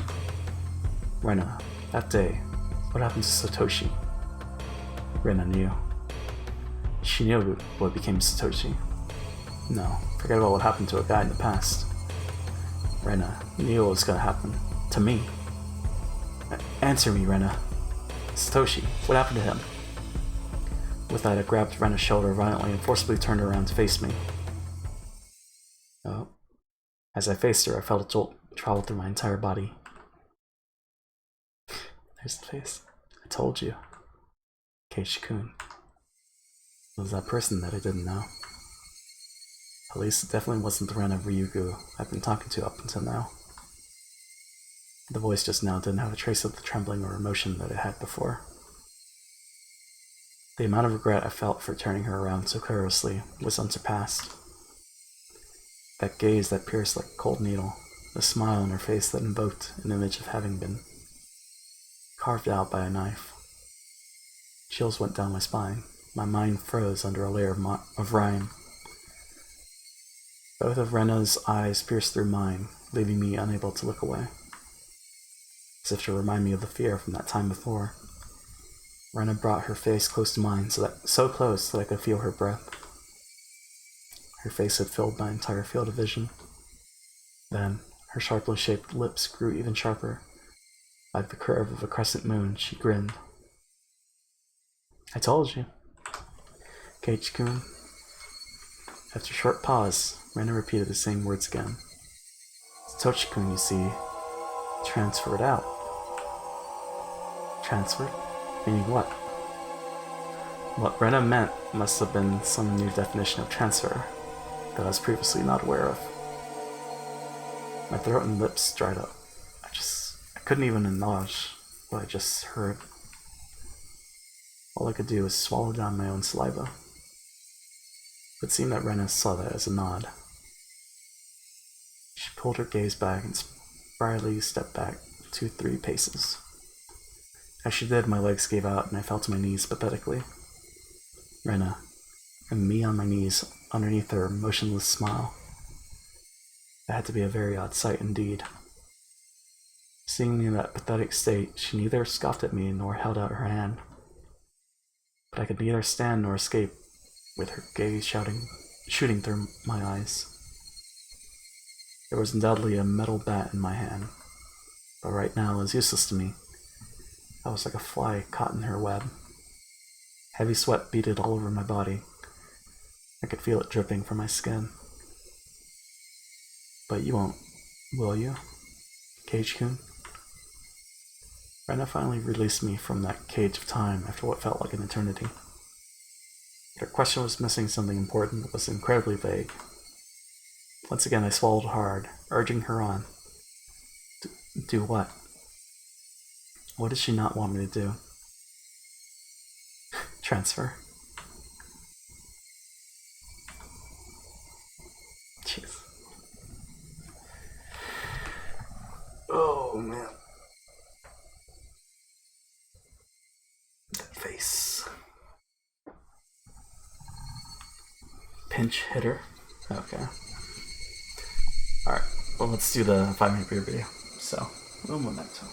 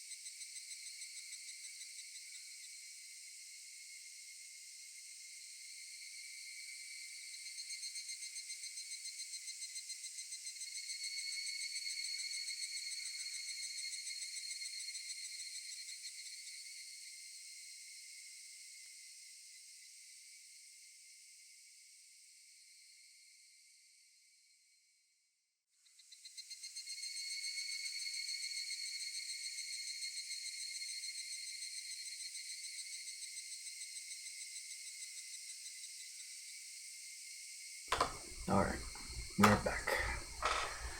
Got some coffee, we got taco. Let me just check Discord real quick. Then we'll continue. I think we'll finish this today, and then tomorrow we'll start the second chapter. I think that's the plan.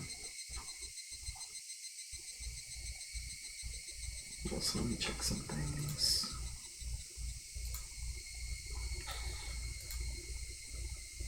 Okay. Satoshi and I had what? All my well-planned actions throughout the day turned out to have been nothing more than a reenactment of what Satoshi had done. Had he really been in the same situation as I was now? The friends he had gotten along with had changed suddenly, and for no reason, at least none that I had noticed. Planned to kill him? Then, fearing for his life as I am, he got a bat to protect himself and carried it around every day to practice his swing.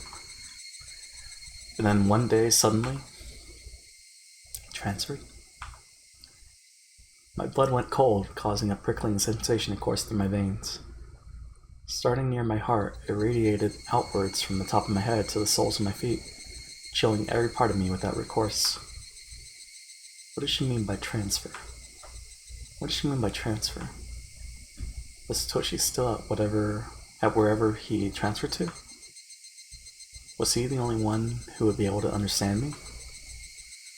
Would he be able to tell me why it all ended up like this? More importantly, where did he transfer to? What did she mean by transfer? Then go ask Satoko. Before I knew it, I was at my front door. The frigid knob was hard to turn. Was nobody home? It wasn't that odd of an occurrence. I reached into my pocket and pulled out the single key attached to my first sealed keychain. I stepped into the entryway. Just as I was about to take off my shoes, a chill ran down my spine. Someone had entered right behind me. Oh. Like a classmate messing around, standing right up against my back. You're kidding, right? It had to be my imagination. Logically speaking, it was impossible for someone to be able to hide their presence within my personal space all the way through that door. But there was undoubtedly someone behind me. Hey now, Keiichi. How do you know they're there, even though they're behind you? Because I could hear the sound of flowing hair. There's no other reason I'd hear that sound. That was the presence.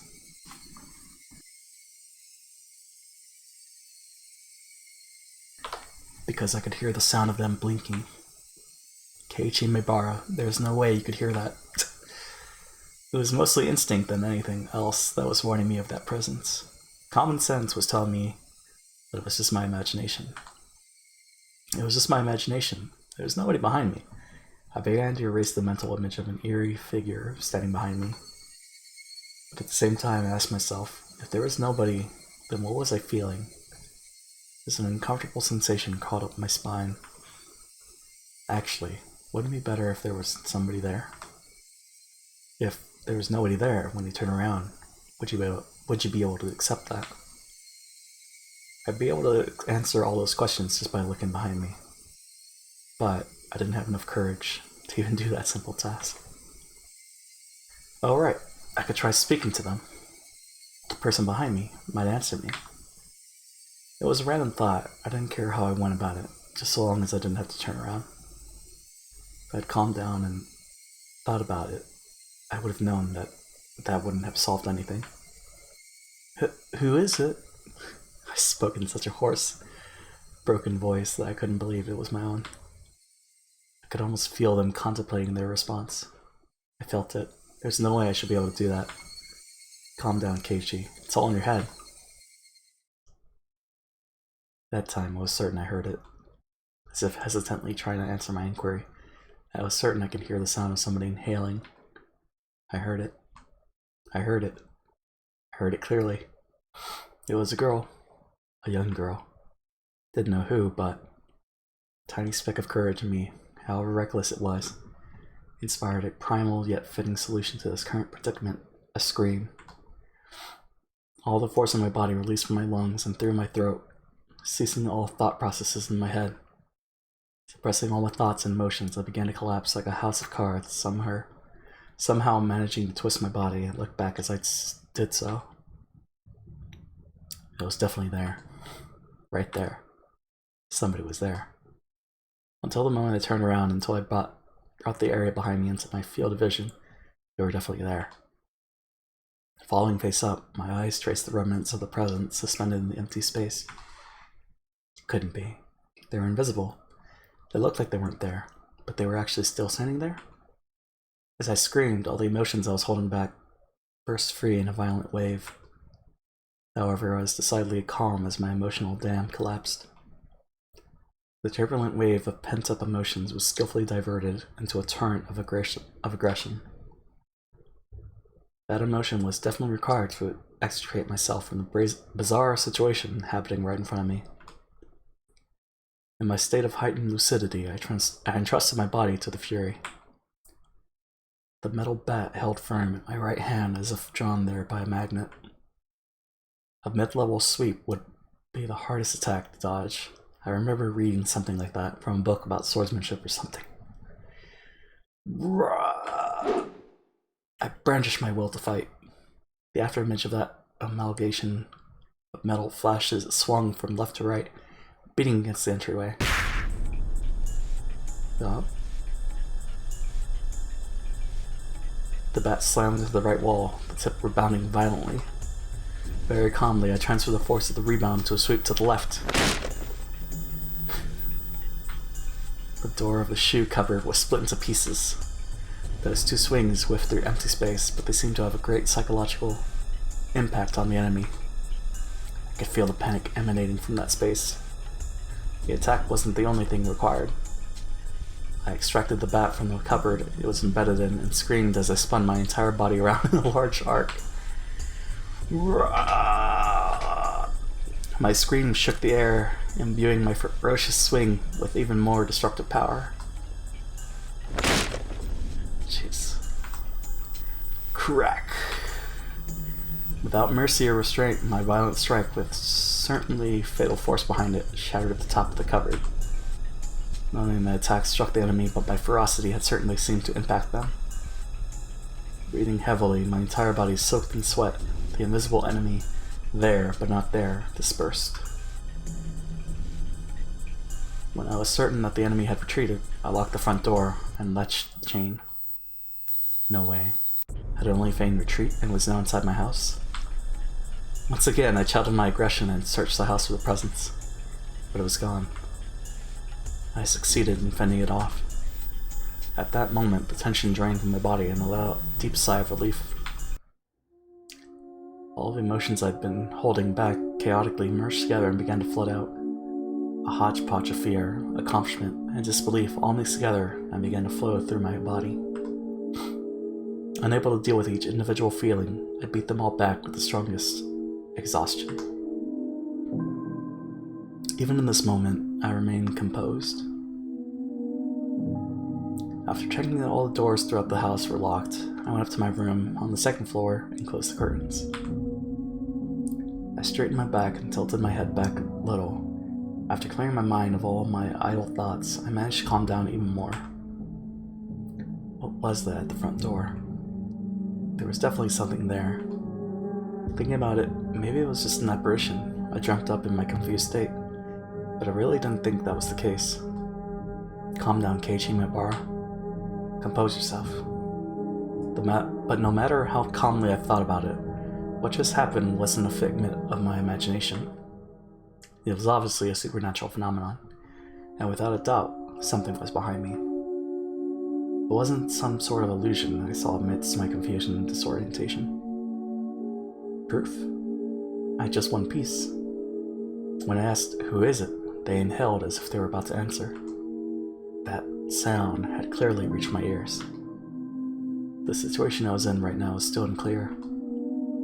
either had been possessed by the supernatural phenomenon known as Oyashiro-sama's curse, or this was a ruse by the villagers who believed in it and were imitating it. Either way, their motives were unclear. The roundabout way it had been done was also still a mystery. If it was perpetrated by humans, that would mean admitting that it was Rena and the rest of them doing it, but it would be solvable. Oishi-san and the rest of the police would surely arrest my enemy. But if it was a manifestation of Oyashiro-sama's curse, I wonder what would happen.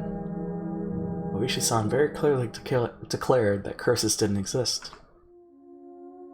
At that time, those words were pretty dependable, but as things were now, with the rising possibility that the perpetrators were not human, he suddenly seemed quite unreliable.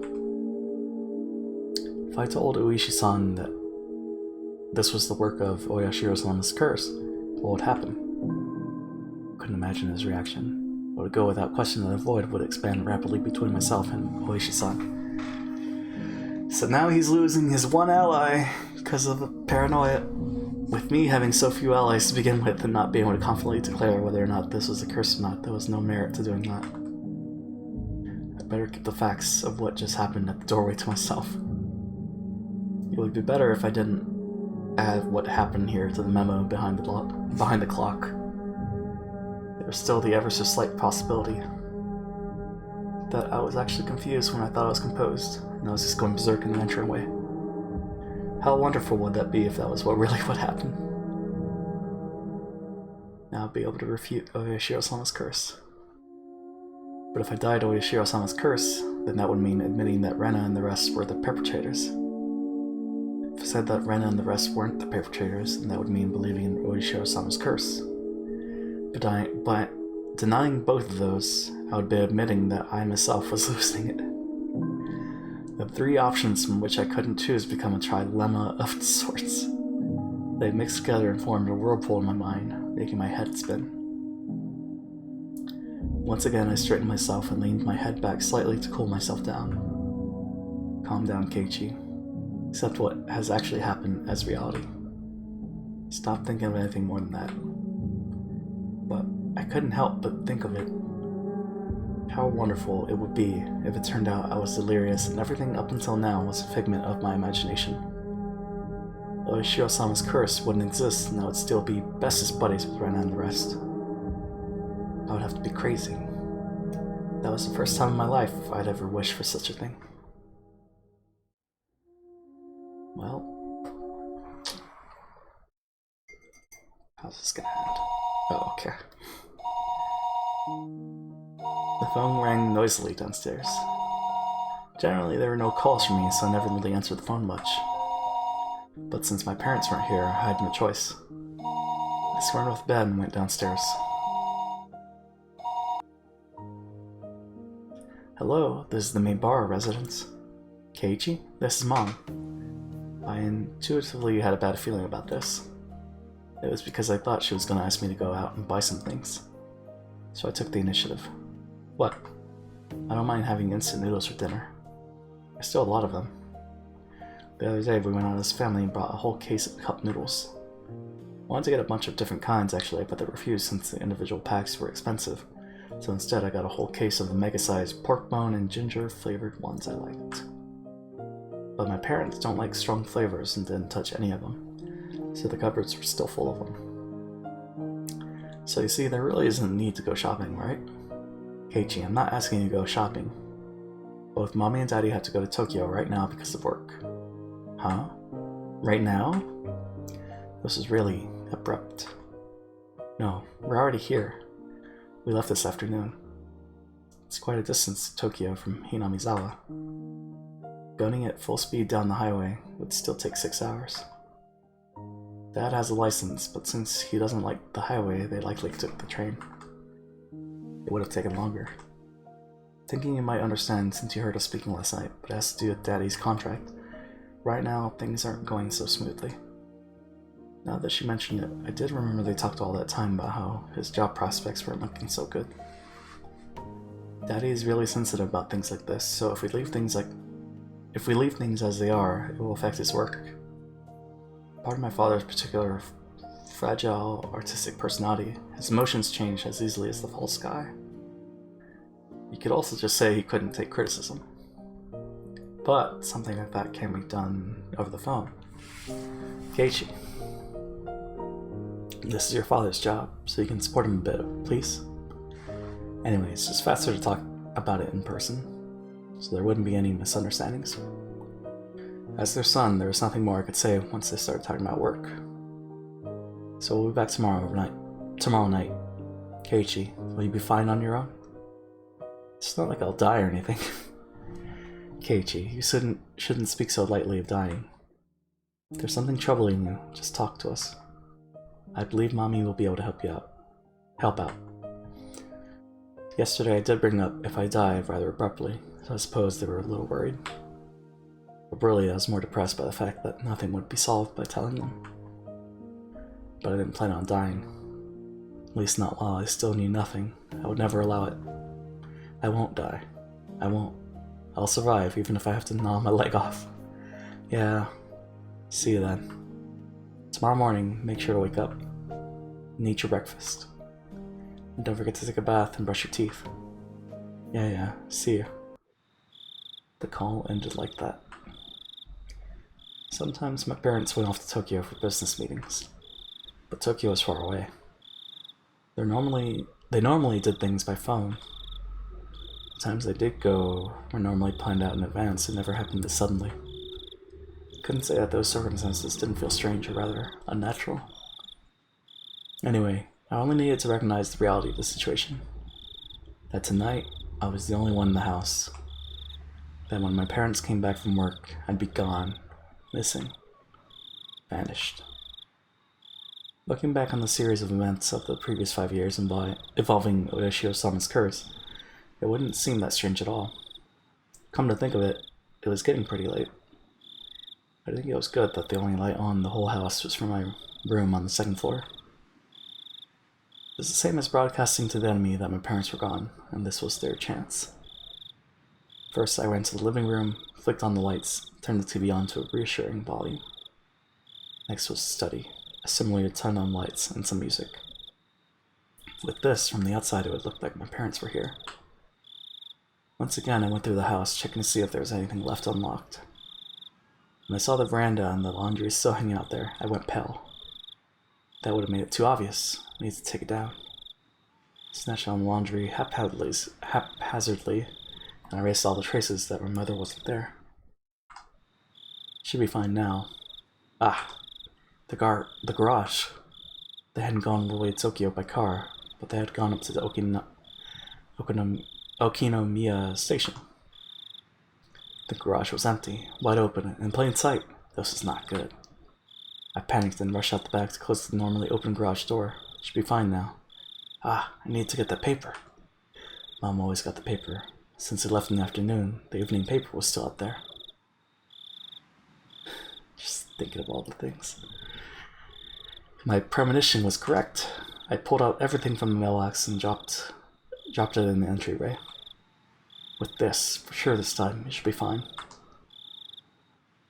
Come to think of it, leaving the cupboard busted like that for my little freakout was kind of bad. I'll just say I tripped and fell and the bat I was holding smashed into it. Even so, just leaving it in its current state wasn't good. She cleaned it up a little before Mom got back and scolded me. I remember that there was a broom and dustpan in the closet. I was going to get them. The phone rang once again. Hello, this is the main bar residence. Oh, is this Keiichi-kun? Is your mother around? Ah, she isn't here at the moment. You idiot, Keiichi bar. Don't reveal that your parents are gone. You can follow up still. Calm down. Take care of it. I think she'll be back soon. That wasn't a good response either.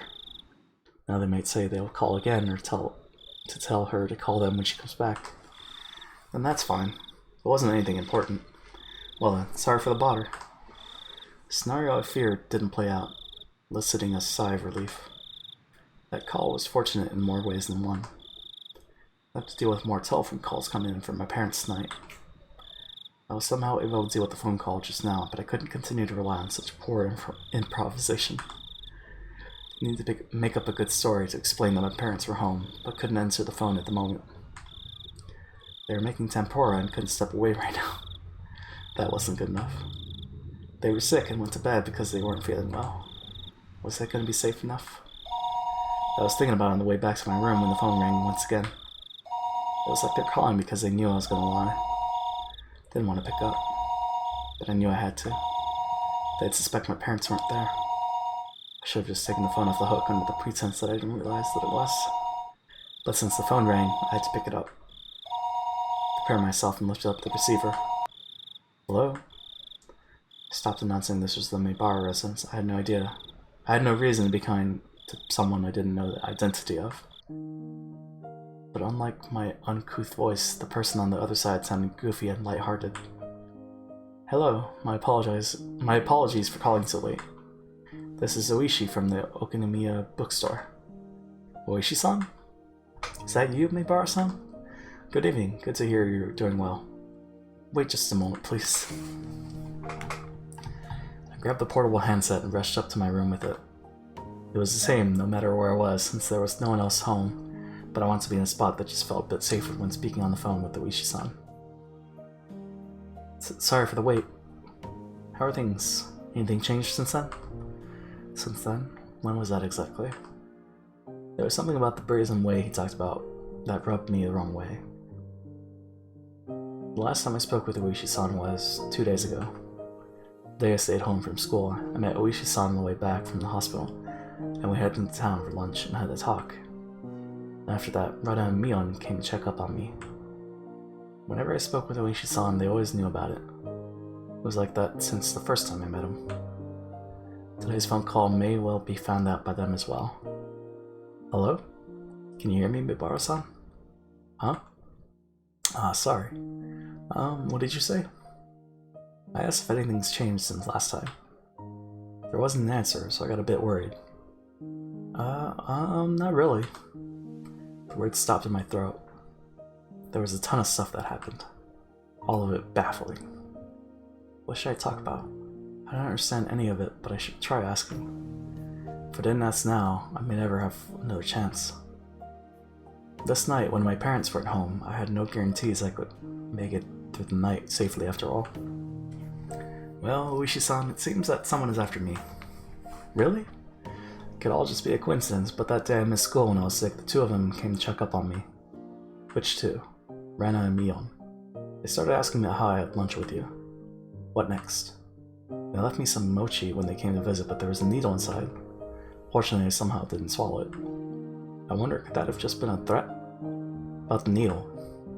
It was just one of those common sewing needles you see all the time. There was a hole to thread string through. Not that, Mibara-san. The needle itself. That's evidence. It could be used as proof that they threatened you. Where is the needle? That's right. That's it. I dropped the receiver and rushed downstairs. When I tossed the mochi, I had overlooked it out of terror, but that needle was a valuable piece of evidence. I had certainly thrown the mochi and needle at the wall together. If it was there, it would be on the living room wall. But my prudent mother had cleaned that living room wall, and there was not a trace of mochi left on it. Could it be that it dropped in the gap between the wall and the carpet? I frantically searched by running my palm along the carpet, but nothing turned up. I tried moving around the sofa and desk, pulling up the carpet and then flapping it around. But I couldn't find the needle. Did my mom clean up everything without noticing it? It was just 2 days ago. I didn't know what day they collected the burnable trash, but it may still be in the trash bin in the kitchen. I rushed in the kitchen, opened up the lid of the pail, and poured out the contents. But even at a glance, I could tell that it would be incredibly difficult to find the needle in this pile of trash. I was looking for a needle in the trash stack. I know. I'll try running my hand through it. It was a bit gross, but I was looking for a needle. If I felt a small prick, I'll be able to find it. It was a pretty tactless method, but it was the quickest. I held my breath and started striking the pile of trash with my hand. Phil flew about. There's nothing more disgusting than this, but it was not the time to be concerned about such details. I continued on for a while, but nothing turned up. I wanted to search more thoroughly, but I was still on the phone. I shouldn't keep Oishi-san waiting for too long. Later, when Mom got back, I'd have to ask her if there was a needle. Hastily began scribbling on the notepad affixed to the refrigerator with a magnet. Was there a needle? I scrawled the words with a red pen. I then dashed back up the stairs, where I'd been keeping Oishi-san waiting for far too long. Hello? How did it go? I couldn't find it. I was really overwhelmed back then, and... I see. It'd be great if you could find it. Keep it safe. That's right, the needle wasn't the only incident. I had to tell him about this morning with the hit and run. Also, Oishi-san, that isn't all. Actually, this morning, that van was definitely aiming for me. I could say that without question due to the circumstances at the time. Did you see the license plate? You can search for it from here. Damn. I just flipped out yelling at him back then, but I didn't look at the plate. What failure on my part with the needle and the plate number. I was so focused just protecting myself that I let some of the most important details slip out of my grasp. I punched my pillow. I have no idea how worthless I was. I'm sorry, I don't know much more than that. It was a white van. Nothing to fret about, Maibara-san. Anyone would be shaken up after being hit. I guess all this really isn't a coincidence, is it? Oishi-san started to hem and haw over on the other end. I could imagine him folding his arms. Also, Rena is acting strange. How so? What Rena said on the way home today. Asking why I was so much like Satoshi-kun. Now I could say it with confidence. That Rena knew what happened to Satoshi. She knew that there was more to it than him just simply disappearing. Rena knows. She knows something regarding what happened to Satoshi. The kid who was demoned away last year. What would that be exactly? Rena said I was the same as Satoshi. She said something to the effect that the way things are going, I'll end up with the same fate as Satoshi. Fate, you say? Exactly what kind of fate did she say would befall you? Transferring out, she said. Transferring out? Rena said Satoshi transferred out.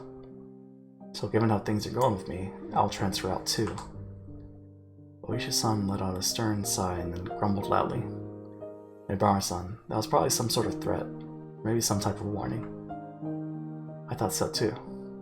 At that point, I started to think, would it be prudent to sum up everything that had happened up until now as the machinations of some human perpetrator?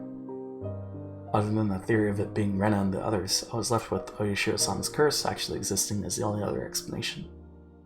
Of course I couldn't tell it to Oishi-san. Except Rena's strange behavior could be proof of either scenarios.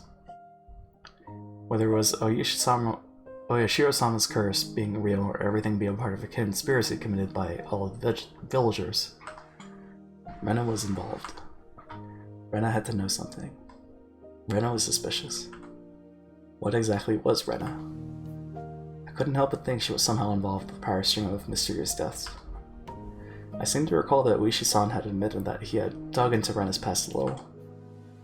He was probably just downplaying it when he said a little, meaning he had actually dug pretty deep, most likely. I wanted to hear about Rena. I wanted to know what happened to her at her previous school, among other things that were still unknown to me. If Rena was somebody I should suspect, no, not that. I wanted to know the truth. Tonight, I was alone in this huge house. Even though I said I couldn't count on them, I had lost the security I felt just by my parents being around. It wasn't like this house was some sort of fortress or castle. If a malicious person decided to use brute force, they'd easily gain entry. There were no other residences close to the Maibara residence. No one would be able to hear anything, no matter how loud it was. I had never felt as much resentment towards my father's artistic temperament and the fact that he had this house built in such a remote location as I did right now. I wondered if I would still be here by tomorrow morning. So I had to ask, right now, because I had no idea when the next chance would come. Oishi-san, I have something I want to ask about. Please don't keep anything from me. Sure, ask away. Even though he was so far away on the other end of the line, this was the most reliable he had ever felt. I wanted to ask about Rena, about what happened at her previous school. Actually, regarding Rena's... I noticed a sound that had been going on for a while now. Since I was so focused on the call, I didn't pay attention to it at first, but I finally realized what it was. The doorbell. The time was 7 o'clock. It was past the time the postman would make a delivery and past any sensible time for our neighbor to be visiting. I considered just acting like nobody was home, but that wouldn't be good. That would ruin all the work I put in making it look like my parents were home. I need to answer the door. Hello? May I borrow some? Sorry, someone's supposed to be at the door. I'm gonna see who it is. A guest? I see. My apologies. Should we end this phone call now? That'd be a problem. No, I'll be back in a second. Do you mind if I just leave the phone on? It's fine, I don't mind. I dropped the handset on my bed and dashed down to the door. Needed to make up a good excuse to get them to leave. I had a hunch it was the lady he called right before Rishi-san did. In which case, it would be one of the neighbors who's friends with my mom. I'll just say Mom isn't feeling well, went to bed early. That'd be the easiest option. It'd be hard for her to ask me to wake my mom up if she's not feeling well. The bell continued to ring at regular intervals. If someone didn't answer after you rang the bell so much, you'd normally give up and go home, wouldn't you? Without removing the chain, I opened the door slightly and peered out at the visitor. A chill ran down my spine. I knew it. Somewhere deep inside, I had prepared for this moment. I tried to escape by imagining it was the easiest person to deal with. One of my mom's friends.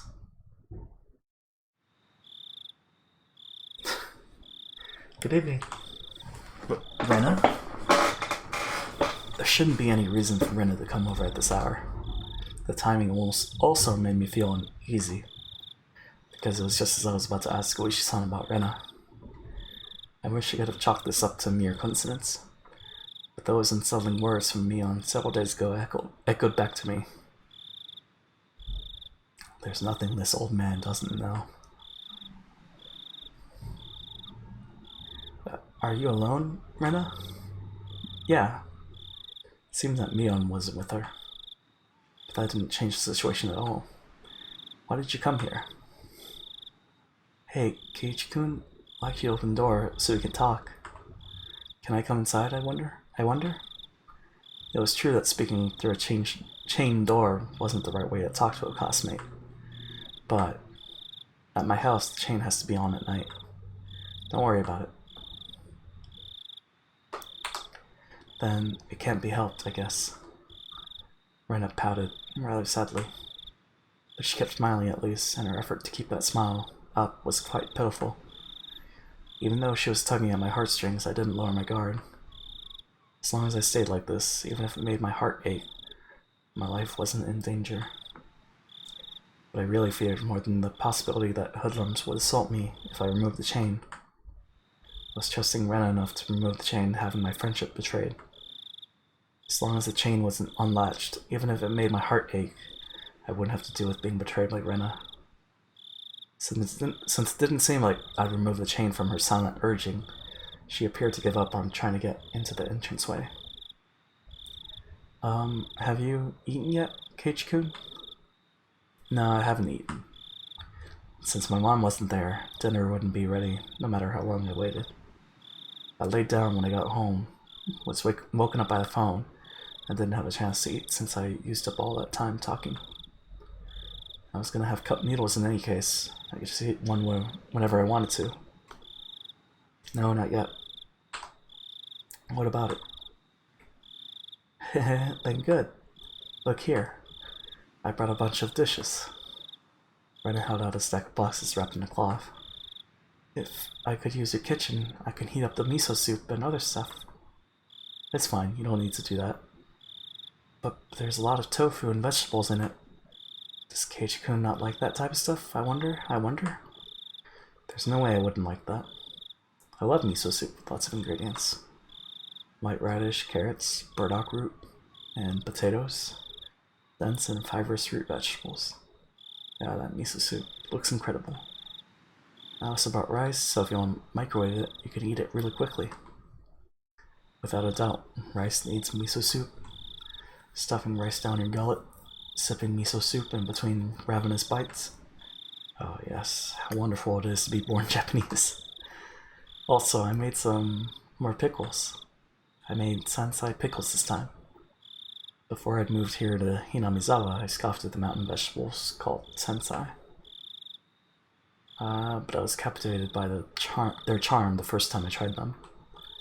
Such a deep yet light flavor. The vegetables from the supermarket were tasteless and bland compared to these. If you had to describe them, then they were the vegetables for the uninitiated. To become an expert such as myself, you first had to partake of sensei. It was common knowledge around here that the Ryugu family's traditional pickles were wonderfully delicious. No matter what kind of pickles they were, they'd go so well with that fluffy white rice. And also, but wait, there's more? So delicious, it just seems so delicious. Farewell to my unhealthy self who said he'd make do with cup noodles. Rena appeared to be in good spirits and she was offering such a delicious sounding dinner. Stress evaporated from my gut and hunger reared its voracious head. At the same time, my wariness of Rena suddenly dwindled. Rena did say she was alone. Shouldn't be a problem letting her inside. Though the possibility that it was laced with poison still hadn't been ruled out. At that moment, a cold chill ran down my spine once again. I couldn't understand why such a sensation had occurred just then. But the voice inside me was sounding the alarm. This happy Rena, speaking of this charming dinner, was dependent on one premise. And that premise was that tonight, dinner hadn't been made at my house, meaning it was under the assumption that my mom, who should be making it, wasn't here. At any normal household, 7 o'clock would be around the middle of dinner time. If my mom were here, we'd be eating dinner around this time as well. The fact that she brought over all the makings of a meal at this time was inherently strange. Unless she knew. Rena. Did she? Did she know that my parents weren't home? But there was also the chance that this was a bluff. I turned on the lights and a bunch of other stuff to make it seem like my parents were here. There was a chance that Rena was unsure if my parents were home. But I had to wonder. The laundry, the garage, the evening paper. There were plenty of signs of them being hastily tidied up. It was hard to say that Rena didn't have a chance to determine if my parents were here or not. But there was no reason for me to confess that right now. I should try holding on to that fact, as long as I could. First of all, the chain was still latched. As long as I didn't take it off, Rena wouldn't be able to do anything to me. God, this guy. I'm quite grateful, but dinner will be ready pretty soon. Huh? Is that so? Is that so? I know you went through all the effort and everything, but well, I never think of a good way to refuse. My words trailed off weakly. But some of this could work as side dishes, and I think. No. But some of this could work as side dishes, I think. I'm sorry, we have more than enough already. My mom always makes quite a few sides. So... Huh? You have side dishes? With a smile that bordered on a cringe, I dodged her questions apologetically. But the feeling I tried to ignore began creeping up my back again. I spoke as if my mom was setting down dinner right now, but it didn't mesh well with what Rena was saying. Rena was talking as if she was aware of some obvious fact, and that I was aware of it as well. So, Keiichi-kun can cook. What did you make, I wonder? No, well, it's not that Rena had assumed out of nowhere that I had made the dishes. No, not so much that I made them, but rather that my mom hadn't. Did you really make them? The side dishes? Did you, Keiichi-kun? It wasn't me who made them. My mom did. No, she's making them. Right now. So you see, I'm sorry, but I can't eat what you brought. Rena fell silent at that moment. At that moment, I felt that the light had suddenly disappeared from her eyes. How about I try guessing what Keiichi-kun's dinner will be? It doesn't matter what I'm gonna eat. Let's see. The conversation might appear natural at first glance, but Rena was firmly in control. I felt like I was being interrogated. Your dinner, I wonder, is it something that can be made with just hot water? Hey now, stop with the insults. I can't believe you'd belittle my mom's extravagant dinner like that. Tickets sold out, full capacity already. It's that amazing. I tried my best to put on a strong front, but I couldn't grip my teeth quite right. So instead, I looked like someone who was borderline hysterical. But Rena showed no reaction whatsoever, even to that silliness. Keiichi-kun, did your mother really leave you dinner? No, you see, she didn't leave me dinner. She's making it right now. It's almost time for dinner. Rena had taken that assertion of mine that my mother was home and making dinner right now, and was completely ignoring it. I could tell the more panicked the colder Rena became. Hey, Keiichi-kun. At that moment, an uncomfortable chill crept in from the gap in the doorway. Is your mom home, I wonder? I couldn't keep up this charade anymore. Rena. She knew full well that my parents weren't home, but I'd come too far to admit that now. Anyway, my parents were here, and we'd be having dinner soon. That was the situation I'd concocted. So I answered. I told her she was here. She's here, of course. I could feel the humidity dying out from the surrounding air. Rena's eyes were becoming even more frigid, piercing me with their gelid glare. Why? Huh? Well, what do you mean? I tried acting casual, but that facade was torn off me the instant I looked into Rena's eyes. That look, it informed me of Rena's response faster than she could open her mouth. Why have you been lying to me, I wonder? I'm not lying. That's a lie, isn't it? It's not a lie. Jeez. Lies. Rena's outburst sent a jolt surging through my body. Rena and I were still separated by, few inches that slightly ajar, but still chained door could afford. But despite that, I was still being cornered. My house, which I'd considered a safe haven until now, had become more like a dark alleyway where no one could save me. Shall I guess your dinner, Keiichi-kun? Let's see. I knew now that Rena had already known that my parents would not be here tonight, but it was still so strange that it had come to this. Even if she somehow knew that my parents weren't home, there was no way she should be able to guess what I'd be eating tonight. But Rena said she'd guess. How could she guess it? How could she know it was instant? Cup noodles. That's right, isn't it? That I was going to eat. Wait, the cooking repertoire of a man who can't do housework is probably nothing but cup noodles, after all. Looking at this statistically, it was the most probable answer. That didn't mean she was guessing. I don't think you'll be full with just noodles. I think having rice and stuff will definitely hit the spot. Calm down, Keiichi Maebara. This is coincidence. Rena was just reading certain tales of mine, so the fact that she was inferring what I was thinking alarmed me. But it wasn't as if she was actually reading my mind. If it was being read, then she was a demon. No, not a demon. Things like that. They couldn't possibly exist. Do you like them? Do you mean noodles? No. What?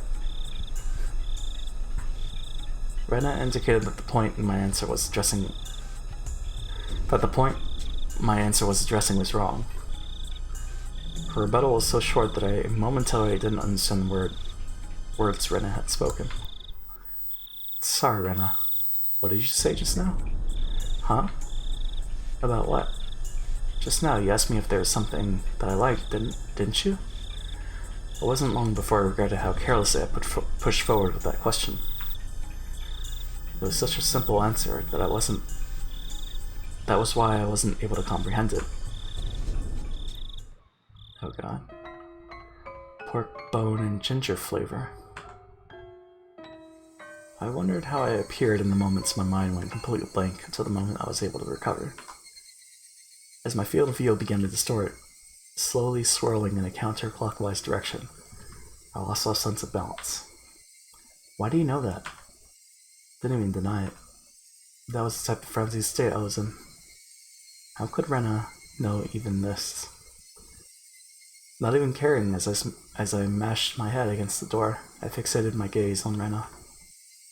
but she didn't even flinch when she saw me do that. I certainly did buy them. I bought a bunch at once. Bought a whole case. How could you know that? Why, I wonder. Quite strange, isn't it? Isn't it? How could you dodge the question at a time like this? The chain and the door suddenly were no longer protecting me. How do you know? Why do you know? Answer me. You bought them at 7th Mart, didn't you? A shiver ran up my spine. I tried covering up with an angry facade. Like I said, why do you know that? I was behind you, following you the whole time. What are you saying? Couldn't understand why she was saying she'd been following me all this time. That's because Rena was right behind Ch.1's back the whole time. Like that night? At night, I was absorbed in my phone conversation with Higurashi-san. Didn't even sense her being there. Standing behind the door, behind me, standing there, just like that. When Keiichi was picking up the noodles, I was watching the entire time. You picked out so many different flavors, didn't you? Then your mom got angry. If you were going to pick the expensive ones, then you should just pick one type, she said. Then Keiichi picked out that big box of pork bone and ginger flavor that he loved so much, didn't he? I like it too. Pork bone noodles. But I can never eat a whole big bowl myself. My brain was paralyzed, dulling my senses. Might have been a defense mechanism to diminish the fear I was feeling to non-traumatizing levels. With the fear being diminished, the fog enveloping my mind was cleared away. Then, I could understand what Rena was saying and started to put meaning behind her words. Even so, my fear hadn't subsided completely. It was like I was standing at the edge of a cliff, eyes closed so I didn't have to look down. It didn't actually solve any of the basic problems. I slowly took a step backwards, and as I withdrew, Rena advanced. So, Ch.1, can you open this? We can eat dinner together. I'm sure it's gonna be delicious, so okay? Rena's pale, slender fingers squirmed through the crack in the door one at a time, as if they had a mind of their own, rattling the chain. If she had unlatched the chain from the door, a feeling of terror would have just exploded within me. But Rena didn't do that. She was simply imploring me to remove the chain. She was doing her hardest to light the fuse to the powered keg in my heart. Trying again. Clatter, clatter. But it doesn't light. It doesn't light. Open up. Ch.1. Please go away. I beg you, please go away. How can you say something so mean, I wonder. Please go away. Go away. Go away. The powder keg inside me finally went off. No smoldering, it just exploded. I tackled the door. The force of the door had knocked Rena momentarily off balance. I couldn't hesitate here. I grabbed on the doorknob with both hands, planted my feet firmly, and pulled with all my might. But that slamming sound I so desired didn't happen. I could feel a tiny, disturbing bit of resistance keeping the door from closing. And the source of that was Rena's fingers. Ouch. Each of those fingers wriggling, squirming around like the tendrils of the carnivorous plant through the crack in the doorway. It hurts, Ch.1. It hurts. Ooh. It wasn't a harsh shriek, but more a yelp she was trying to keep back. Go away, go away, go away. I kept on pulling on the door with all my might. Didn't even realize if I didn't loosen my pull on the door, at least momentarily, Rena wouldn't be able to pull her fingers out, and that was why the door wasn't closing. It really hurts, Ch.1. I'm sorry if I was messing around too much. Ooh. I didn't care one bit for her apology. No matter how much she apologized, it didn't change any of what she had done up until now. It didn't change anything. It hurts. It hurts. I'm sorry. I'm sorry. I'm sorry. Go away. Go away. Go away. Rena couldn't leave even if she wanted to because I trapped her fingers. Rena's white fingers had become deep red and were no longer even squirming. Ouch. I'm sorry. I'm sorry. I'm sorry. Go away. Go away. Go away. I'm sorry. I'm sorry. I'm sorry. I'm sorry. I'm sorry. Rena's apologies were occasionally twisted with pain, but like a broken record, she was intent on repeating it over and over. Go away. Go away. Go away. Stop it. Stop it. Stop it. Stop it. Pulled on the door even harder. Finally, Rena's fingers were somehow able to slip out from their imprisonment in the doorway. The moment that happened, the door closed soundly, and I could hear the thud of Rena following her butt on the other side. I locked the door immediately. Made a loud clunk, voicing my rejection to Rena. I'm sorry. I'm sorry. I'm sorry. I'm sorry. Ch.1. I'm sorry. Open up, Ch.1. Rena leaned against the door, apologizing profusely and nothing else. After confirming that I was sufficiently sealed off from her, I trudged away from the entryway. On the other side, I could still hear Rena echoing her apology. I'm sorry. I'm sorry. Those pitiful words. They'll be forever seeking my forgiveness. Didn't feel bad about this at all. But that wasn't out of any sort of malice. I felt a sort of hazy sense of relief that I was able to escape from Rena. Before, Mion had threatened me at this doorway, saying there was nothing she didn't know. And just now, the same place, Rena told me the same thing. My feeble attempts to disguise the fact that my parents weren't home had served no purpose from the start. I should just pretend to be out, not even open the door. My meager plans hadn't helped at all. In Hinamizawa, it was impossible to outwit them. Even though I was on the other side of the door, I wanted to get as far away from Rena as possible. 1 step, 2 steps. With each one, her sniveling apologies became more distant. We're still on the phone with Oishi-san. I sprinted up the stairs and dove into my room. As you would expect, I was finally no longer able to hear Rena repeating her endless apology. Diving into my bed, I was startled by the hard lump I felt. There was something in my bed. It's the phone. It was the receiver. I finally remembered. I was in the middle of a call with Oishi-san. Looking at the clock, apparently not much time had passed since I went downstairs. Could it be that my clock had run out of batteries? I talked with Rena for so long, how did almost no time pass? But the hand on the clock was ticking forward 1 second every second, as usual. As I put the still warm receiver to my ear, time, which felt frozen, began moving once again. Hello, Oishi-san? Sorry to keep you waiting. No, not at all, I didn't wait that long. It became apparent that the amount of time that had passed between myself and Oishi-san was different. Over the phone, I could hear an energetic voice from a sports program or something. It drove home just how far away Oishi-san really was. Rena came just now. Did she come to play? I wasn't confident that I could coherently explain the situation to Oishi-san. But I didn't need to right now. Right now I need to know about Rena. That's right. I was planning to ask Oishi-san more about Rena, but Rena's little visit had interrupted the conversation. What was true and what was false, I couldn't tell. The one thing I knew was the single grim reality that Rena was suspicious. I might be able to figure something out if I asked Oishi-san about her. Up until now, I regretted it whenever I forced myself to ask about things that I was better off not knowing. But looking at it that way, you could say I'd hit rock bottom. There was no possible way I could feel any more regret than I did right now. No, rather I wanted to know if there was anything beyond this I would regret more. Forget about tomorrow. It wasn't out of the realm of possibility for something to happen tonight. I want to know everything I could. I was absolutely not going to die like this. Not without knowing anything. I definitely won't. Regarding Ryugu-san, I did a bit of digging. Yeah, well, it wasn't much. I understood that Oishi-san was talking in circles. A bit meant I dug so deep it'd be hard to discuss with you since you're her friend. I want to know everything from your research. I don't think you'll be very interested in what I have to say, though. Oishi-san. I spoke as calmly as possible to Oishi-san, who was continuing to avoid the issue. Then I said it. I think Rena Ryugu is suspicious.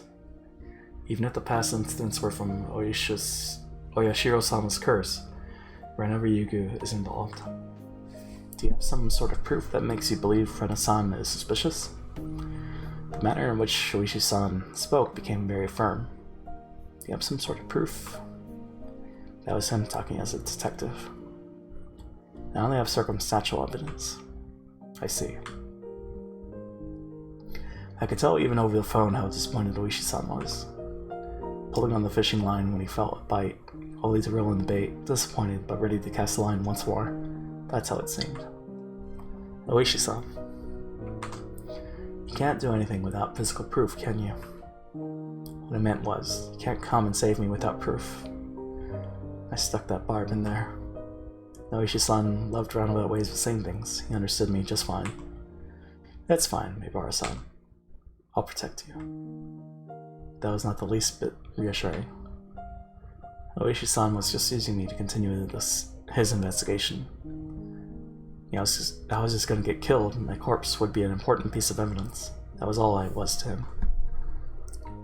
Whether I'm alive or dead may be of no concern to your investigation, but it's all over for me when I die. Oishi-san went silent on the other end of the line. That may have been too blunt, but I didn't care. All I needed to relate to Oishi-san was that I was currently in a very dangerous position. So please, tell me. Tell me about Rena. Satoshi transferred out. Not too far in the future. I'll probably also do what Rena called transferring out as well. But you won't be able to find my corpse. You haven't even been able to find Satoshi's body yet. Alright, Maibara-san, please calm down. I was already suppressing my agitation even without Uishi-san having to tell me. It wouldn't solve anything if I continued to scream about my mistrust in the police. It would seem that I could only depend on myself and the bat Satoshi had left behind to protect myself. Then I at least wanted to know about what happened before Rena transferred schools. You're aware that this won't be very interesting, right? Oishi-san, realizing my resolve couldn't be swayed, finally caved. Right now, to me, there's nothing that I'll find uninteresting. Please. There are a few things I need you to agree to. Okay? Please keep this confidential. Also, part of this may be speculation. Not all of it may be true. Are you still interested? Might not be true? I don't understand what you mean. There isn't one main investigation for the mysterious chain of deaths in Hinamizawa. Each one is treated as its own individual case. Thus, Rena Ryugu has never been linked to any of the investigations. Basically, you see, this isn't an investigation of Rena done by the police, and is a personal inquiry, is what you're telling me. This will make things a lot quicker since you understand. All of it is from either phone calls or meetings and interviews, so they aren't corroborated. I'm asking you to take this all with a grain of salt, is what I mean. Do we have an agreement? All of it is just from what you heard? Yes, my apologies. It's all my personal investigation, you see. That thing. Before you said you saw Rena's chart. Didn't you? I'm sure I heard you say that. Oishi-san paused for a moment on the other end of the line. I told you that too, huh? Please pretend you didn't hear anything about that. Didn't care about Oishi-san having certain obligations and responsibilities. I also didn't care if there was no proof. Even if they were just rumors, there was no smoke without fire after all. Please tell me, Oishi-san. Understood. Oishi-san finally opened those tight lips of his. It seemed that Rena lived in Hinamizawa a long time ago. She had moved to Ibaraki Prefecture after she finished elementary school. Then, following that, right after transferring, the unfortunate incident with the breaking of the school windows happened. Then Rena confided to the doctor. It was Ueshiro-sama. This is all that he knew. There isn't much difference between what I know and what you know, Maibara-san. Then what part did you investigate further? Didn't need to ask. It was the incident that happened just after she transferred. An incident Rena was responsible for, and what she divulged to the doctor afterwards, correct? Yes. After you learned about that, you started suspecting Rena and the others, didn't you? Yes, I did suspect them. So they're the ones, after all. No, that's not what I meant by suspect them. Oishi-san was the type of person to say things with confidence, but these particular words were less than reassuring. Then, who did you suspect? That it was Oyashiro-sama. Huh? That Oyashiro-sama's curse really exists. Yeah, right, well... Oishi-san's laugh was quite dry. Certainly not the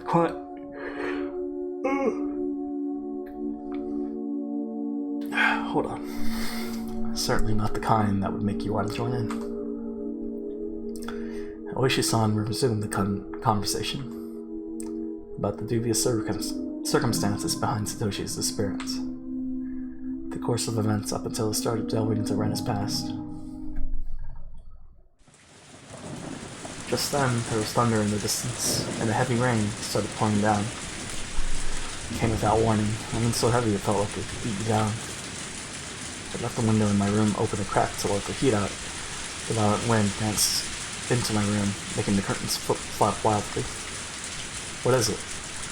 Nothing. It suddenly started raining heavily. Sorry, please continue. I got up while still on the phone and closed the window.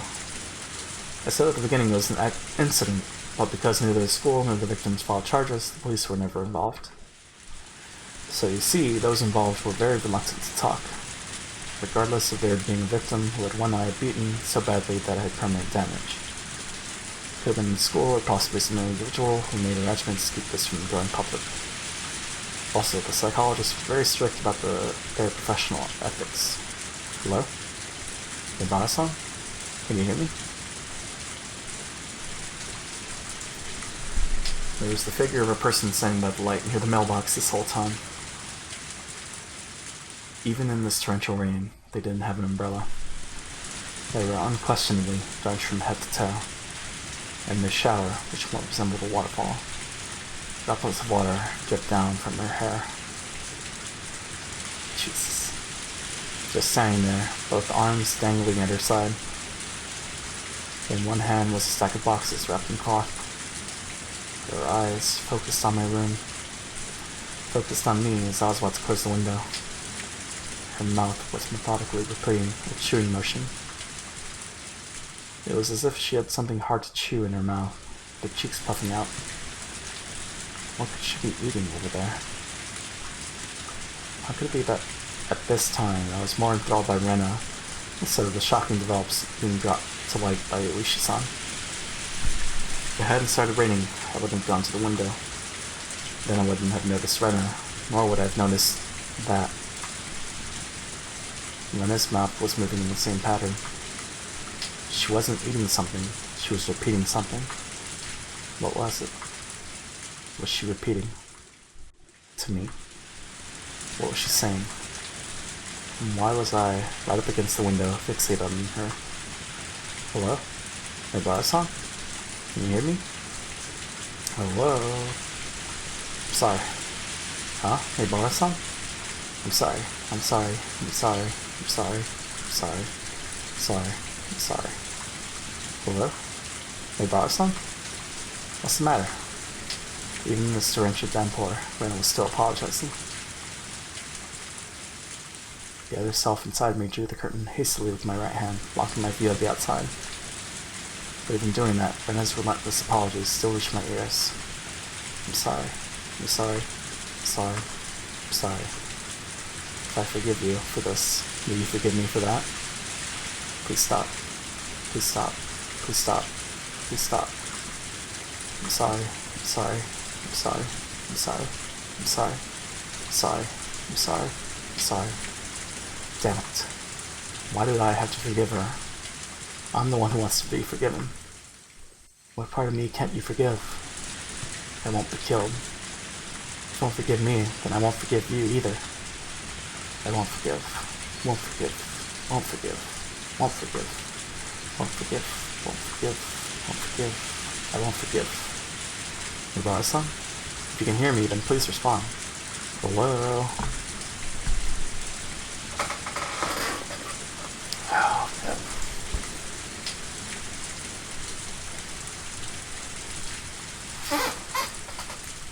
I mean, something's gonna happen before the parents come back, right? He's got no supervision. Split personality at the 7th mark. Reign of apologies. How many achievements have we got? 10 out of 14. Okay. Let's go ahead and save.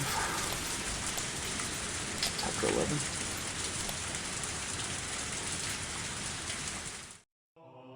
Split personality.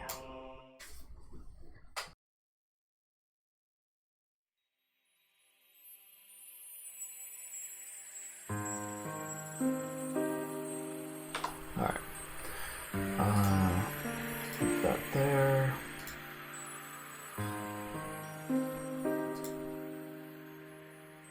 Okay. OBS game. I see it in movies quite often, but what is it exactly? Multiple personalities are thought to be escapism. Multiple personality disorder is a form of escape. Correct. The exact mechanism is not fully understood, but it's believed to be a type of defense for the brain to retain mental stability. Oh wow, we're already near 6 hours? Damn. That was a long chapter. Hypothetically, poor people imagining themselves as wealthy as a form of escapism, is it not? Is this also a form of multiple personality disorder? I wouldn't go that far, but broadly speaking, one could infer that. Something that occurs in us all. Does a split personality occur when one cannot tell which is reality and which is the escape? That's difficult to say. There are some who agree with that, and some who disagree. There is no consensus. Then is the occurrence of multiple personalities still an unknown phenomenon? Something not fully comprehended in the psychiatric field? Unfortunately, that is the current state of things. We can only put our hope in future research. But it's sort of cool having a split personality. What kind of people get split personalities? Recent studies find that those who develop it, or rather those who are more susceptible to developing it, may be genetically predisposed or may have had abnormal mental development. Some say that childhood abuse increases the chances. Speaking of which, person A here experienced abuse as a child, didn't he? How sad. Person A has 7 different personalities. Let's watch a video of him. Right after these commercials. Jesus. At the 7th mark. Man. The 7th mark was a bargain supermarket with food and alcohol. What's this, Keiichi? So many. There's no reason to get all the different kinds, is there? I flopped all the different colored cup noodle bowls into the cart. Cup noodles have gotten so elaborate recently, and there are a bunch of different types. I want to try each of them at least once. I knew it was pretty selfish of me, but I thought I'd at least give it a try. Keiichi. Buy them in the big case, it's cheaper. Dad faltered. Well, I had a feeling it'd end up like this. Dad knew there was no point in him butting in. Then I'd only get to eat one kind. I'd get bored with it. I was resisting as a formality. I'd already given up inside and wasn't sure.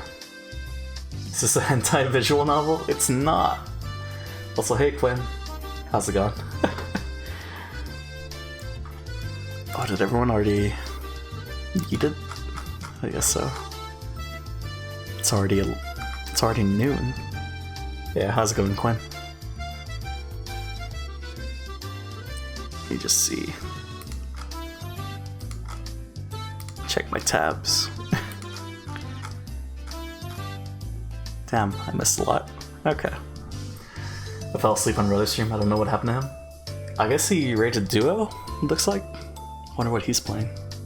Oh, I think he was playing Charles Mana, right? Or is that someone else? Yeah, nice. Cool. I did see that Duo beat Hollow Knight's 5th Pantheon, so that was pretty cool. There's others. There's dozens of us. Yeah, how's it going, Quinn?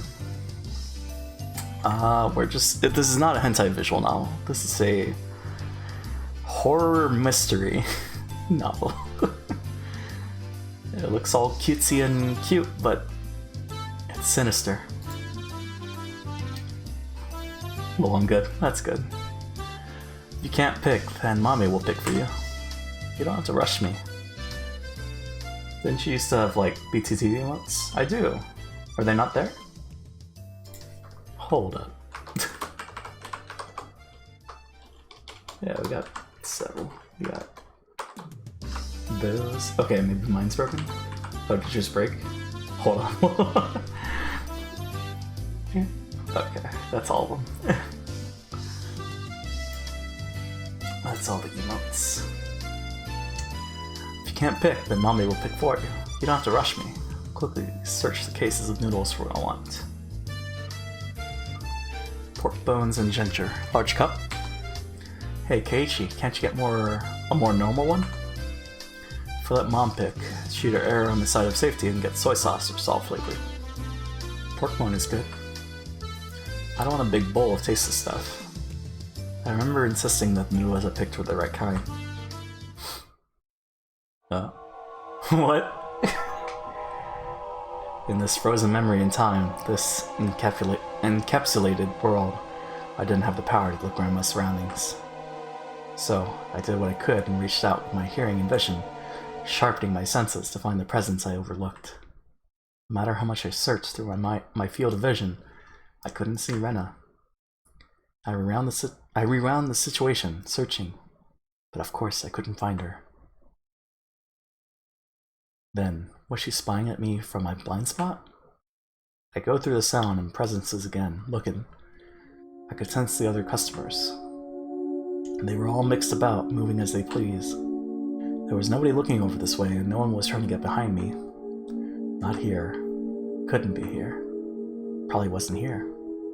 I would definitely notice if someone was right behind me, even when I wasn't on my guard. I smiled wryly at the thought of using a vague word like probably, right before contradicting it with definitely. Then I paused my mental replay as a chill ran down my spine. There was definitely a presence like a shadow behind me. That was a terror unlike any other. If a presence really had manifested behind me, I would definitely have turned around to check for it. But the world had moved on, and there was no way for me to turn around. While carrying that frightening shadow on my back, I was gleefully running around the store searching for a case of noodles. Running through the instant noodle section, bad-mouthing my mom. But there was that presence constantly at my back, sticking to me like a shadow. No way to see what it was.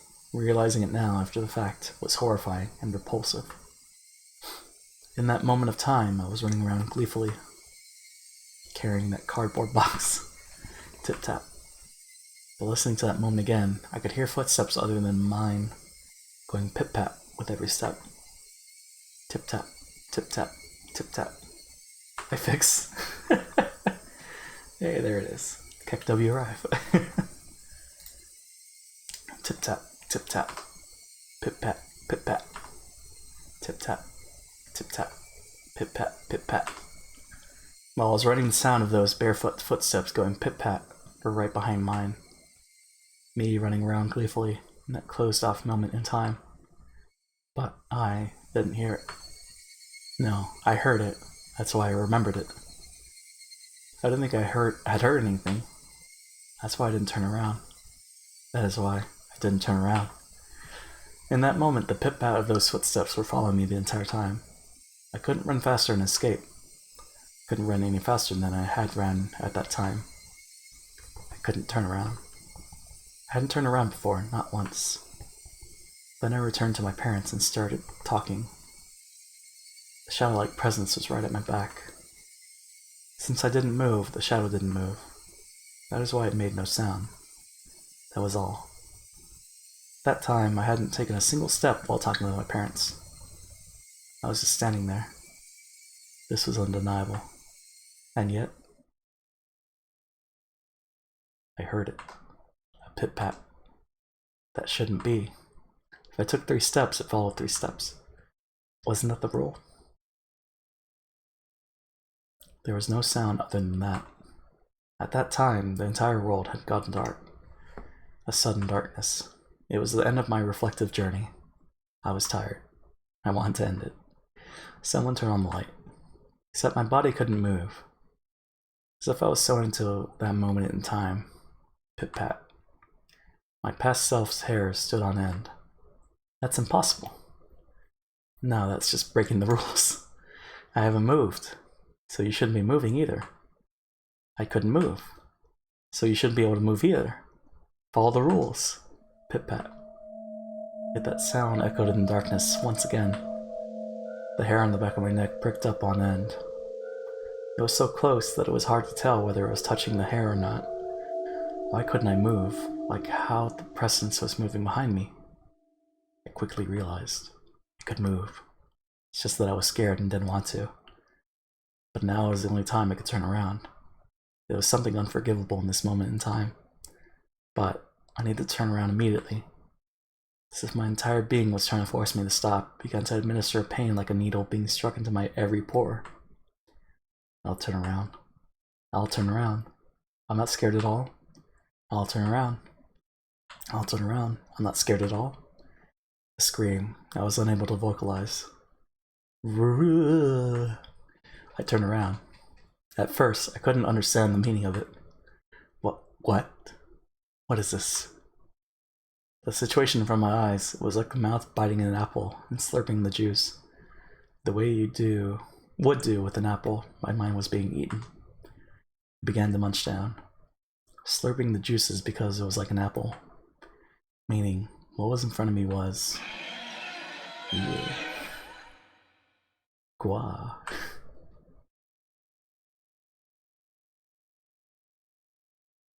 Is that it? That was it. Detective Onikakushi? Hold on, what is this? What is this trophy? I read all the tips? Oh, that's all the tips. Okay. Guess we're done with tips. And it's raining. No, that's like close to 6 hours. We should probably do the 5-minute beer review before we get the other trophies, I guess.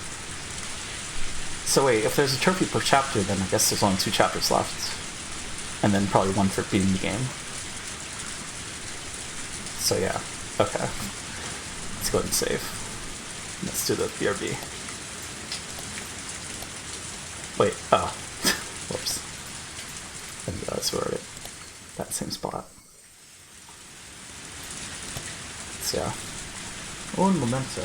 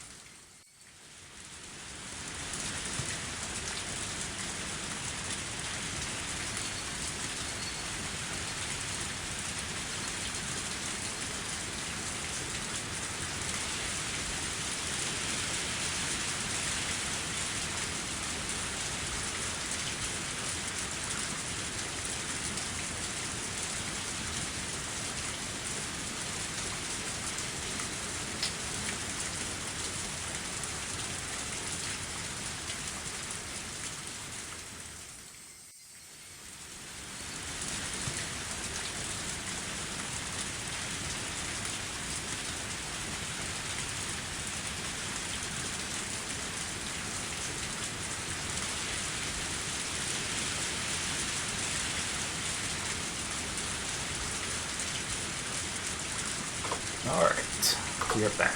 Let me check Discord real quick, and then we'll continue. How long was that? That was like 3 minutes. Not too long.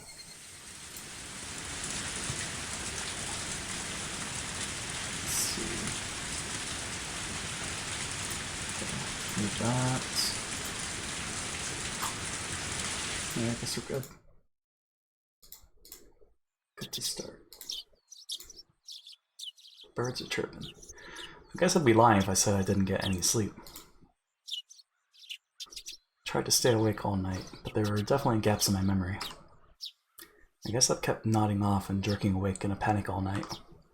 Spent all night hugging the metal bat and sat on top of the futon I used to barricade my door.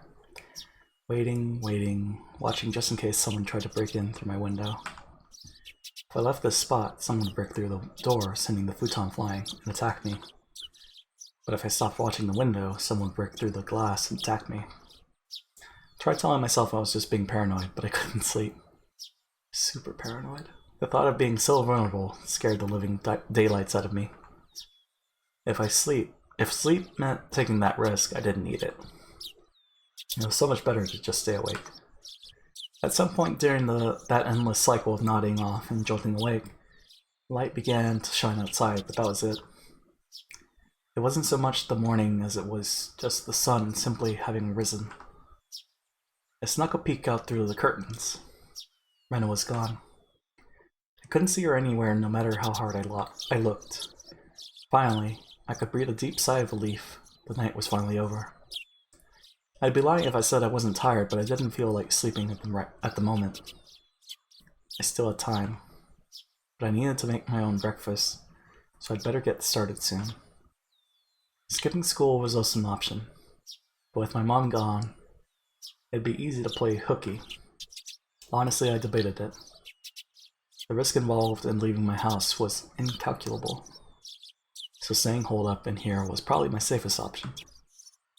But staying here wouldn't solve anything. The Oishi-san wouldn't help me without cold, hard evidence.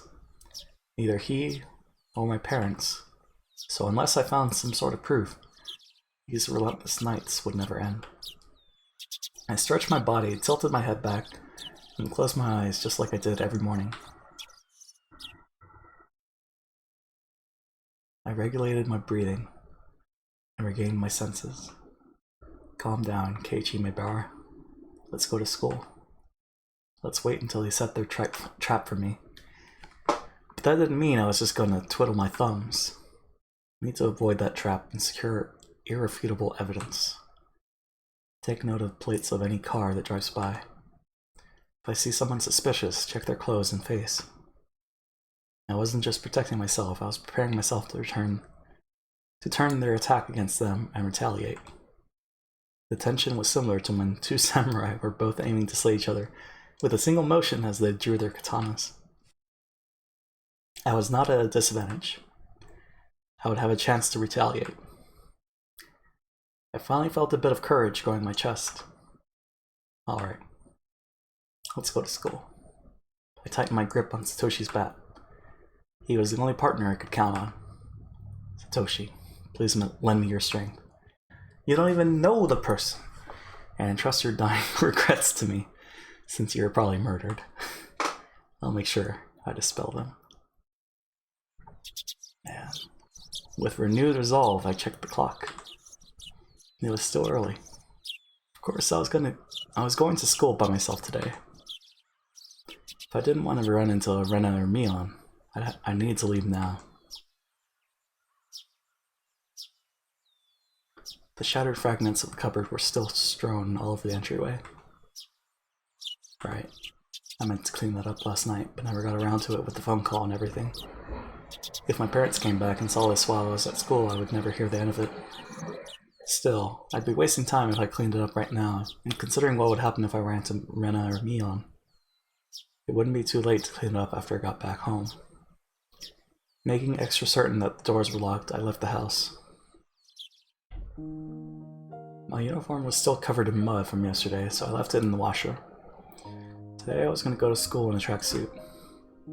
By wearing a different outfit this morning, my mind was forced to accept that today was different from yesterday. I had a hunch. Today might be the day I get killed. Keep your guard up, Keiichi Mibara. The only one who gets to decide today is my last is me. I don't know about that. Things can happen. So there's the fields. And there's the school.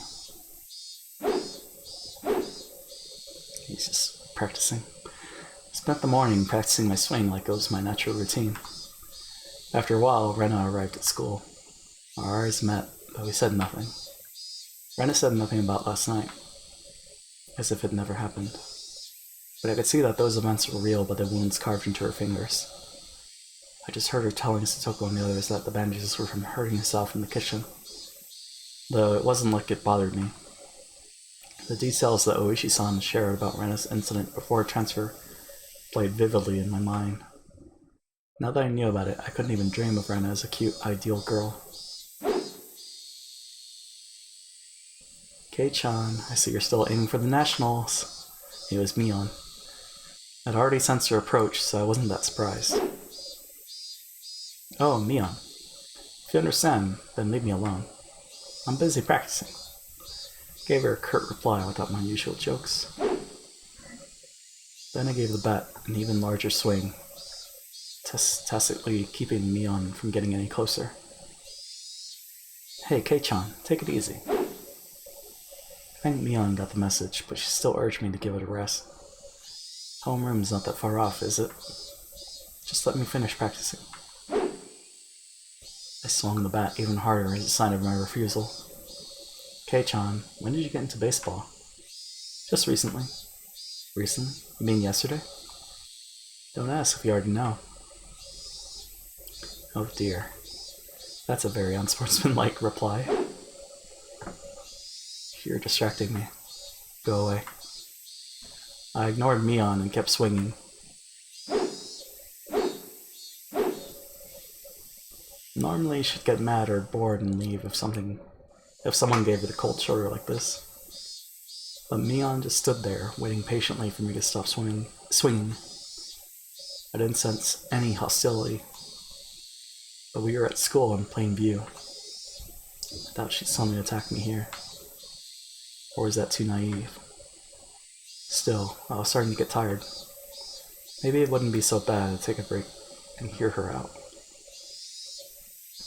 You need me for something, right? What is it? Sweat poured from me as I stopped swinging. I noticed my shoulders were heaving as I breathed. I cursed my lack of exercise. At this rate, I might not be able to move as needed when the time came. I should probably keep practicing my swings to build stamina in addition to the excuse for carrying the bat around with me. Well, it's nothing important. If you're tired, I can ask again later. Now it's fine. I'm only dealing with you right now because I judged the situation to be safe. Talking to you alone and away from others, that's out of the question. Well, Mion was uncharacteristically trying to choose her words. But unlike Oishi-san, it didn't look like she was going to talk about something I'd rather not hear. Mion was puzzled, trying to find the right thing to say. But then she gave a hearty laugh to pick herself out of that mire. Ah, this old man's just no good at this stuff. Having a poor vocabulary hurts. What's this all of a sudden? If you have something to say, just say it. No. Stop it. Stop that swinging. She cut straight to the point. Her request was so frank, I didn't understand it for a moment. I had already stopped swinging to listen to her, hadn't I? I just stopped, didn't I? That's not what I meant. I want today to be the last day you swing that bat. I'm sorry. It took me some time to understand what she was asking for. What's wrong with swinging a bat? Why? It's none of your business, is it? I'm not bothering anyone, am I? You are. Mion said it flat out. This didn't make any sense, that was really irritating. When did I bother anybody? Mion was at a loss for words, but she finally made up her mind and spoke, though she stuttered as she said it. But because Ch.1, that's someone else's bat. You shouldn't borrow it without permission. It was left behind by a student who transferred, right? I'm just borrowing it until he comes back for it. Huh? Yeah, he transferred. Mion grew uncharacteristically flustered. That made it all too clear that his transfer was a lie. But strange, isn't it? For the older brother to transfer by himself, while his little sister stayed behind. Mion couldn't hide her reaction as my words shook her up. Kei-chan, you knew? Satoshi Hojo. Satoko's older brother, right? The one demoned away last year? Unable to respond to that, Mion fell silent. Rena asked the same thing. Why did you start swinging that bat? She told me Satoshi did the same thing, practicing his swings, right before he went missing. So, is this some kind of omen for Shio-sama's curse? Shh. Mion panicked and looked around. Please, Kei-chan, don't mention Oyashiro-sama so recklessly. I don't believe in him, but the others very much do. Rena especially. Dangerously slow? Anyway, you're scaring everyone. If you're just fooling around, then stop it. You have to stop acting like Satoshi. I was the one who was scared. Who do I have to thank for taking up this bag in the first place? But it still unsettled me knowing that my actions were overlapping with Satoshi's. It would be one thing if someone suggested it, but I thought I was making my own decisions. I'll say this now. I don't know anything about Satoshi. After all, you didn't tell me anything about him. We didn't mean to hide it. You were hiding the incidents that happen every year, weren't you? That's because we didn't want to, you didn't want to scare me? That's your reason for leaving me out? No, we didn't mean to. Mion, I asked you directly if something happened at the dam, didn't I? And you told me nothing happened. When someone was dismembered and murdered, you lied to me. I'm sorry. I didn't mean to lie to you. Friends don't hide things from each other, right? Isn't that right? Then you all aren't my friends. Jesus. Kei-chan, Mion looked helpless and flustered. Was I imagining the tears in her eyes? I never could have imagined Mion acting like this. Oh, by the way, those get well mochi you brought the other day? They were good. I thought I was going to bleed. Who did it? You? Or Rena? Me? She admitted it so easily. Well... Okay. I couldn't help but be surprised at how easy that was. You could have killed me. How could you do that to a friend? But it was just a little prank. Wait, what did she do? Mion gave me a wry smile mixed with confusion, causing even more anger to well up inside me. You think that was a prank? Grabbed Mion by the collar and lifted her up. That wasn't the same as putting Tabasco sauce in a piece of mochi. It was a needle, a sewing needle. So it was Tabasco sauce. If I had swallowed that and it lodged in my throat, what did she think would happen? Mion's face froze as her body rattled in fear. This wasn't the Mion Sonozaki I knew anymore. Anyways, you're not my friend. There's no reason for me to listen to someone who's not my friend. So just leave me alone for a while. Got it? Mion wasn't replying anymore. It won't be that easy to erase me, you know? The cops have been onto you from the start, so don't think you can make me disappear like you did Satoshi. I said it clearly. This was my declaration of war. What other shows or stuff have I seen where the character just goes super paranoid? I can't recall. But I know it's happened before, but this is just fascinating. I think you guys are suspects in the previous incidents too. I also know you spent a lot of time with the cops ever since the anti-dam movement. I guess there's Steven Universe, yeah. But that's, Don't think you can hide it from me. Got that? How? How did you know? Sweet. Okay. Neon stood there with a dumbstruck look on her face. That was when I heard the principal ringing the bell for school. Well, and then Legion. But I don't know. It was time for morning homeroom. Let's go. And Mr. Robot. Let's go. The class representative needs to be there, right? At that moment, for the first time, I realized Mion was sobbing as tears ran down her cheeks. You're so mean, K-chan. Me. I wanted to console her, but I shut my mouth. I had no need to feel guilty. I'm going. Don't be late for homeroom. I left Mion, still shaking as I turned around to head for the entrance. I had no idea how troubling it was to make a girl cry. Behind my back, I could hear her muttering. It was a faint mutter as she was speaking to herself.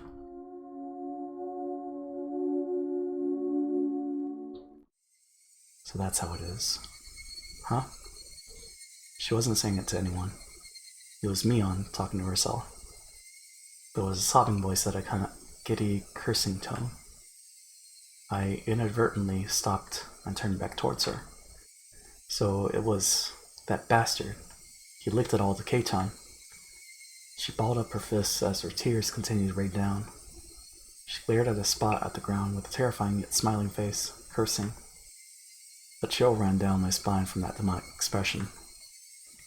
This transformation, Mion's transformation, was different from Rena's. I should have killed him back then. I forgot the mercy I showed him just because he was going to retire this year. What? Retiring this year? Was she talking about Uishi-san? Damn it. Damn it. I'm gonna kill that damn old man. Felt like the air itself had begun distorting. With Mion at the center, the world had begun to twist and spiral, bending, whirling. This is the first time I'd experienced such a visage.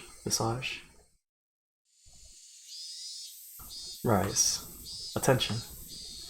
Mion made up an excuse for her red eyes by saying there was something wrong with her contacts. After that, neither Rena nor Mion spoke to me for the rest of the day. Neither Satoko nor Rika-chan looked me in the eye. Strangely, I didn't feel hurt. Everything had just went back to the way it was. The months since I transferred in have been almost too much fun. That was all. School was supposed to be something like this to begin with. I should have disliked that feeling, but today it felt oddly refreshing.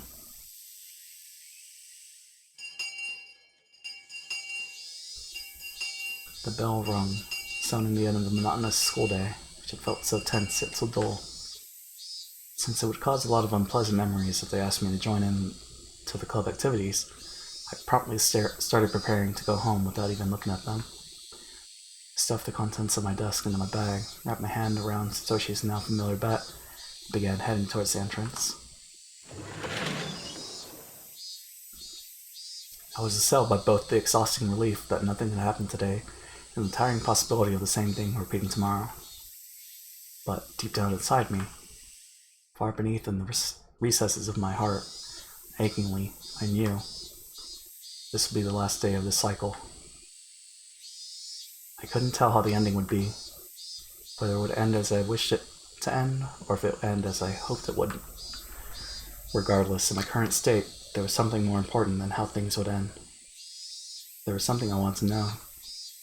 Why did I have to be killed? How did it come to this? Why? For what purpose? The sunlight was relentless. The sun, the heat, even the air. They wouldn't give me my answers. Or could it be that the cries of the Higurashi were desperately trying to tell me something? Somewhere, mixed in with their shrieks, Tomitaki-san and Satoshi were also probably trying to tell me something. I simply haven't been able to realize it yet.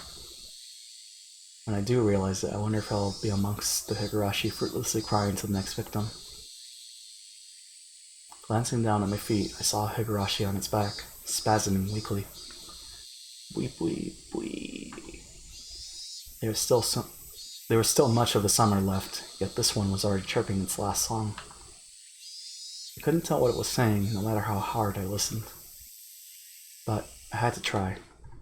I had to try to listen to what it was desperately trying to tell me. At that moment, the shrills of the Higurashi ceased all at once, as if they had huddled together, fearing that the person who brought them to their dreadful fate had arrived. There was no mistaking it. A presence was approaching. The sound of footsteps was almost non-existent.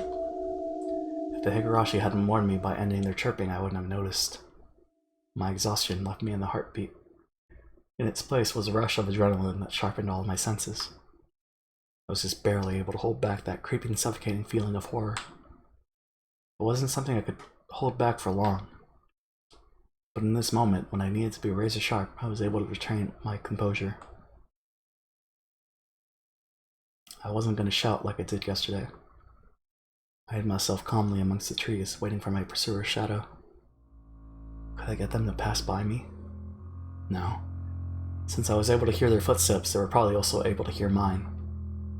They might have already been able to tell that I had hidden myself and was holding my breath.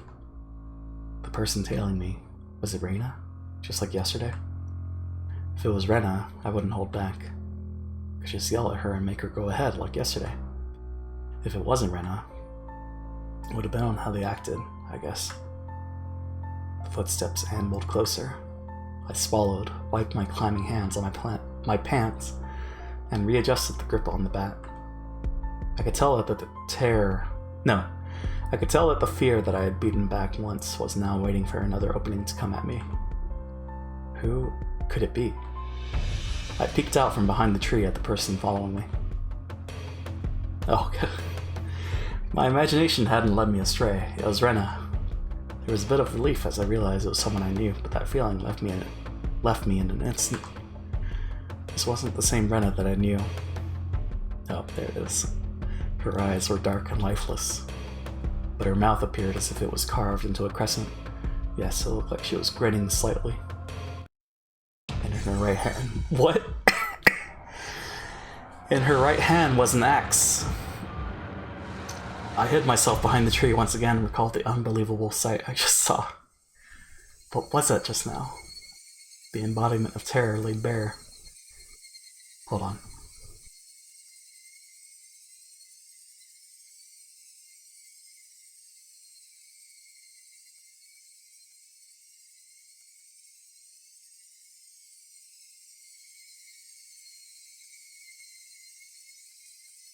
Okay. Bad. Baseball. Practicing my swing, there were tons of excuses for me to be carrying a bat. But for that axe, there was no excuse for that. An axe? Just like that?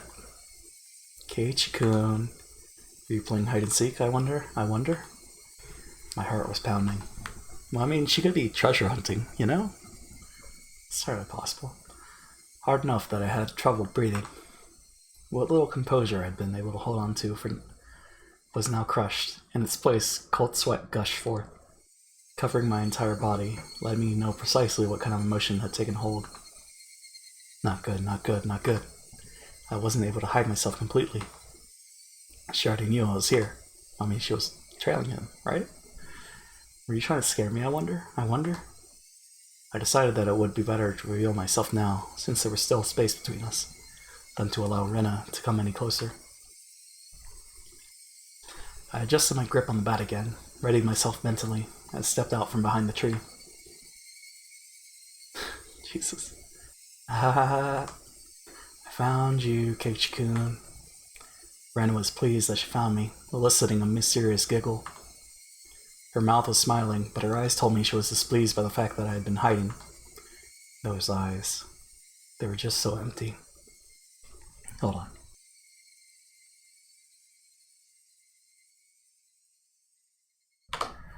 My legs began to quiver. Not good. In the pit of my stomach, some sort of viscous, hot, and cold substance began spreading around. If I allowed it, that substance would slip into my bloodstream and undoubtedly freeze all the organs in my body. Not good, not good. I'll be devoured by Rena at this rate. Strike back. Don't lose. What is it?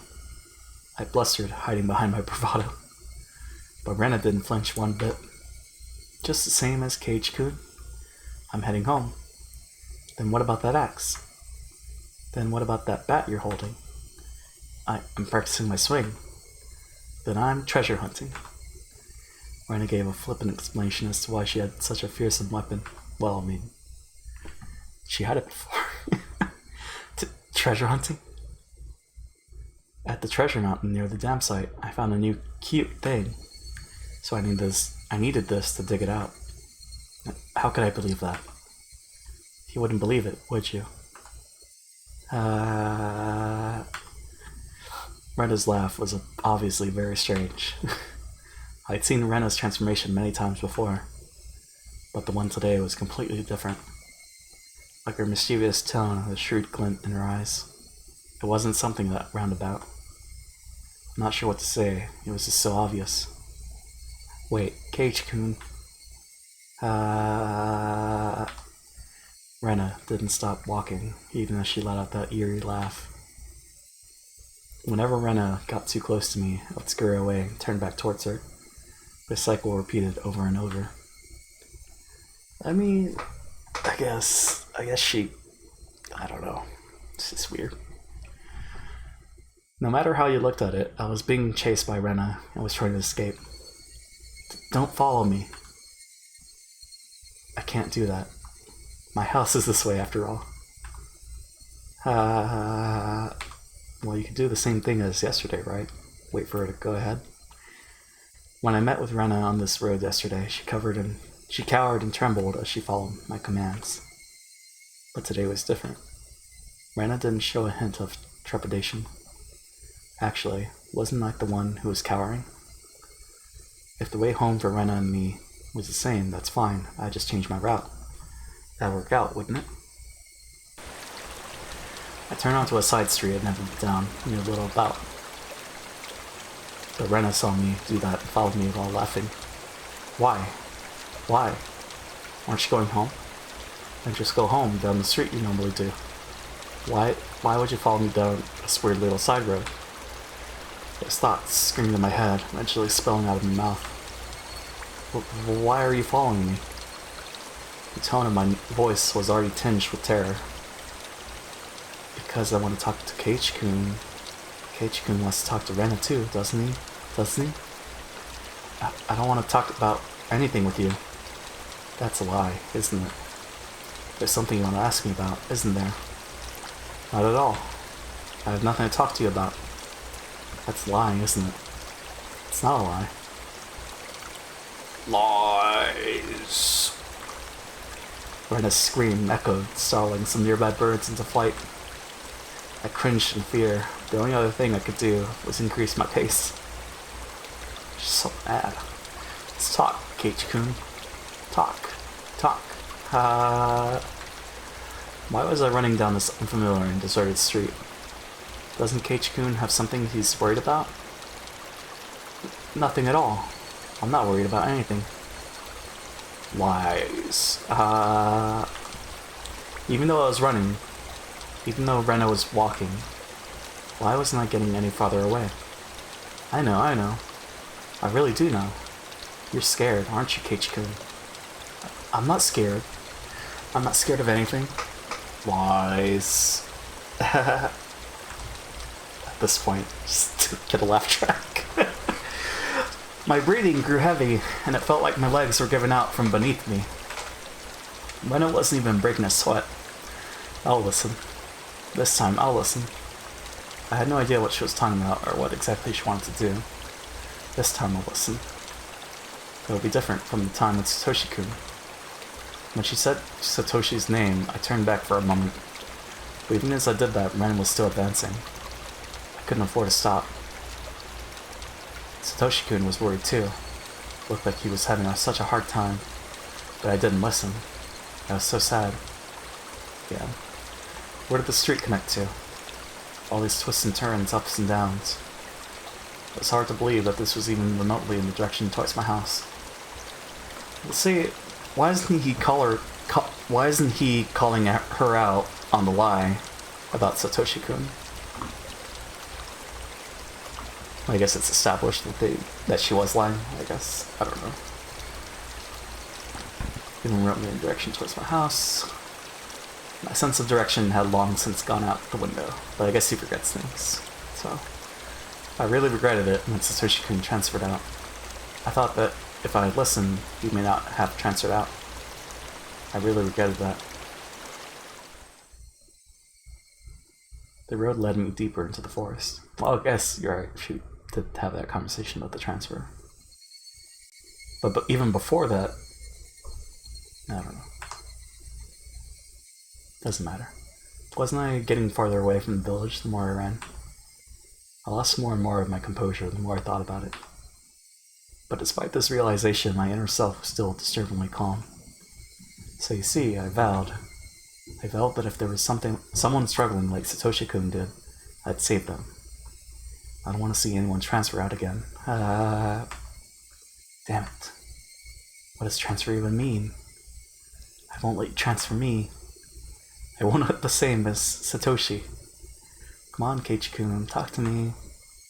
I'll be able to understand you, Keiichi-kun. I'm your ally. I started wheezing, out of breath. My lungs were so hot that they felt like they were going to explode, and my heart was beating as hard as it possibly could. I should have practiced running instead of my swing. Couldn't have even afford to scoff at that stupid thought. If Keiichi-kun doesn't have anything to worry about, he'll go back to normal. Everyone will be back to being friends, and we can enjoy club activities again.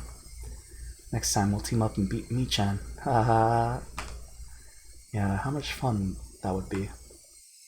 Rena couldn't even imagine how much I wish I could turn back the clock on these past few days. You could be nice to me again, too. I want to go searching for treasure again. This time I'll prepare a nice lunch. Actually, we could just go right now. Let's go up to the dam site together. I'll show you the cute thing I just found. I'm sure we like it too. Haha. My footsteps made pathetic flapping sounds and my legs wobbled and faltered. Hot on my heels, Rena's steps were sharply breaking twigs underfoot. I had to accept it.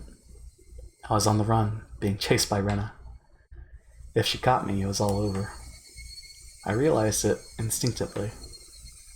I couldn't even begin to think of what the end would entail.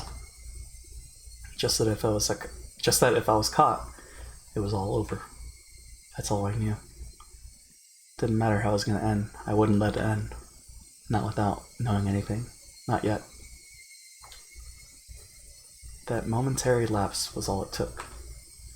Of all the things that could have happened, my knees buckled underneath me and I crumbled towards the ground. I tried to stand frantically, urging my legs to respond. I used my bat as a makeshift cane to prop myself up, but Rena was already standing right in front of me. Compared to me, out of breath and utterly exhausted, Rena was so cool and composed that she could have froze the air around her. She wasn't breathing hard at all, rather I couldn't even sense if her heart was beating. Are you afraid of something, I wonder? It's not like you to tremble, Keiichi-kun. Her expression looked almost affectionate. Those soulless eyes. That mask of affection. As she admonished me for trembling, Rena's hands deftly slipped over her head. The blur of arms as they moved made me feel as if I was staring at the godliness of the thousand-armed Buddha. Saucer's wrath. Then, as both of her hands met above her head, the axe that she held came to focus. I stared up at it in disbelief. It was all I could do. Tell me, what happened to Satoshi? Rena stayed like that, that axe raised above her head, and solemnly opened her mouth. It was as if she was expressing her farewell to a friend she was never to see again. That cruel scenario resided somewhere in her actions.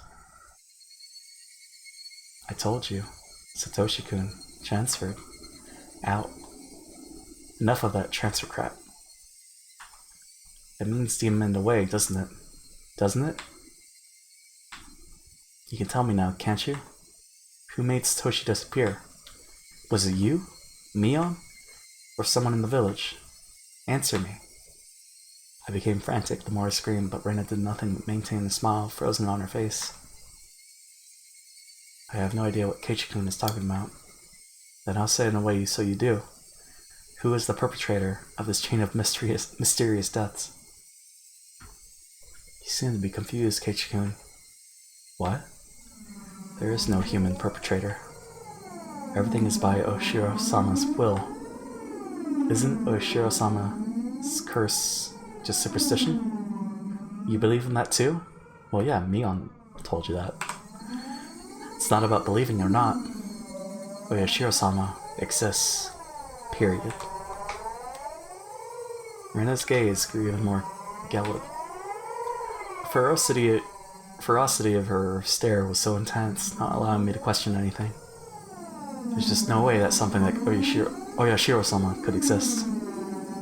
You don't believe in Oshiro-sama? There's no way I could believe it.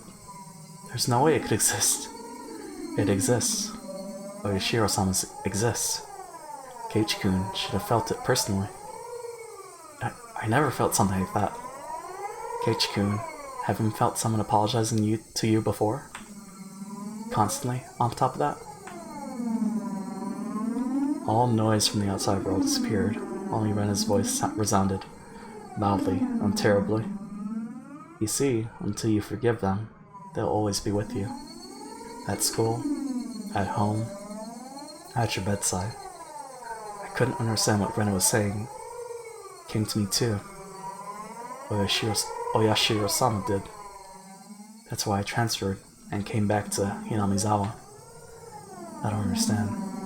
I don't understand. What does transfer even mean? What was Rena saying? Yeah, she just transferred. Hasn't Oyashiro-sama come to you as well, Ch.1? Lol, the sirens. Oh, the music right now? Yeah. I'm probably the only one who you can confide in.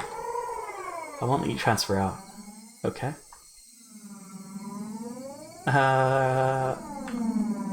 Rena's demented laughter clanged around inside my head.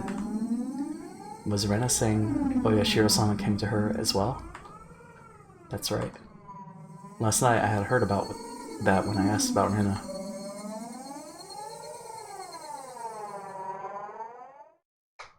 Please keep this confidential.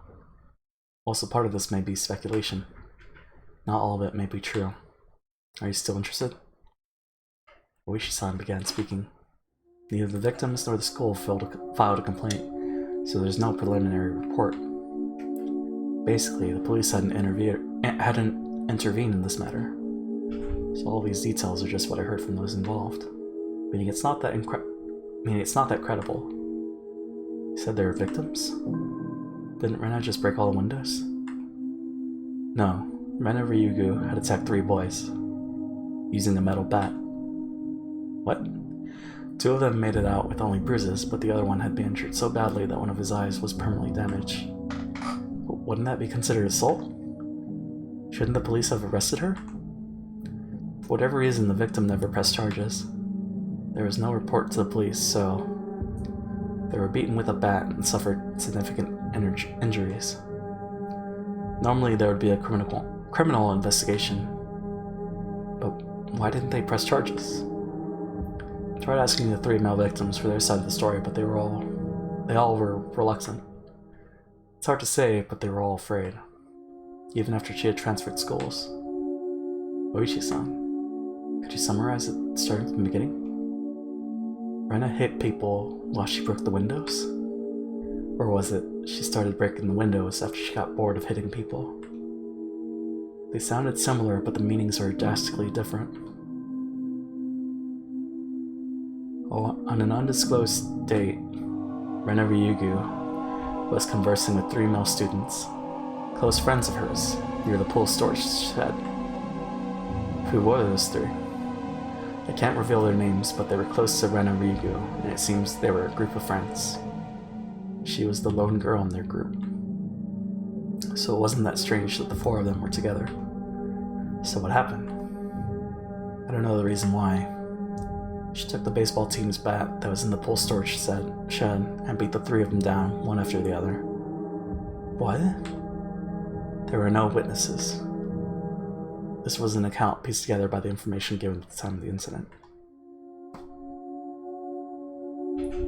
One day after school, Rena and three male students were at the pool storage shed talking together. They weren't seeking help, rather they usually met up there. It appears it became a heated discussion. At that time, Rena underwent a change. The change was so abrupt that the three of them didn't comprehend what was happening. Jeez. Then, taking the metal bat, she attacked her friends, one after the other. Leaving her friends covered in blood with gashes on their head, she made her way towards the school building. Then she broke the glass windows, one after the other. A few minutes later, a teacher appeared on scene and subdued her. What was this change Rena underwent? What matches up in the statements from the three was a sudden change. Point that there was a transformation. Transformation? I also could recall Rena's transformation. I'd seen that change many times before. It was so different from the usual Rena that I couldn't help but believe it was someone else who looked like Rena. That transformation they're talking about, had it happened before? No, there was nothing like that. As far as I could find out in her medical history and past, there was nothing like that. Does that happen often? Where people change suddenly like Rena did? Of course it does. There are plenty of psychological phenomena that could cause something like that. Then you're saying there was a dormant element in Rena that caused that transformation? I cannot say that for certain. But according to the statements of her friends, it's hard to believe she had such a side to her. Kind, caring, and adorable.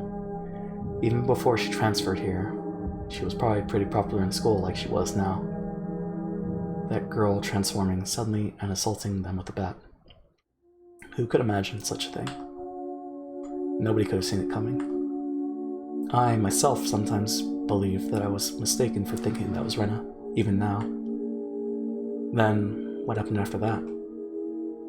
There was a hospital right across from the school, so the three of them were carried in and treated quickly. What about Rena? What about the police? Why wasn't there a criminal investigation? You see, the police can't get involved unless they are called. Even though one was badly injured with permanent damage, why didn't they file charges? That's what caught my attention as well. Either some threat or pressure was placed on them, or they had a reason they couldn't file charges even if they wanted to. So maybe the boys were... I don't know. Plead the fifth? I don't know. We're talking about you after all. Of course you looked into it, didn't you? Well, yeah. But I told you at the beginning, didn't I? That the victims were all very reluctant to talk. They didn't want to touch on the matter, or rather, they didn't want to be involved. Reluctant to talk? Didn't want to touch it? Didn't want to be involved? They resembled the villagers here in Oyashiro-sama's curse? Did the teacher at that school tell you anything? School is hallowed ground. You could say they tend to keep scandals under wraps.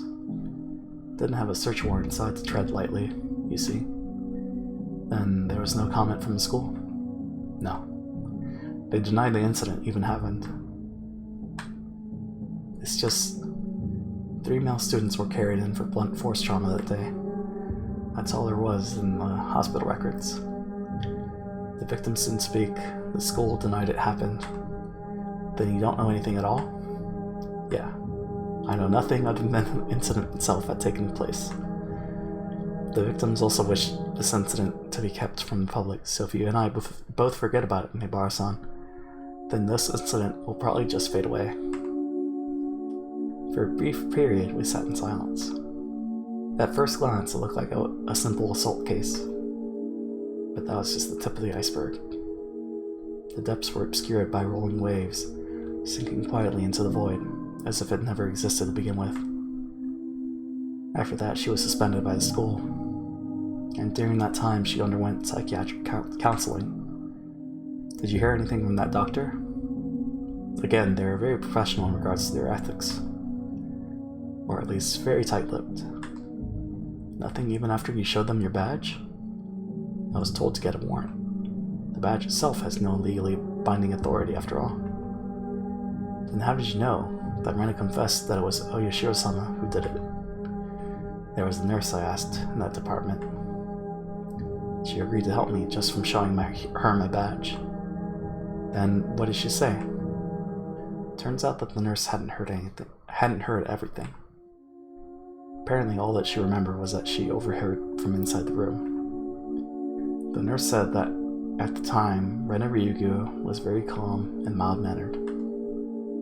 It was more like she was confessing her sins at church than a counseling session. She spoke with her mother there for some of, but partway through, her mother was asked to leave, so it became a private counseling session between just the doctor and Rena for a while. The part with Oyashiro-sama, when did that pop up? Partway through. She screamed the name suddenly. That startled the nurse, and that's why she started listening in. It was Oyashiro-sama!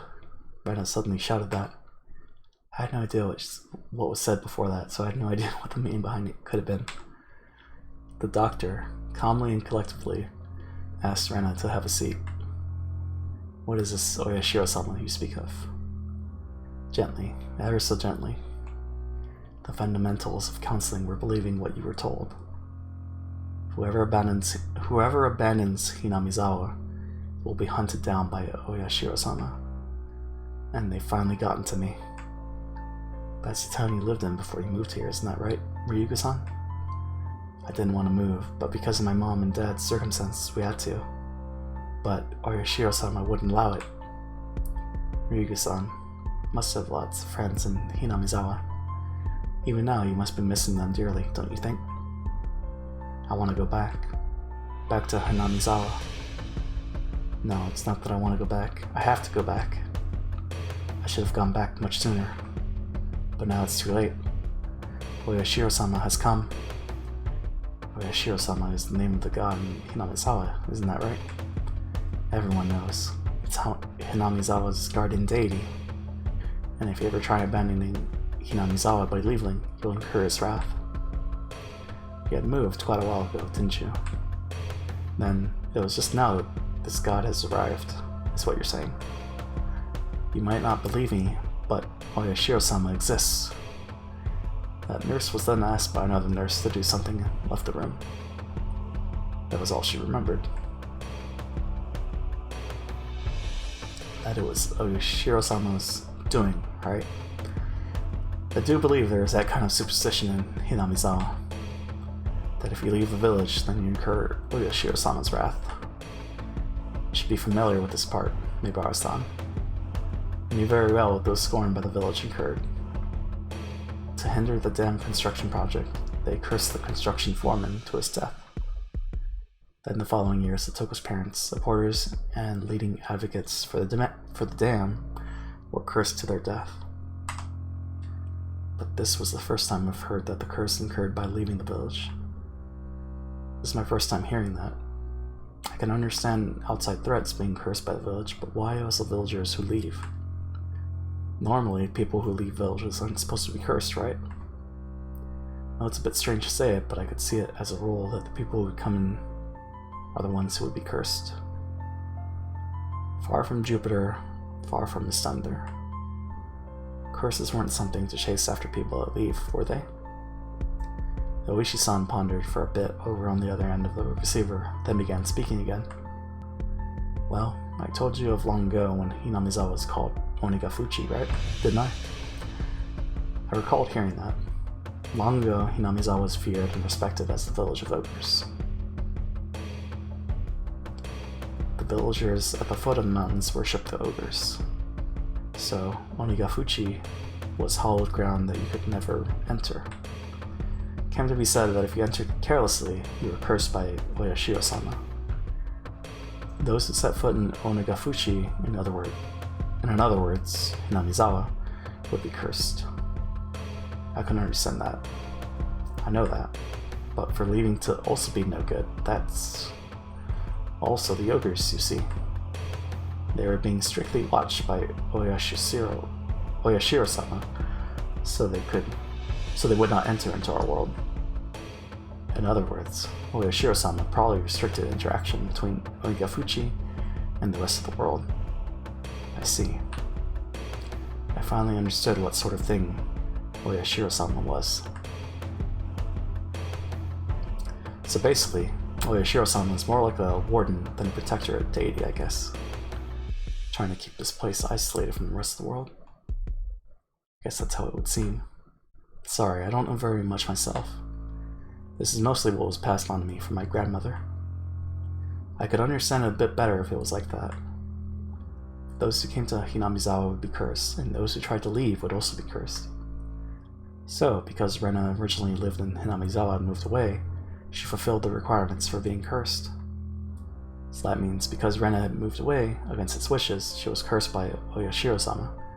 Is that what it adds up to? In short, that seems to be what it points to, I guess. As a matter of fact, soon afterwards, they did move back to Hinamizawa after all. Those who abandoned Hinamizawa and left were cursed. But then, why only Rena?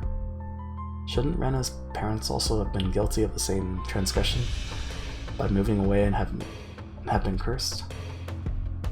Also, in this day and age in Japan, shouldn't there be a lot of people coming and going? If every single one of them was cursed, then it'd be insane. But in reality, it wasn't that big of a deal at all. At most, there would be one person dying and one disappearing on the day of the Watanagashi. I don't like saying at most, though. Well, anyways, there's a lot I still don't know. Even if it was Oyashiro-sama's curse, it doesn't add up as to why her classmates, the victims who were beaten with a metal bat, wouldn't press charges. You don't think the victims were cowering because they believed that a terrible curse had befallen them, do you? Of course I didn't want to believe it, but more importantly, I had just realized something else. There was another bizarre connection that Rena made between Oyashiro-sama's curse and metal bats. Satoshi fell victim to Oyashiro-sama's curse and went missing.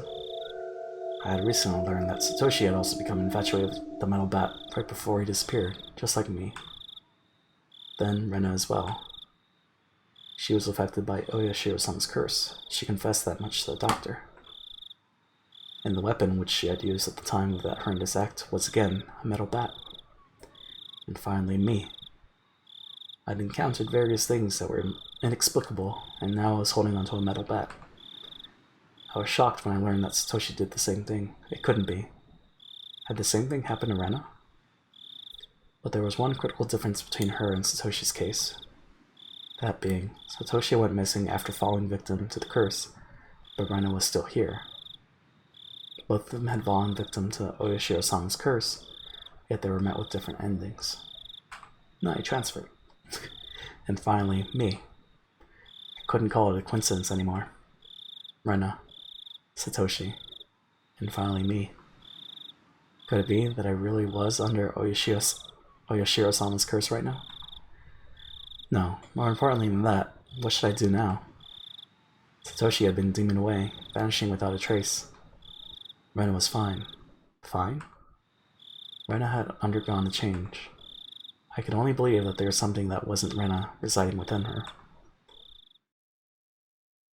And here, right now, it was standing before me. Yeah, there she is. Rena, please tell me, what will happen to me? Rena stood imposing, not answering. Satoshi disappeared, but Rena didn't disappear. So what will happen to me? I had never heard such an unpleasant laugh before. It had become akin to the sound of her breathing. It was no longer a voice or an expression of feeling. Don't worry. I'll save you. Rena took one step forward, still holding the axe high above her head. Now then, one step closer. Rena's face spread out to fill my vision. Speak. One step closer. Rena's nose was close enough to touch mine, and was still pushing closer. There's something you want to say, isn't there? I'll listen. I'll save you, okay? Speak, okay? Speak, okay? I slumped down, landing squarely on my butt. It wasn't for some pathetic reason. It was all I could do to get away, as far away from Rena. That's a lot of... Yep, that's... Yep. Okay. I had the gut feeling that I couldn't let her laughter end. Because when that laughing ended, the moment I picked up on that feeling, my body moved by instinct. I sprang to my feet so fast even I couldn't believe it, and pushed Rena away with both hands. Rena was as light as a feather. Thrown about by the unbalanced weight of the axe, she was sent backwards as if she had been carried off by the wind. After confirming that out of the corner of my eye, I dashed off at full speed. It was the perfect picture of fleeing like a greased pig. Get away from Rena. Run away. Survive. I couldn't think of anything other than this. While I was running, I remembered I'd been holding onto a bat the entire time. Such a worthless weapon. I couldn't believe I'd forgotten about this weapon at such an important time. I sped even farther down the winding path. Winding? I didn't even feel myself gasping for breath or my legs getting heavy.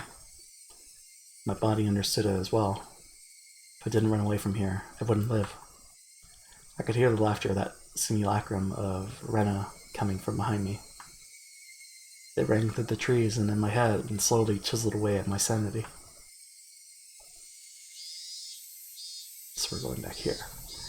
The grove of trees thinned out, my field of vision suddenly expanding. Where was this? For a moment I was bewildered by the scenery. I felt I knew, but I couldn't quite remember. I quickly realized it was the damn sight. The fact that I dashed madly and ended up in a place like this gave me a bad feeling, like I was following someone's scripted plot. I had a good view of my surroundings, but I didn't see a single soul here. This was a terrible spot for someone on the run, but there was no better place for an attacker. My heart was already on the verge of bursting. The muscles in my legs were screaming, but I didn't care. If I stopped here, then they might not even be able to scream for much longer.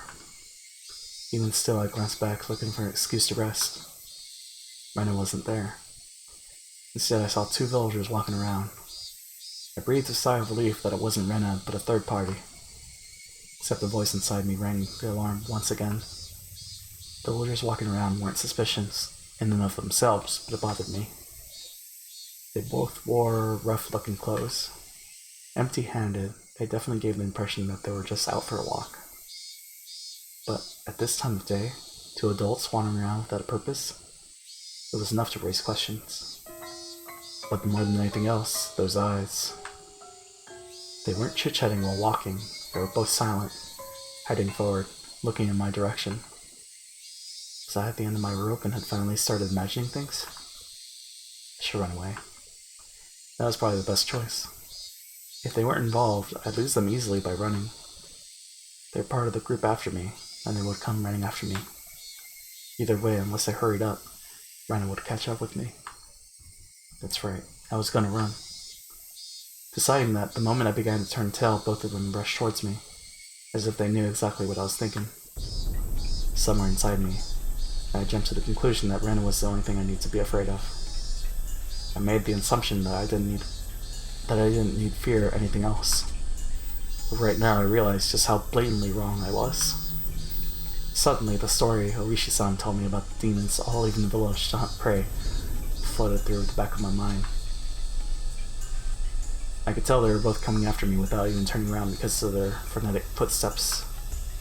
It was frightening. Being unable to shake Rena off as she slowly closed in on me. but this didn't even compare. Being pursued with such violent ferocity, this straightforward horror was unparalleled. One of the pursuer's arms grazed my shoulder. Now it wasn't just their frenzied footsteps, but also the distinct sound of their breathing that I could hear. No, I could practically feel them breathing on me. They were already right behind me. Calm down, Ch.1. Still running at full tilt, I felt the surrounding area go still.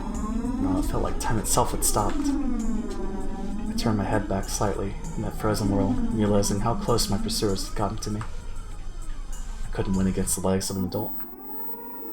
In less than the time it would take to blink twice, when this frozen time began moving again, they'd be right on top of me.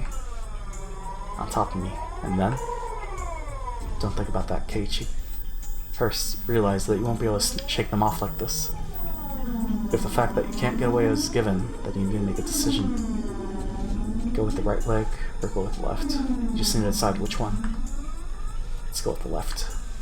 The moment I decided that, the temporal singularity burst into pieces.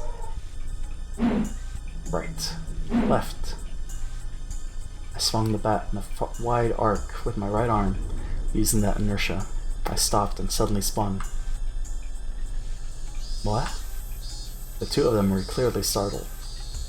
Momentarily losing sight of me, both of their outstretched arms ready to grab me, instead grasped at empty space. The man on the right, I applaud him being able to figure it out, spun around to the spot I shouldn't have been, and faced me in astonishment. But it was too late. I didn't even need to swing my bat. All I needed to do was extend my arms as I turned around. It was by no means a heavy blow, but it seemed like it had enough power behind it to knock him off his feet. But just knocking him down wasn't enough to scare him away. He got back up in no time. Both of them took a fighting stance and were ready to face me. This made me certain that it weren't just two people out for a walk. They were clearly after me. Felt much easier than dealing with Rena. Just by not recognizing their faces, by not knowing them, it made things easier. I smiled wryly on the inside. What do you want with me? Next one is going to be right in your face, you bastard. It's fine if it was just a bluff. By barking out at them, I was able to fire myself up. They didn't respond. They spread out to either side of me with unbelievably calm expressions on their faces. One of them would grab into my bat, and the other would hold me down. Is that their plan? Taking on both of them at once would be impossible. How sweat poured from every pore in my body. Hot sweat, not how. Then I'd just have to settle it with the first move. I'd step in and strike the first one down.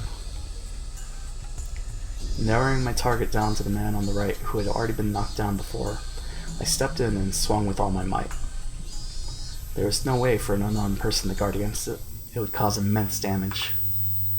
If they blocked it with their arm, their bone would snap like a twig. If they turned their back to it, then it was possible that the blow would travel all the way to their vital organs. It looked like he was aware of this. He pushed farther through the kill zone between us and delivered a fist right into my gut. Not good. With this distance, in this position, in this state, there's no way for me to dodge it. It's weird that it sounds like an explosion. Oh man. The world flipped upside down. I understood that I was being tossed around like a rag doll. I landed on the soft earth without a sound, feeling the grainy soil press against my face. Didn't hurt at all. But the moment I thought that, I suddenly felt pain coming from the abrasions on my skin, as well as the contents of my stomach being forced upwards, flooding my mouth with a bitter sensation. I knew very well that I didn't have time to relish this experience. I stood up as quickly as I could, but at that moment the other man was already barreling towards me. Being able to comprehend calmly that I simply couldn't dodge it made it all the more upsetting. After plowing into my stomach full force once again, my assailant twisted around behind me and locked his thick arm around my neck. My throat felt like it was being crushed by his immense strength. I couldn't even contemplate that I was being strangled or that I was about to go unconscious. My vision simply darkened and a silent whining noise began playing deep inside my mind. It took everything I had to keep myself from blacking out. While this was happening, the other man was more than likely standing in front of me. I wasn't able to open my eyes, but I could feel that he was there. There was nothing I could do now. Unable to shake this arm off me, I couldn't run, I couldn't fight back. Dire straits. I couldn't even come up with the phrase that adequately described this situation.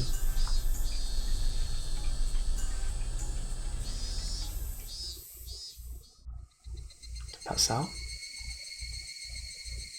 Is this still the dam?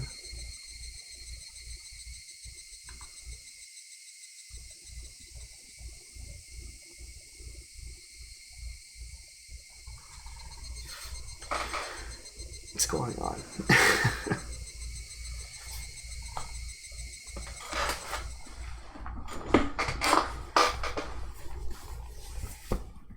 This isn't our house, I don't think.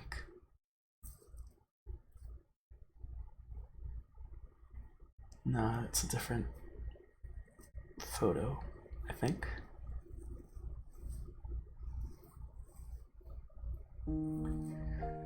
A familiar ceiling.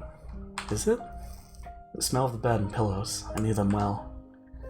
Was this my room? Normally there wouldn't be anyone in my room besides me, but their presence made me spring wide awake. When I did that, pain shot throughout my entire body. Feeling alright? I think you'd better just lie down for a bit. Why was Rena in my room? Blood began to surge through my muscles and my capillaries. But Rena's smile belonged to the Rena I knew well. I knew I shouldn't let myself feel this way, but I relaxed thinking that this version of Rena was safe. Why am I... Don't you remember? After losing consciousness, nothing at all. My body had become more lethargic than I could ever have imagined. I guess that would be the expected outcome after exerting everything I had back there. I tried to at least clear my head, but I just couldn't shake the sluggish feeling out of my mind. I called the doctor. He should be here soon. I think you'd better just lie down until then. I wasn't injured seriously enough to merit calling a doctor, but knowing that someone impartial was coming was slightly reassuring. Why am I here? I'm sure I was at the dam site. That's what I want to know. What happened? When I got there, Ch.1 was already passed out. That's why I'm the one who wants to know. I was attacked by two weirdos. As I talked about it, I finally remember what happened right before I passed out. Recalling that memory and the terror that went along with it caused the fogginess around my head to clear right up. Let's forget about those two for now. I didn't expect Rena to be nursing me. I thought Rena was trying to kill me. She would have had the perfect chance while I was unconscious. Not only did she not kill me, she had nursed me back to health. Amazing you could drive me all the way back here. Wasn't I heavy? Looking at Rena's delicate frame, it was hard to believe that she had not only gotten me back home, but even dragged me all the way up to the second floor. Did she have some help? Don't you remember, Ch.1? Rena appeared a bit surprised, but still kept her smile. I only propped you up on my shoulder. You said you could walk on your own, that you were fine. You don't remember? I didn't remember. My memory was fuzzy after the point where I lost consciousness. What about those two? Huh?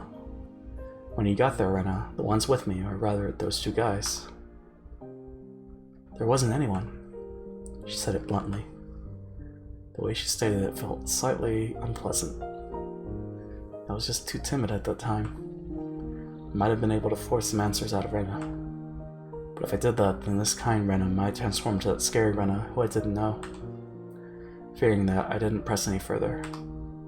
Thinking about it, it was the obvious choice. If both of those men were there, I don't think Rena would have even have stood a chance. I couldn't find a way to explain it unless I assumed she brought me here after those two were already gone. Rena was still smiling. Her eyes sparkled warmly. Yet, I felt like I was hallucinating when I saw something Something akin to a shadow slowly creeping across her face. That small omen sent shivers down my spine. While Rena was still Rena, I need to make contact. I need to contact Oishi-san. Rena stopped me when I tried to get out of bed. She said it would aggravate my wounds, so I should sleep. I had to go to the bathroom though. Sorry. Rena couldn't say anything else. While Rena stayed in the room, I quickly went downstairs to get the phone received from the living room. When I approached the front door, the doorbell rang. Ding dong. Must have been the doctor Rena had called. It was strange for a patient to welcome in the doctor who was making a house call, but it would be incredibly reassuring to have him here for the considerable time it would take Oishi-san to get here. Carelessly opened the door with that simple assumption, and regretted it almost instantly. Oh, hey. Mion. Oh, you look just fine. I heard you collapsed, so I came to check up on you. How did you know I collapsed? I heard from Rena over the phone. Do I need any reason other than that? I understood why she would call the doctor. But why Mion too? Rena was descending the stairs behind me. Rena, doesn't K-chan look pretty alright? Sheesh, made me worry for nothing. That's true. Maybe I worried for nothing as well. They both began laughing. It appeared to be cheerful laughter, but I couldn't shake the feeling that there was a darkness looming over them. Whoa, what's up with the shoe rack? How did it get like this? The shoe rack that I'd smashed to pieces had been like that since yesterday. It fell, you see. And the bat I was holding at the time slammed into it. This is what happens when you swing around something you're not used to handling. Kept the fact that it was none of her business to myself. But leaving it like this will really startle your parents when they get home. I'll fix it up for you later. Now come on, K-chan. The terminally ill need their rest. Come back in bed. Both of them urged me up the stairs. I had no chance to call Oishi-san. I was pushed into my bed. As it was the first time Mion had been in my room, she began searching around it intently. She fiddled around my room and was scolded by Rena. You can imagine how it went. It was uncomfortable having my room poked around, but the conversation was so benign that it was heartwarming. During that innocent conversation, Mion said something as though it was perfectly ordinary. Rena, did you call the manager? Yep. Right after he called me-chan. He said to be right over. Manager. That out-of-place word gave me a bad feeling. Rena called a doctor. Then called Mion. And after that, she called a manager? Who was this manager? Since Rena and Mion's conversation was so peaceful, it only felt slightly odd. What are you two talking about? Who's this manager? Didn't you know, K-chan? We mean the manager when we say manager. Like the director of a movie. Or like a foreman of a construction site. I dug through all of my memories for a manager who might have business with me. Only one thing came to mind. What Rena had just said. The construction site foreman. The very first victim of the first incident, the dismemberment at the damn construction site. The foreman. But that was strange. He was supposed to be dead. There was no way they could call him. I don't understand what you guys are talking about. What does that manager have to do with me? He said he was coming. Did you mean to my house? I asked one obvious question after another. But all the two of them did was smile coolly at each other. There was a huge difference between how the two of them appeared and how my suspicions were playing out. Slowly, I felt discomfort and panic welling up inside me. Couldn't understand what Rena and Mion were talking about.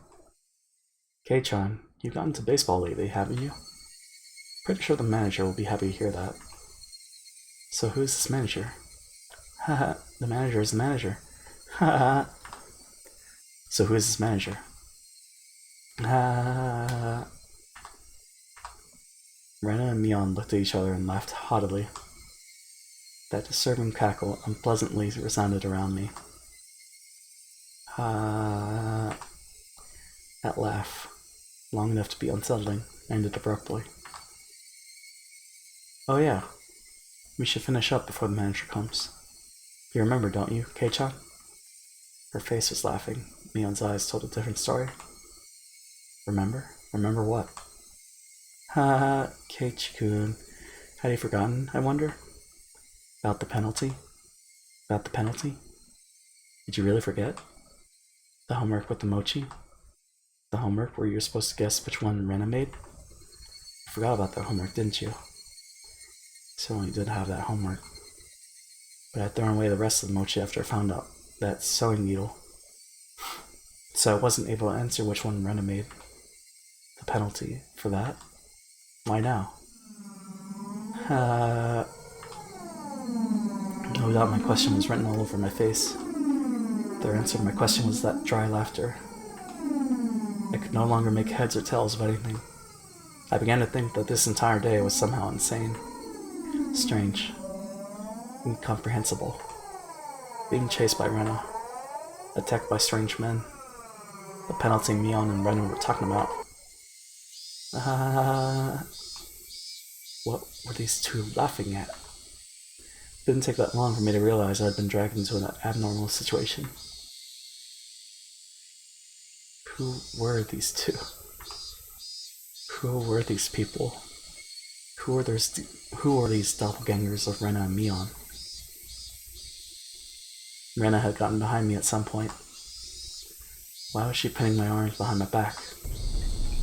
What are you doing? Don't move. This is your penalty. My body was already very sluggish, and Rena pinning my arms made it that much harder to move. Hope you're having a good one, dude. Just off alert. Sounds good, Fog. Thanks for stopping by.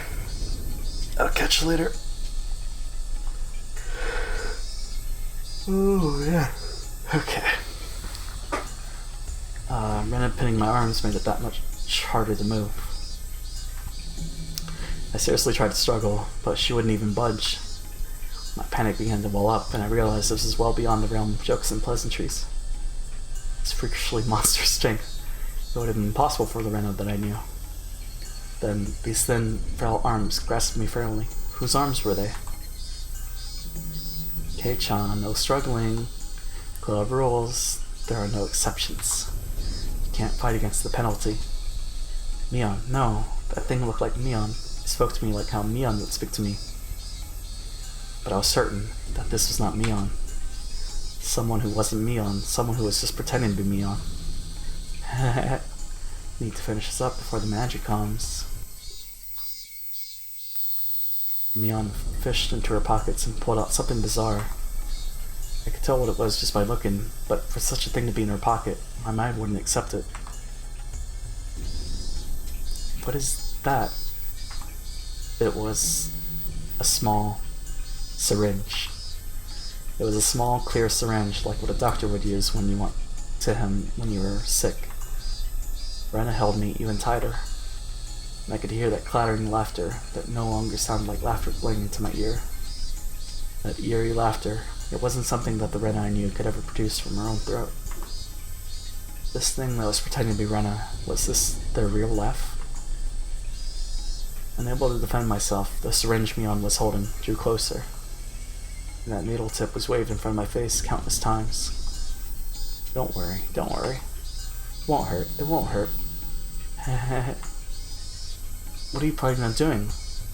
What kind of sick joke is this? What are you saying, Kate? What are you saying, Kei-chan? You know exactly what's going on, don't you? About what?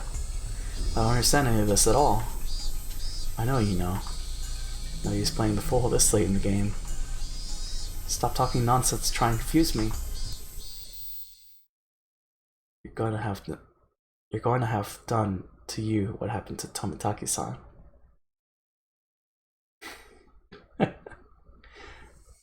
What?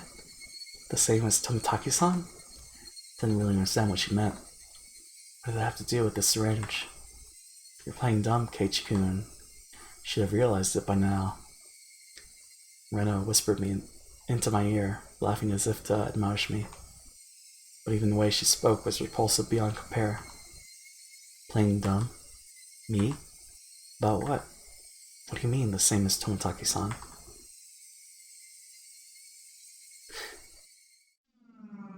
Everyone thought at first that it was a hit and run.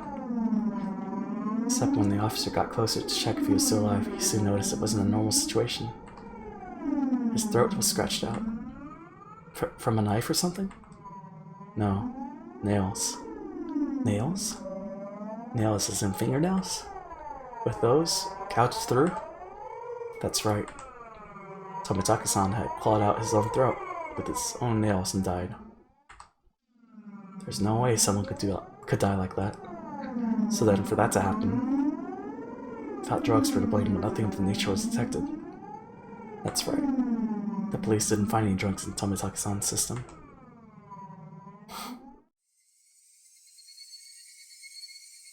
But the police told me they didn't find any drugs in Tomitaki-san's body. Wait. The two of them laughed together with that sickening laughter. Of course they'd laugh. To assume that such a medicine didn't exist just because the police didn't know about it is completely foolish. Meaning the drug that caused Tomitaki-san to die in such a bizarre manner did exist. If Mion injected this into me, then that would probably be all the proof I needed. That would basically mean I'd end up the same as Tomitaki-san. Become hysterical, scratching out my throat in my last moments, then die. For such an outrageous drug to exist. For Mion to be holding it, and that I was about to be injected with it. At that moment, I did not feel there was any need whatsoever to question it. What kind of idiot, when he's trying to dodge a ball flying straight for his face, has time to think of a reason as to why it's flying at him. Just give up. Alright then. Mion's actions lacked any gravitas, and that made it even more terrifying. There was none of the ceremony like when someone is sentenced to death. There was no hesitation at all, as if she were brushing her teeth. Mion reached out with one hand and grabbed onto my chest. Felt like electricity had run through the back of my head, and the entire world had gone dark. Did I stand up too fast?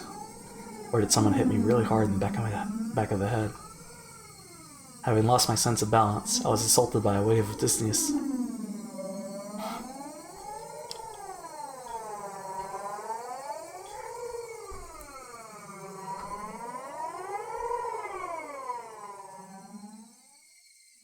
Oh, you're gonna end the chapter there? Come on. Oh, no.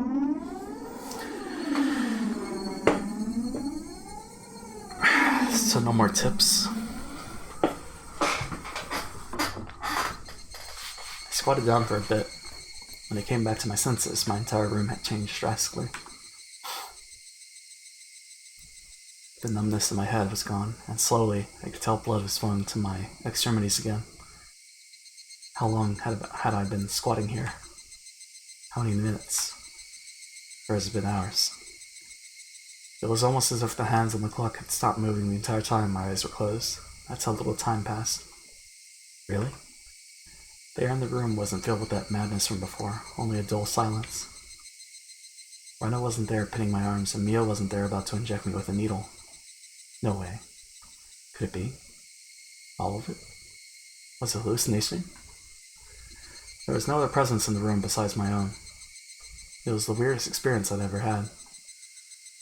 I was certainly with Rena and Mion. I doubted my sanity for a moment, but I was also seized with some sort of comfort. Guess that terrible ordeal was a hallucination. Neither Rena nor Mion, they would never do something so terrible. My head grew hot.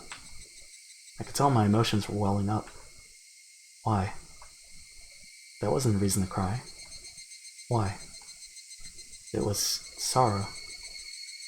Why was I sad? I don't understand. Kind to everyone, not discriminating against age or gender. Mion. That Mion was sprawled by the window, in a natural pose. Blood stained her a deep red from her head down to her chest. The bright crimson smeared on the walls. That splatter had undoubtedly come from Mion. She always had that bright smile and was kind to me from the day I transferred. Rena. That same Rena was slumped at my feet and was making the same pool of blood as Mion. I couldn't comprehend what had happened. Did someone come to save me? Then they beat these two down with this metal bat? Nope. I finally noticed the weight in my right hand. How long had it been there? You did it. It was Satoshi's metal bat. It was covered in deep red. There was no doubt that this was the weapon used to mutilate both of them. And I was holding that weapon. I was the only person in the house. What? I? Looking at this objectively, I couldn't think of anyone other than myself who could have done it. I did this? That's right. Keiichi Mibara. Of course I did it. Tell myself gently, as if coaxing myself. Hey, me. There is no reason for you to remember it, nor is there a need to regret it. Eat or be eaten. You get that, don't you? But the blood, there's so much. Neither Rena nor Mion had moved an inch. It wasn't just a split forehead and a trickle of blood, nothing that simple. The entire room was splattered with red. That told me it didn't end with just 2 or 3 strikes. Were they dead? Both of them? The depths of my mind were calm, but on the surface I was panicking and agitated. Calm down, Keiichi Mibara. What happened to your usual calm self? Come on now. Do like you always do. Throw your head back and take a deep breath. Come on. Once. Twice. Breathe deeply. Calm down. Calm down. I chanted that over and over in my head and relaxed.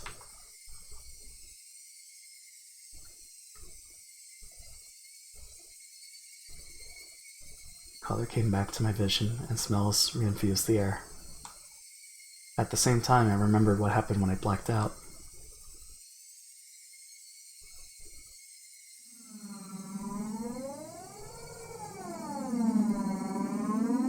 Rena and Mion had attacked me. They were about to inject me with whatever caused the same symptoms as Tomitake-san. But right before that happened, I fought back. I twisted my whole body and threw Rena as she was pinning my arms. Then I followed through with my spin and rammed my foot as hard as I could into Mion's torso. Soft. It was soft. Rena tried jumping on me, so I tackled her as hard as I could and slammed her against the wall. Then let that brief moment of having them off balance slip by. Satoshi's bat that was left carelessly by the side of my desk.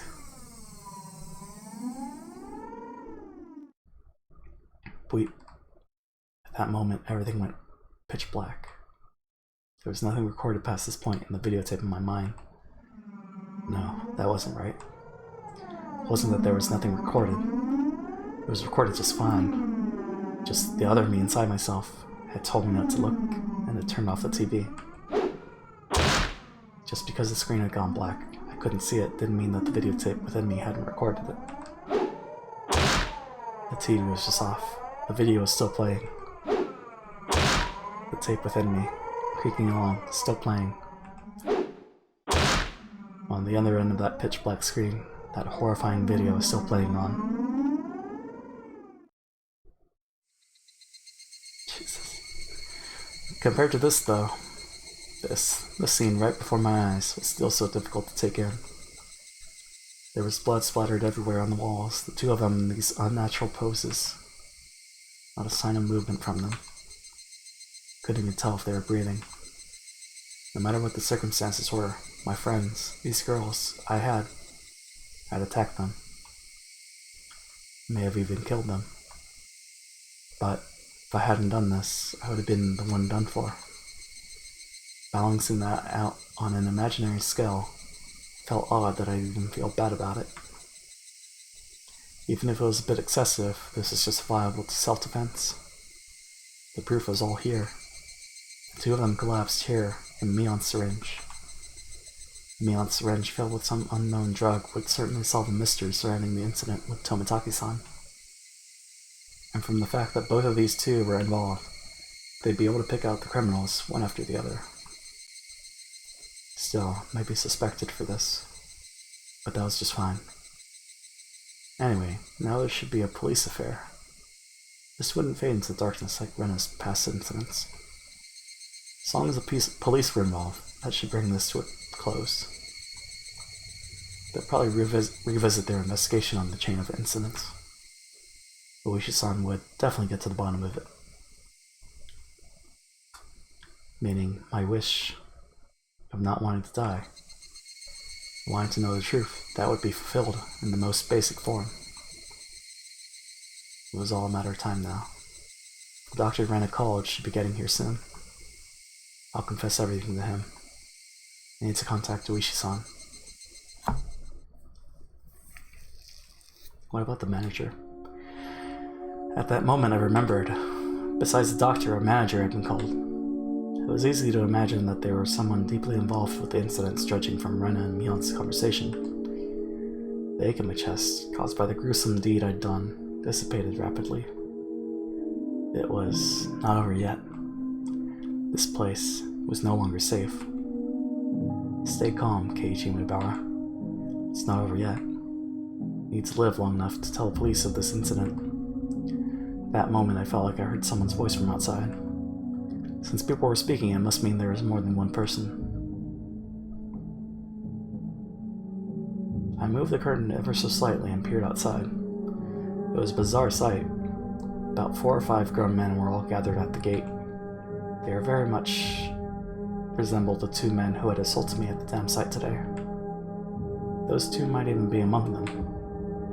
There was one person there wearing a white coat, but he didn't look like a doctor at all. My gut told me he was in disguise, only posing as a doctor. That guy would probably ring the bell and get me to open the front door. But pretend to be a doctor to get me to open the door, and then the rest of them would all rush in at once. At that moment I saw the car parked behind the men, and my heart nearly skipped a beat. The white van!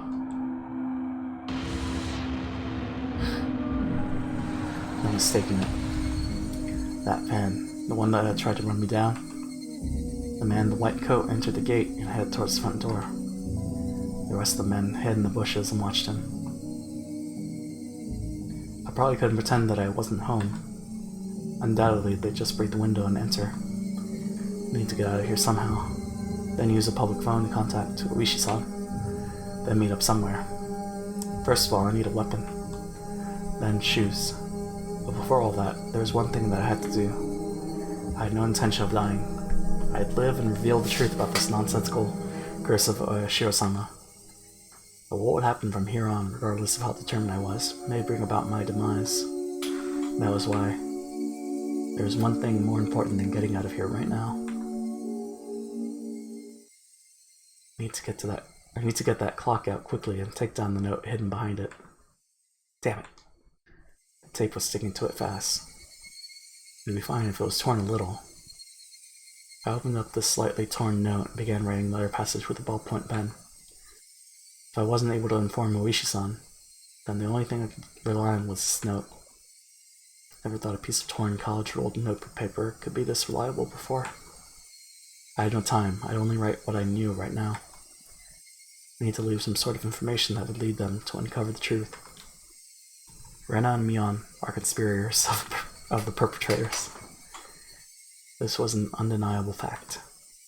I still don't want to believe it, but it was a fact. Anyway, I'd leave all the information that would help lead them to finding the perpetrators. There are 4 or 5 adults, maybe more. They have a white van. This is everything I was able to see from the window. There may be more. Also, there was that unidentified person known as the manager. To begin with, the term manager didn't even mesh with the Hinamizawa at all. If they were going to include the managers from the past incidents, then the only one is that construction foreman, the victim from the first murder. very first victim in the chain of incidents. Killed in the lynching, his body divided into 6 pieces. His right arm was never discovered. The police should have confirmed that death. But Rena and Mion did both call him manager. They said manager. They wouldn't use that term to refer to someone who was dead. The police would never even conceive that someone who was deceased could be involved. Could that be some sort of oversight? I didn't know. But even if I didn't know, it could be a big hint for Oishi-san. That's right. They needed to start fresh from the first incident. It wasn't just a simple dismemberment, but the start of the string of mysterious deaths that would follow. So then, there must be something hidden there. Please reinvestigate the victim from the dismemberment incident. He's alive. His death should have been established after an autopsy. Logically, you would think as much. But was that really the case? Could it have been some sort of ploy that they were able to deceive the police with? I shouldn't jump to conclusions, but he may still be alive. I had no time to ponder that right now. Oh yeah, there's something even more important I needed to write. Tomitake-san's death was from an unknown drug. That's right, that drug. It was an irreplaceable piece of evidence. No doubt, just by having this, everything would be uncovered. I couldn't just leave that vital clue lying on the floor. This syringe is proof. Writing that down, I stuck the syringe onto the back of the clock with plenty of tape, so it absolutely would not slip out and fall to the floor. Firmly. Ding dong. The bell rang. They were here. I couldn't write anymore. But even still, there was one last thing that I had to write. I have no idea why it's become like this. This may be the closest thing to the truth out of everything I wrote on this note. If you're reading this, then I'm probably already dead, though you may or may not find my body. I was going to write out everything that could happen, either dying from the curse or being demoned away. You, who are reading this, please uncover the truth. That is my only desire. The ravings of a bad man. Oh. With this, my last will and testament was complete. I wasn't certain that I was going to die, but it was my final plea, just in case. I folded the note, stuck it back onto the back of the clock, and returned the clock back to its usual spot. I couldn't help but pray.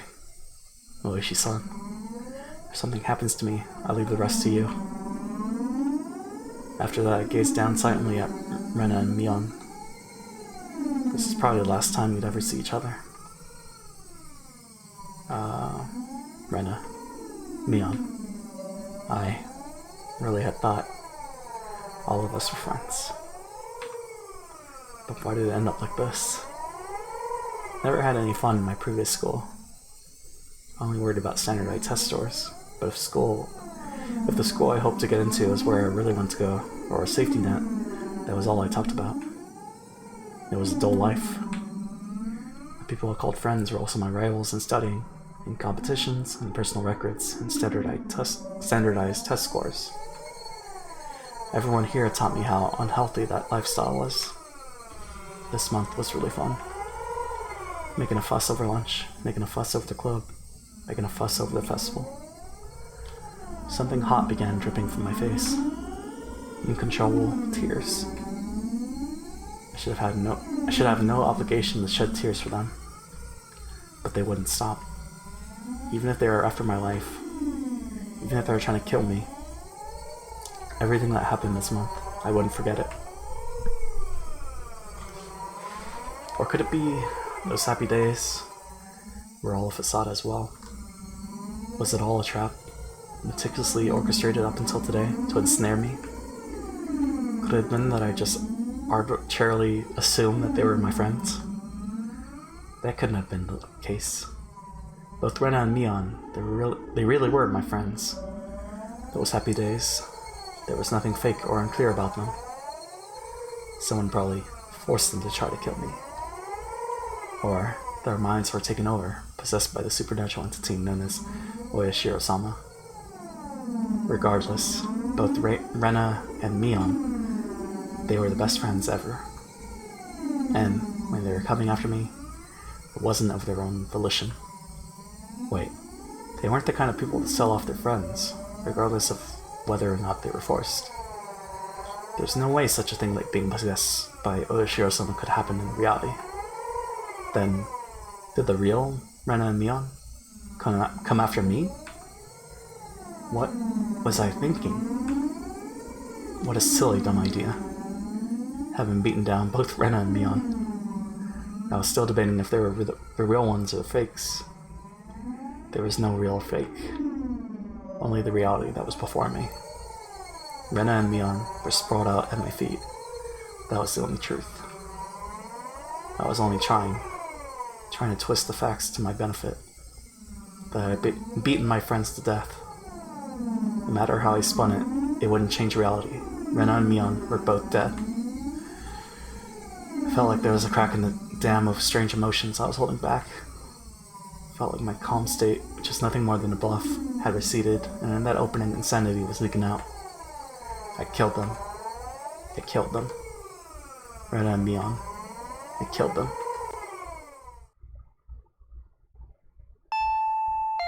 The doorbell rang again. The unrelenting echo pulled me back into a state of composure once again. Didn't have a moment to spare. Quickly, I need to get away. Didn't want to die. I would uncover everything after that. The identity of whoever or whatever had pushed me this far. Even if I had to drink mud and eat grass, I would survive. I would survive. I would definitely survive. I killed Rena for that very reason. I also killed Mion. I went that far just to keep living. So I can't die. For my sake and for the sake of the late Rena and Mion, I have to survive. I ran towards the door and grabbed my shoes. The doorbell rang again, as if to urge me on. Behind this single, solitary door, they were there. Keeping quiet, I headed towards the kitchen. Headed toward the back door. Before opening the back door, I put my ear to it and checked for people outside. No one? After I put on my shoes, I opened the door slowly as to not make a sound. There he is, the back door. A piercing voice echoed out. That voice stabbed through me, setting my hair on end. I had to run.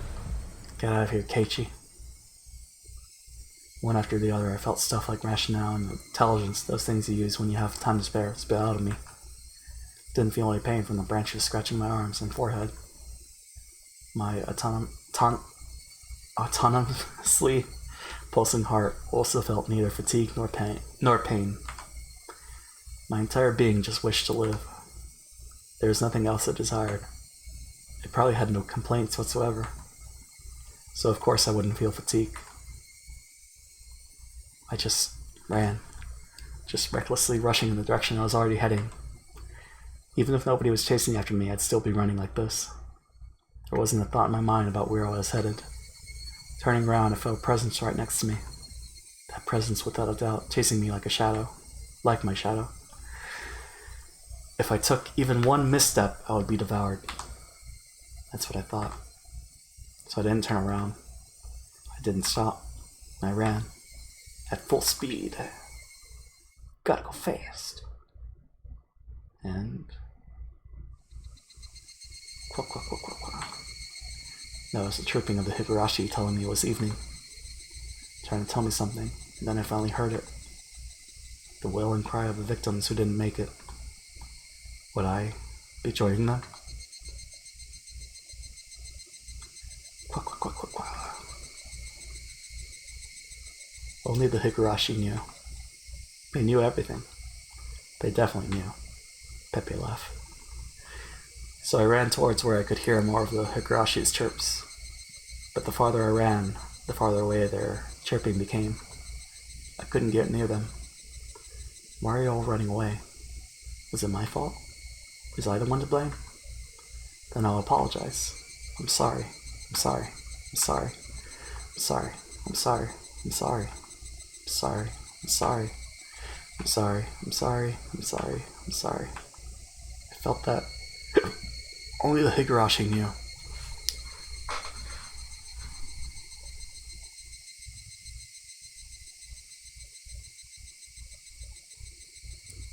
Is that the chapter?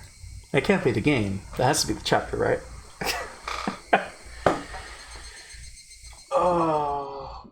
Chased by shadows? Okay, it's not over. Cool. The smoking room was filled with a cloud of cigarette smoke. The expensive smoke filter gave off some crackling electric noise, but it didn't seem like it was doing anything at all. Why do smokers have to be shoved so far down this corridor where the sun didn't even reach? I recalled hearing that the tax revenue from tobacco was about 1/10 of the municipality's revenue. We were the most heavily taxed members of this municipality, so I really wish they'd show us a little more respect. Hold on, let me open a tab up. Okay. It's loading. Alright. Why would you discard the 5 Manzu there? It's just increasing your options. One of the younger detectives was having a staring contest with a mahjong magazine called Next Turn. Oh hey, you're still in Tenpai if you cut the 5 Manzu. If you're betting on a Haite, then shouldn't you be going into it with a Mengang? Mengon? Kuma-chan, look at the pond. They all discarded a 5 Manzu. It's a safe tile. You'd hate if, at endgame, someone was sitting on a Tenpai on the last turn, wouldn't you? The kid let out another groan, but put out his cigarette, then took out another one. I just don't agree. Why would you reduce your own options? By the way, you can't call Ron with your winning tile in that Aite. What? Why is that? Just then I heard a voice coming from down the hall. Are you here, Oishi-san? You have a call from a civilian. Whoa, ain't that something? Well, see you soon. Why can't you call Ron on it? Hold on for a second, Oishi-san. The man sitting in the seat Oishi-san was heading towards waved at the telephone receiver. Outside line. From a payphone. Oh, I thank you. Sorry to keep you waiting. This is Oishi. Who is it? Ah, Oishi-san. Hello? If it isn't my Bara-san. Why, good evening. From the tone, my Bara-kun's voice already knew he was in a predicament. This is the first time my Bara-kun had phoned me. And he was calling from a payphone. Please calm down. Did something happen? Well... His voice was erratic over the line. He had completely lost his sense of composure. After checking that nobody else could hear, I prompted him in a hushed tone. What happened? Calm down, Mibara-san. I can have the local officers head to your location. I'll be there soon, too. I think that's impossible. His voice was quivering and hoarse. He wasn't surrounded by people, even as he was making this call, was he? Mibara-san, calling from the payphone right now, right? Where's that payphone? There were no other sounds besides Mibara-kun's voice. It had to be a phone booth. I scratched out a note and thrust it at my colleague sitting across from me. Namizawa, phone booth. He understood quickly and hastily started on the internal lines. Calm down, Mibara-san. What is your current situation? It usually wasn't a good idea to tell someone panicking and do so, but this was not a usual case. Mibara-kun didn't just get in trouble to get away, and then call me. He was in the midst of something dangerous right now. But yelling at Mibara-kun right now would just needlessly cause him to be even more frantic. Mibara-kun wasn't just calling to seek help. He was trying to tell us something more than that. Whatever that was. If I didn't get it from this call, I was certain there would never be another chance. My colleague pushed a note in front of me. There's only one booth in Hinamizawa. Patrol car is on the way. 5 minutes. That's too long. How many officers are in there? 2. Not enough. If it was as I imagined, there were likely quite a few people surrounding Maibara-kun. 5 minutes was too long. Did you call the officer station in Hinamizawa? He's scheduled to be on patrol. They're currently out, and it'll be impossible to contact them. God damn. Kuma-chan, bring the car around. Understood. Hello? Oishi-san? Cough cough. Hello? It's alright. I can hear you loud and clear. There's something wrong with Maibara-kun. That wasn't a normal coughing sound. Vomiting? Or was it blood? Had he already been attacked? Was he injured? Nah, it's probably just vomiting. Maibara-san, the police are on the way. They'll be there in a couple minutes, so hold on somehow. Hello? Can you hear me? Maibara-san. I could hear on the other end of the line that he was having a coughing fit. The worst possible situation pops into my head. Maibara-san. Who is the culprit? How many are there? I thought at first the culprit was human. Hack. I couldn't tell if that was a cough or vomiting. Are you alright, Maibara-san? I thought that the culprit was a person, not Oyashiro-sama's curse. Up until right now. But I guess in the end... Heck. There was an intense bout of coughing, then vomiting. But I guess Oyashiro-sama does exist. No, he's here. Maibara-san, please calm down. I've been thinking it was strange for a while now. It's been following me this whole time. I run and run and run and run, but it just sticks to me like my shadow. But slowly, so slowly, it's digging itself into my back. Maibara-san, are they, right now, perhaps, right behind you? Behind me? Right behind me? Please, Maibara-san, I can tell you're scared. But please, who is it that's right behind you? Can't just look behind me. If I do, I understand that you're scared, but please tell me. You just need to turn around a bit. Who is it? Who is behind you, Maibara-san? Right after I said that, I could hear him vomiting intensely. What would follow was a nightmarish sound. Maibara-san, it couldn't be that you're clawing out your own throat? There was no answer. But I could hear something like scratching. There was a bang, as if something was being hit. Maibara-kun had probably dropped the receiver. I could hear groaning and vomiting over on the other end, and a repeating abnormal noise. Hello? Hello? Maibara-san? Hello? I knew how far away my voice would sound on the other end, but I couldn't help but shout. At that moment I heard whispering coming from the other end. I couldn't tell what he was saying. From the way he was saying it, was he talking to himself? Or was he talking to someone there? Hello? Maibara-san. Rather than whispering, it was some kind of mantra he was chanting over and over. I focused my senses, trying to pick up what he was saying.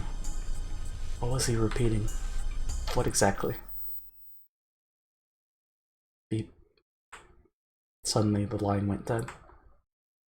Did he use up his time? It was because it was a payphone.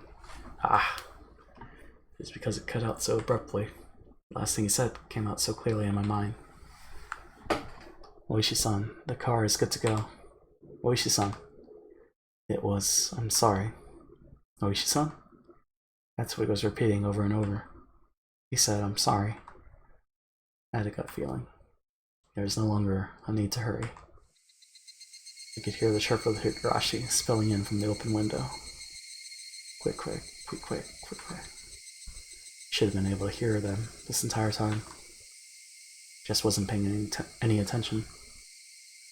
Why did I focus on them all of a sudden? Quick, quick, quick, quick, quick. Were they trying to tell me something? Only Higurashi knew. That's how I felt.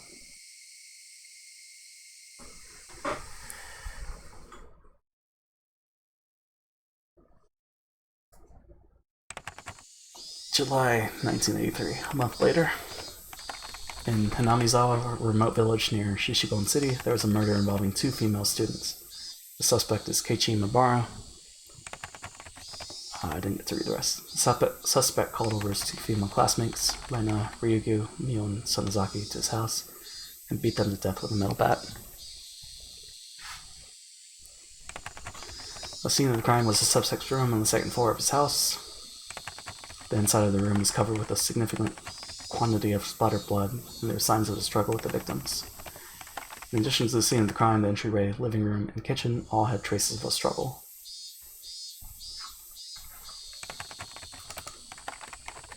At the entryway, the shoe rack and wall had evidence of being impacted by a strong blunt force. It is believed to have been the same bat as the murder weapon. Having no traces of blood, it is believed the destruction occurred before the murders. There is a possibility that the suspect overpowered his victims to keep them from fleeing. Nope. In the living room, the rug had been pulled back, then thrown aside. It is hard to believe that this had a connection to the struggle with the victims, and thus the reason for this remains unknown. Because of the needle. In the kitchen, the garbage bag was torn apart and its contents were spread out on the floor. Garbage was strewn about in the surrounding area, and handprints believed to belong to the suspect were discovered. It is believed that the suspect had for some reason taken out the garbage and struck it with his fist. The reason for this remains unknown. In addition, there was a note stuck to the fridge. The words, "Was there a needle?" were written on it. The meaning behind this remains unclear.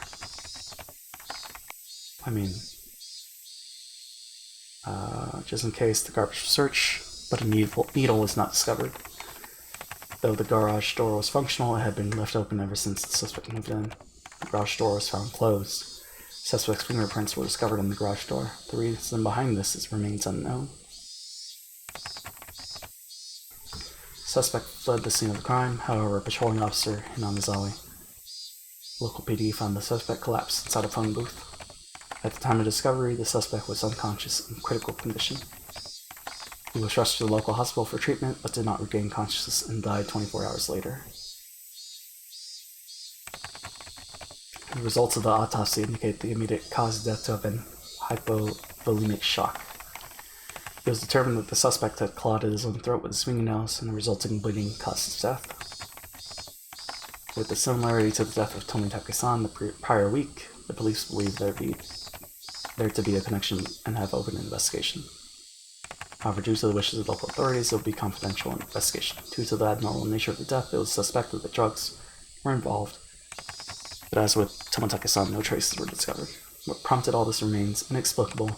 As such, the case is being treated as an act committed on impulse. However, with several accounts of the suspect with bizarre behavior leading up to the incident, it is possible that this was separated from his group of friends, isolation, inexplicable behavior. Several days before the incident, the suspect began carrying around a metal bat.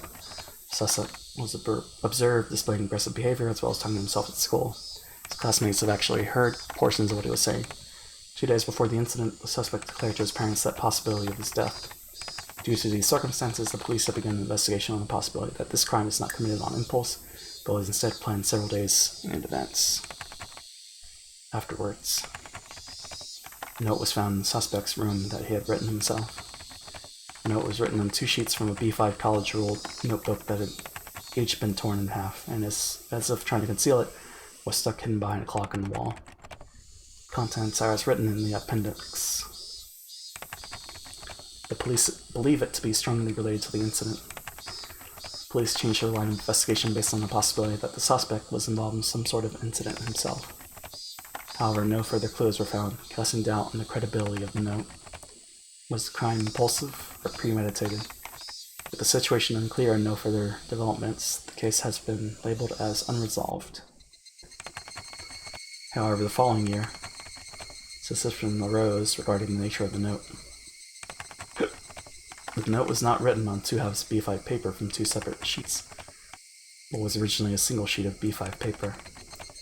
In order to erase several lines from the middle, someone had torn them out. Judging from the size of the letters, the missing section is estimated to be 2 to 3 lines. It is highly probable that the person who limited the lines in question is not the suspect. In addition, judging from traces of large quantities of cellophane tape being stuck to the back of the clock, speculation that something other than the note was stuck there has arisen. The person who first discovered the crime is detective rumored to have a connection with the incident. Higurashi. He underwent voluntary questioning but denies involvement in any damages to the note. Suspect's note. I, Keiichi Maebara, am in fear for my life. They don't know why they're after my life. The only thing I do know is that it is to do with Oyashiro-sama's curse. Rena and Mion are conspirators of the perpetrators. There are 4 or 5 adults, maybe more. They have white man. This is all on the first sheet. Everything below this has been ripped out.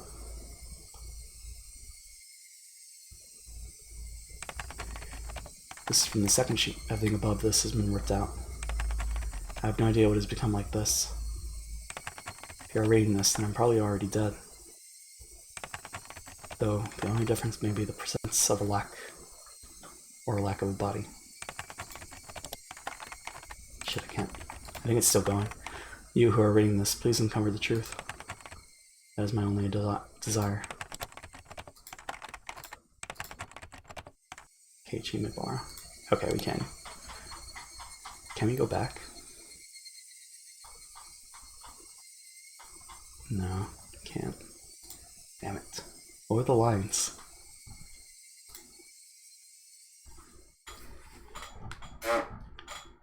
Because it was... Well, that's one way to close it out. Oh, man. A new scenario has been unlocked. All cast review session has become available to play it. Select extra on the title menu and then pick all cast review session.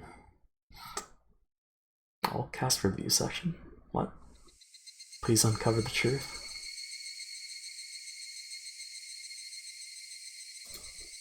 Damn, what was the line that got taken out? I'm guessing it was something related to Oishi-san, but so he doesn't implicate himself. Let me check the trophies. Okay, so we do have to play this. Well, if you get a trophy. Achievement. Maybe it's not spoilers. Chapter jump.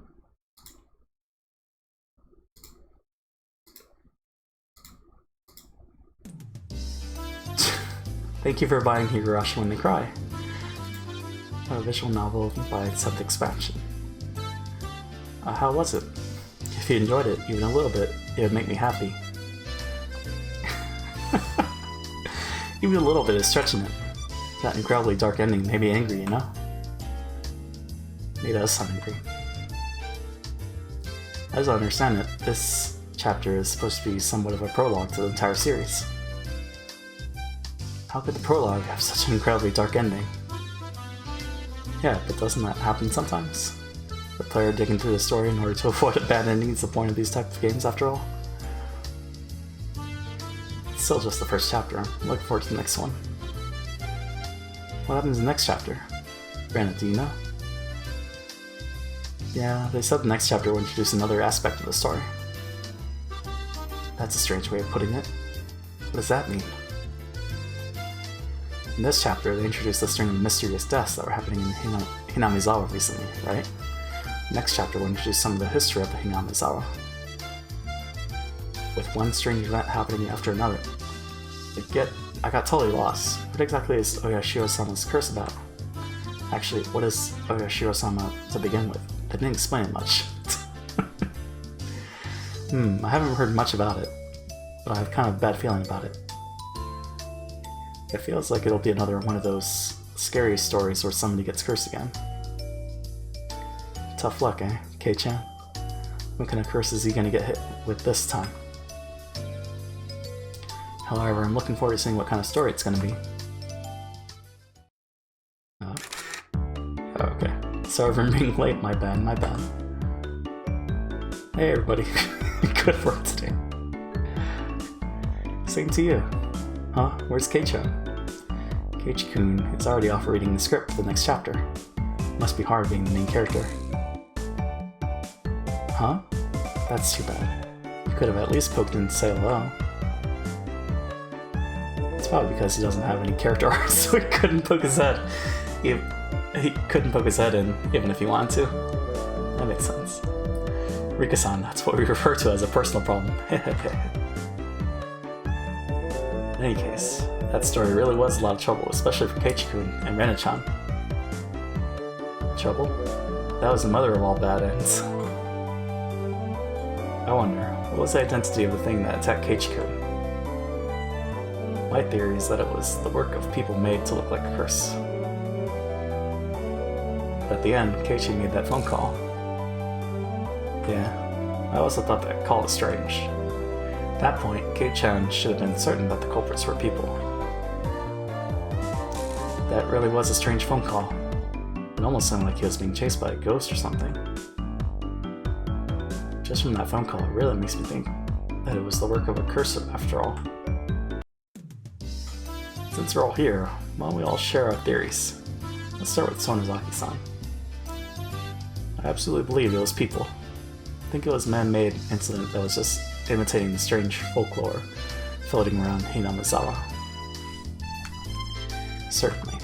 Every year, on the day of the festival, for another link in the chain of mysterious deaths to happen certainly is suspicious. That so-called chain of mysterious deaths is definitely somebody trying to reenact the folklore. Definitely. I think it was the curse. Looking at the scene where Keiichi-san went berserk in the entryway, and the last scene with the phone call, I just couldn't come to the conclusion that a person was the culprit. When you say it that way, it really wasn't the type of scene that would make you think it was the work of an actual person. Yeah, but even then, I still think it was a person who did it. The last scene and the one with the entryway, I think it might have been a delusional episode brought about by post-traumatic stress disorder. I wouldn't know what's going on anymore, even if he didn't use such complicated words. In other words, Keiichi was so scared that he was imagining things. Then, what was the meaning behind that scene? What exactly was that mysterious presence behind Keiichi? Red herring. R-U-D-H-E-R-R-I-N-G. Nii-chan, what do you mean by red herring? Like old man Tomataki here said, that scene was the result of Kei-chan having a stress-induced delusion from being mentally cornered. To expand on that a bit further, it was a ploy to make the player think it was a curse. That's why it was a red herring. When you say it like that, but... well, it just means that there's that possibility. In that case, the theory that Oishi-san proposed during the story that it was a conspiracy by the villagers was correct. What does the man himself have to say about that? Me? Makes you think, eh? Huh? I totally thought that Oishi-san would be behind the people explanation. During the story, I said it was definitely the work of people, but if a person really was to blame, that leaves a lot of loose ends. Like what? Let us hear what Detective Oishi-san's theory is. First of all, if a human is the culprit, then there has to be a motive. In other words, somebody has to gain something from it. So what you mean is, if this is the work of people, there would have to be something gained from causing the chain of mysterious deaths. Exactly. I felt that somebody could have benefited from the deaths of people related to the dam development, but the recent victims weren't related to that at all. First off, who benefits from killing Keiichi-kun? I see. If you say it like that, that case is kind of weak too. I mean, none of your money was stolen. There's no way it was human culprits. But that's not everything there is to it, right? Like Nii-chan just said, there might have been some sort of reason for them to reenact the folklore. Exactly. This wasn't a murder where you consider the typical motives. Makes me think that this was most likely some sort of ritualistic murder to reenact the blood-stained history of the village. So I'll ask the question of the hour, who gains from this reenactment? It's not about simple benefit, it's a more psychological reason. I think that maybe this was an act of revenge, something native to the region. Fate was unable to be fooled this time around. I see. A member of some repressed family looking to air out an old grudge of their ancestors. Something like that. I don't like that. Then what is it? It couldn't be that you were leaning towards the curse explanation, Oishi-san. That's right, that's right. The man playing the detective said so. He decided it was a curse. If, like how Meibara-san said during the story, it was the case that Yoshiro-sama possessed Rena-san and Sonozaki-san and committed those acts, that would fit the evidence the most. As much as I hate to say it. Actually, I'm of the same opinion as Oishi-san. Can't come up with any other explanation for the normally kind Rena and Michan suddenly start acting strange like that. About that, it may sound strange coming from the person herself, but I think that Mion, did it. I don't get what Mi is saying. I'd like an explanation. Oh, sorry. In other words, I think this may end up being a really cruel story. Huh? Wait, Michan? You don't mean... If you follow the trail of evidence to the very end, that's how it would seem. I also have my suspicions. In other words, Rena-san and Sonozaki-san both actually had those personalities to begin with. They were merely deceiving Meibara-san. Am I right? I don't like that at all. Wah. This is all the curse's fault. Rena-san and Mion-san and everybody else are all kind, nice people. I think that too. I think that Rena and Mion-chan are really good people at heart. I think that during the story they definitely were possessed by something. So Rena also thinks it was a curse. Now let me ask everybody who thinks it was a curse. There has to be a reason for a curse, right? I don't think there would be something indiscriminately cursing everything. Can somebody explain that? A curse is a curse. Human logic won't get us anywhere. Haha, Satoko-chan. Personified deities in the end, nothing more than the creation of people. That's why their method of thinking is also understandable to humans. Just take a look at the Greek pantheon. They cry, get angry, get jealous, basically. They're just like humans. So what you're saying is that Oyoshiro-sama is cursing people with some benefit in mind? That's an odd way of putting it, but basically yes. That's why they say, far from Jupiter, far from his thunder. Haha, you do have a point. Basically, it doesn't matter if it's Yoshiro-sama or humans, there has to be a reason. But Rika, what if that reason isn't clear? I don't know. That's right, this is still just the prologue. There's still a lot of stuff that hasn't been revealed yet.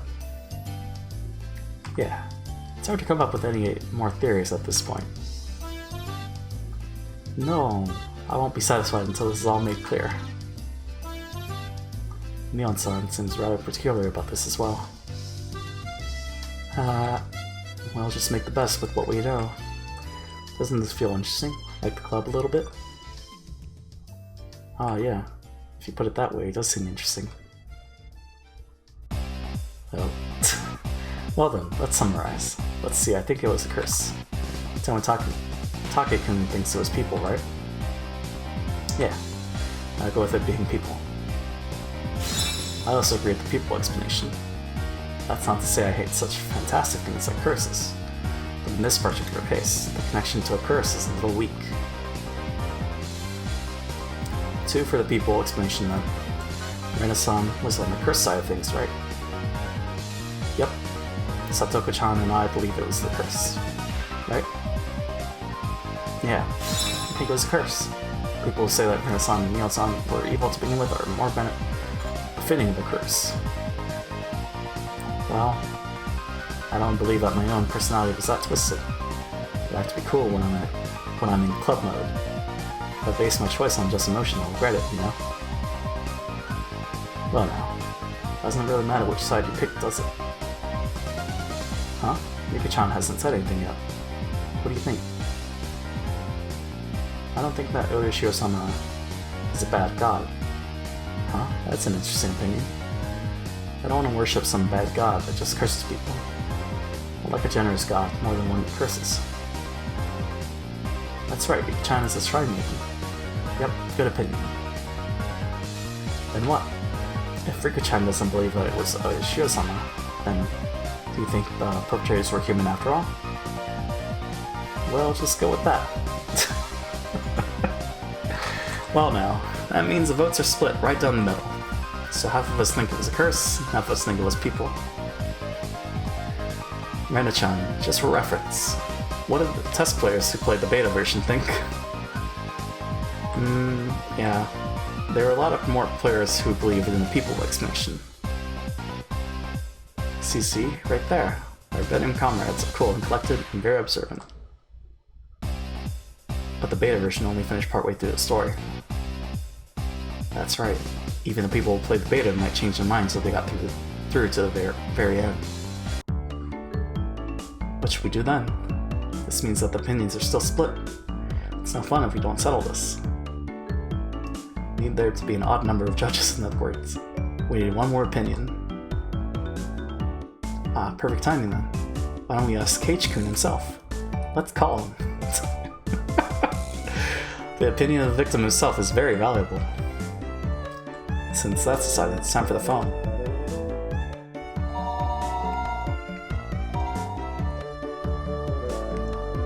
Hello, Ch.1? It's Reina. Are you busy with work right now? Yeah, really busy. Just when I thought I'd get a break because the chapter's over, it's already time for the next one. How's Ch.1? Busy? Yeah, he's moping. I can hear you, you know. Must be nice having a wrap-up party. I want to go too. You can come if you get some character art for yourself. Rika, that's a secret. Does he? Sorry about that, Ch.1. Anyways, during the current chapter, Ch.1, didn't you die? We were just talking about who the culprit might be. Basically, we're deadlocked on whether it was people or Shio-sama's curse that killed you. I'm really sorry. Even though you're busy reviewing the script, Ch.1, which do you think it was? That's obvious, isn't it? Which? Isn't it both of them? Targeted by suspicious people from the village and then cursed by some strange Oyashiro-sama on top of that? It's both humans and a curse. Everybody's just picking on me. So very, very pitiful. Next time, I'll pat you on the head for you.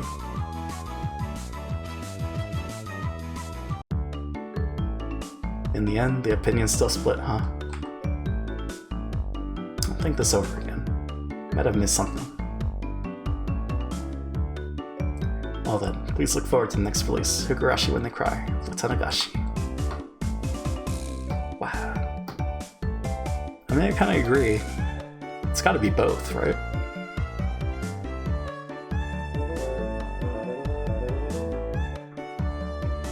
But I mean, I guess we'll see. Something made him go super paranoid. Oh no. Okay, we're fine. Something made him super paranoid. I mean, makes sense, right? Could it be drugs? Can't be drugs. I mean, what affected Rena-san, right? Can't, I mean, I guess split personality or something. That's why she's no longer Reina, she's Rena. I don't know. I'm curious. Yeah, this is fun. How many hours is this? 8 hours? 8 hours plus 6, so 14 hours. Okay. It's not bad. For the prologue. But yeah, we'll continue this, I think we're gonna do a midnight stream tonight. I'm not sure yet. But I think that's what's gonna happen. So, midnight stream, start chapter 2. And then, I think Thursday? Wait, today's Wednesday. So I think Friday is also gonna be a midnight stream, but I'm not sure about that. Because I can't stream during the daytime because we got stuff happening. So Yeah, I think that's good. This was enjoyable, for sure. It's a lot of reading, so I'm just getting used to that. But, yeah, it's fun. I thought there would be voice acting, but I guess not. Character sprites. Wait, are you still streaming? I'm just, I'm still alive. How's it going, Dirk? We just finished the first chapter, so I did it. Also, you mentioned voice acting. There is a patch you can get for that? Okay. No, that's okay. Or is it like official? Or is it like fan stuff? I guess I'll look into that. Well, we already started without voice acting, so I don't know. I'll look into it, I guess. Character sprites. So we're using the updated ones, right? Auto hide. It's for the Japanese PS3 release that fans have modded it to fit this release. Oh, okay, gotcha. So that's official. Same voice actors as the anime. Ah, okay. And the new one's gonna have the same voice actors. The new anime adaptation, I mean. Maybe for the last one. Well, would the mod be out for that by then? I guess not, right? Or no? Indeed? Well, I guess, right. All the chapters have been out, so it should be on the PS3, so they should mod it pretty easily, right? Then again, next Thursday. The mod usually comes out a couple weeks after the game release. Okay. No, we'll read it ourselves. It's fine. We'll just have to let the anime do it, handle it. But yeah, this is fun. It's a good time. Let's see. Who do we got to raid? We've got Fogstar, currently playing Remnant from the Ashes. Okay. So we'll go say hi to them. But yeah, I think we'll do a midnight stream tonight. So 9 hours from now, thereabout. We'll do the stream. There's the raid message. No shoutouts? No shoutouts. Besides, thanks again to Dirk for letting us play this chapter. And yeah, thanks for everyone for hanging out, stopping by. Let me see. Copy paste. There we go. Or is it better to copy this? Copy that. Start the raid. Catch y'all later. Have a good one. Bye.